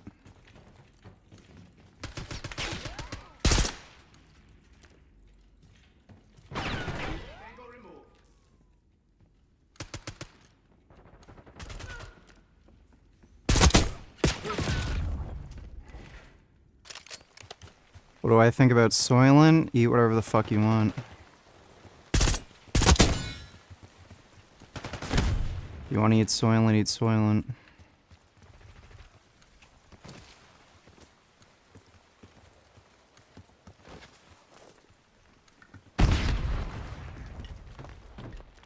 Located Tango. Confirming.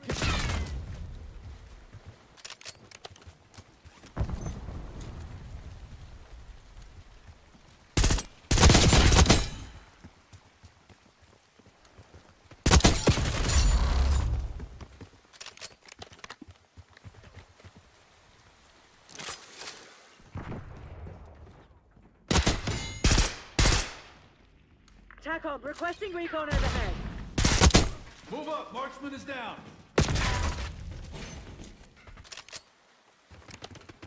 The spawns are just absolutely fucked-hearted. Like, they'll just spawn enemies behind you, and then you just can't get any fucking streaks. Like, if everyone was just spawned in front of you, or there was like one spawn location at the end of the map, it wouldn't be so bad, but like, just the strategies you have to use are so stupid.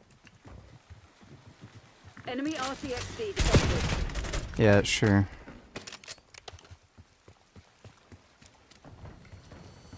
RCXD spotted. RCXD removed. Hostile UAV established overhead. Target sighted.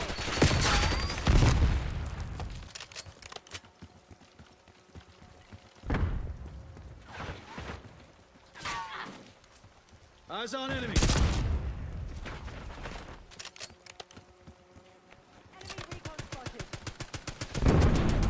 You're supposed to be the CIA's best. Act like it.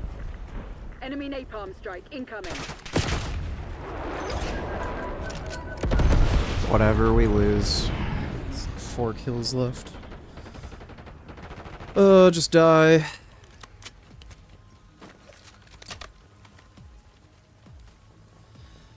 Yeah, I played Insurgency Sandstorm. That game's massively overhyped. There's like arbitrary map boundaries that are just stupid. The weapon physics are incredibly unrealistic and stupid. Like, every gun has massive amounts of recoil that they wouldn't have in real life. And the netcode sucks.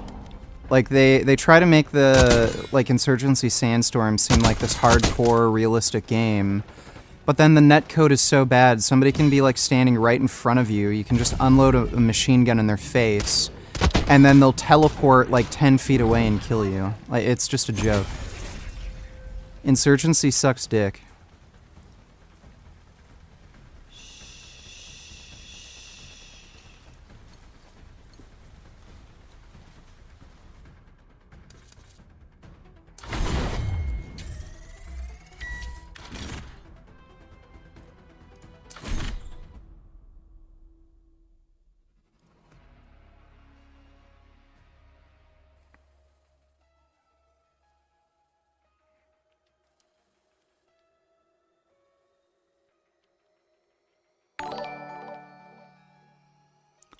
Donate $2, watch in full.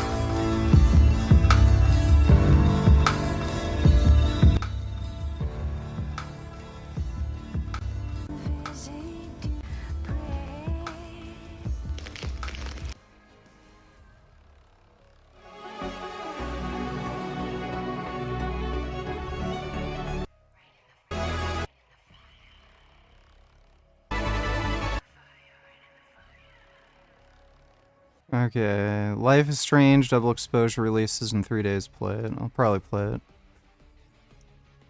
Thanks for the donation, Dodo.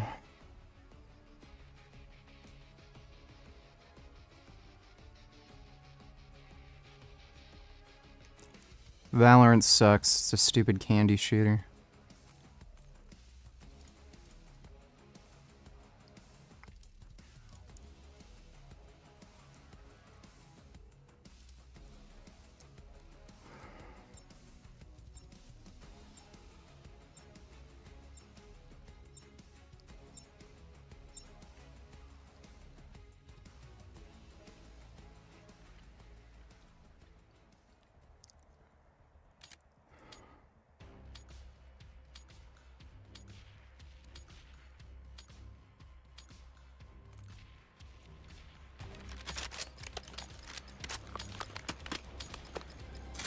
Hardcore team deathmatch. Destroy the enemy.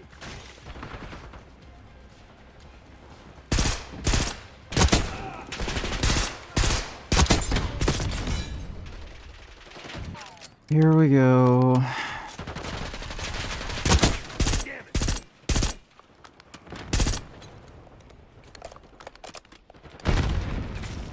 That's fine.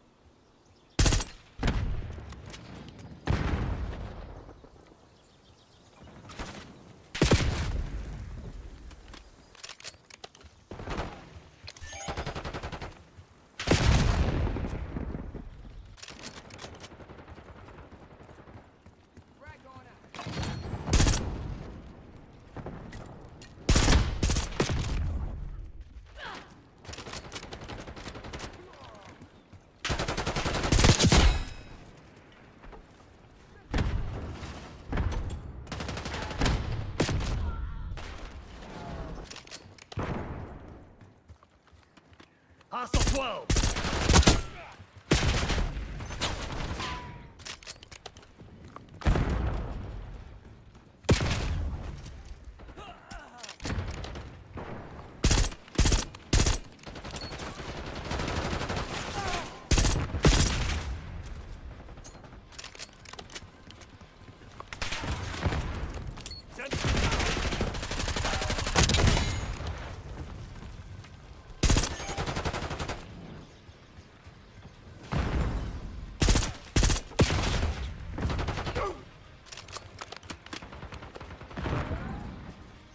Spring mine spotted.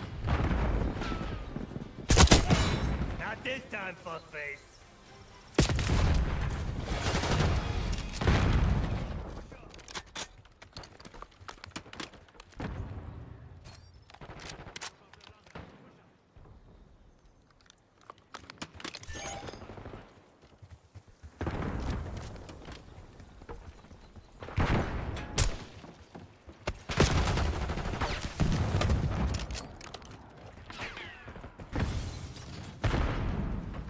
Spring mine disrupted.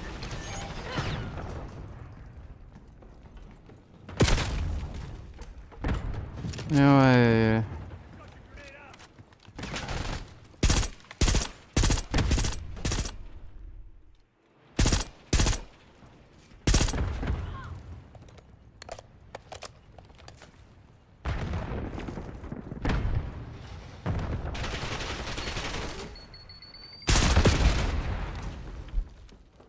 I'm done.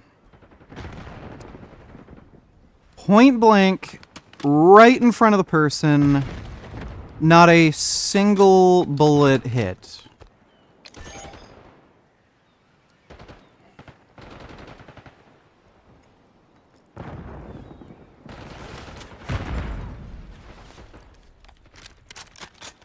This is just a terrible game.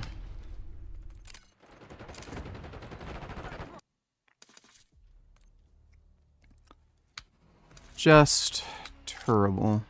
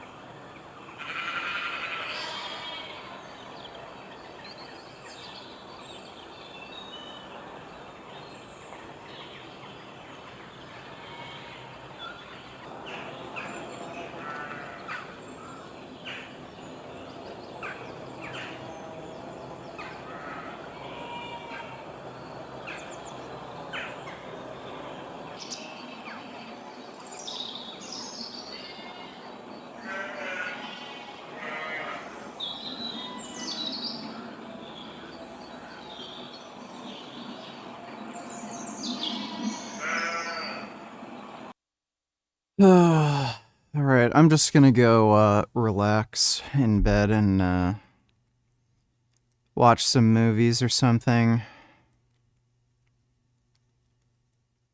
I'm gonna take the rest of the night off. I've not had a great day. Been feeling extremely sick. But hope you all had fun. Big thanks to everybody who donated in Streamlabs. Really appreciate it. Should see you all tomorrow night. So I'll see you then. Sweet dreams.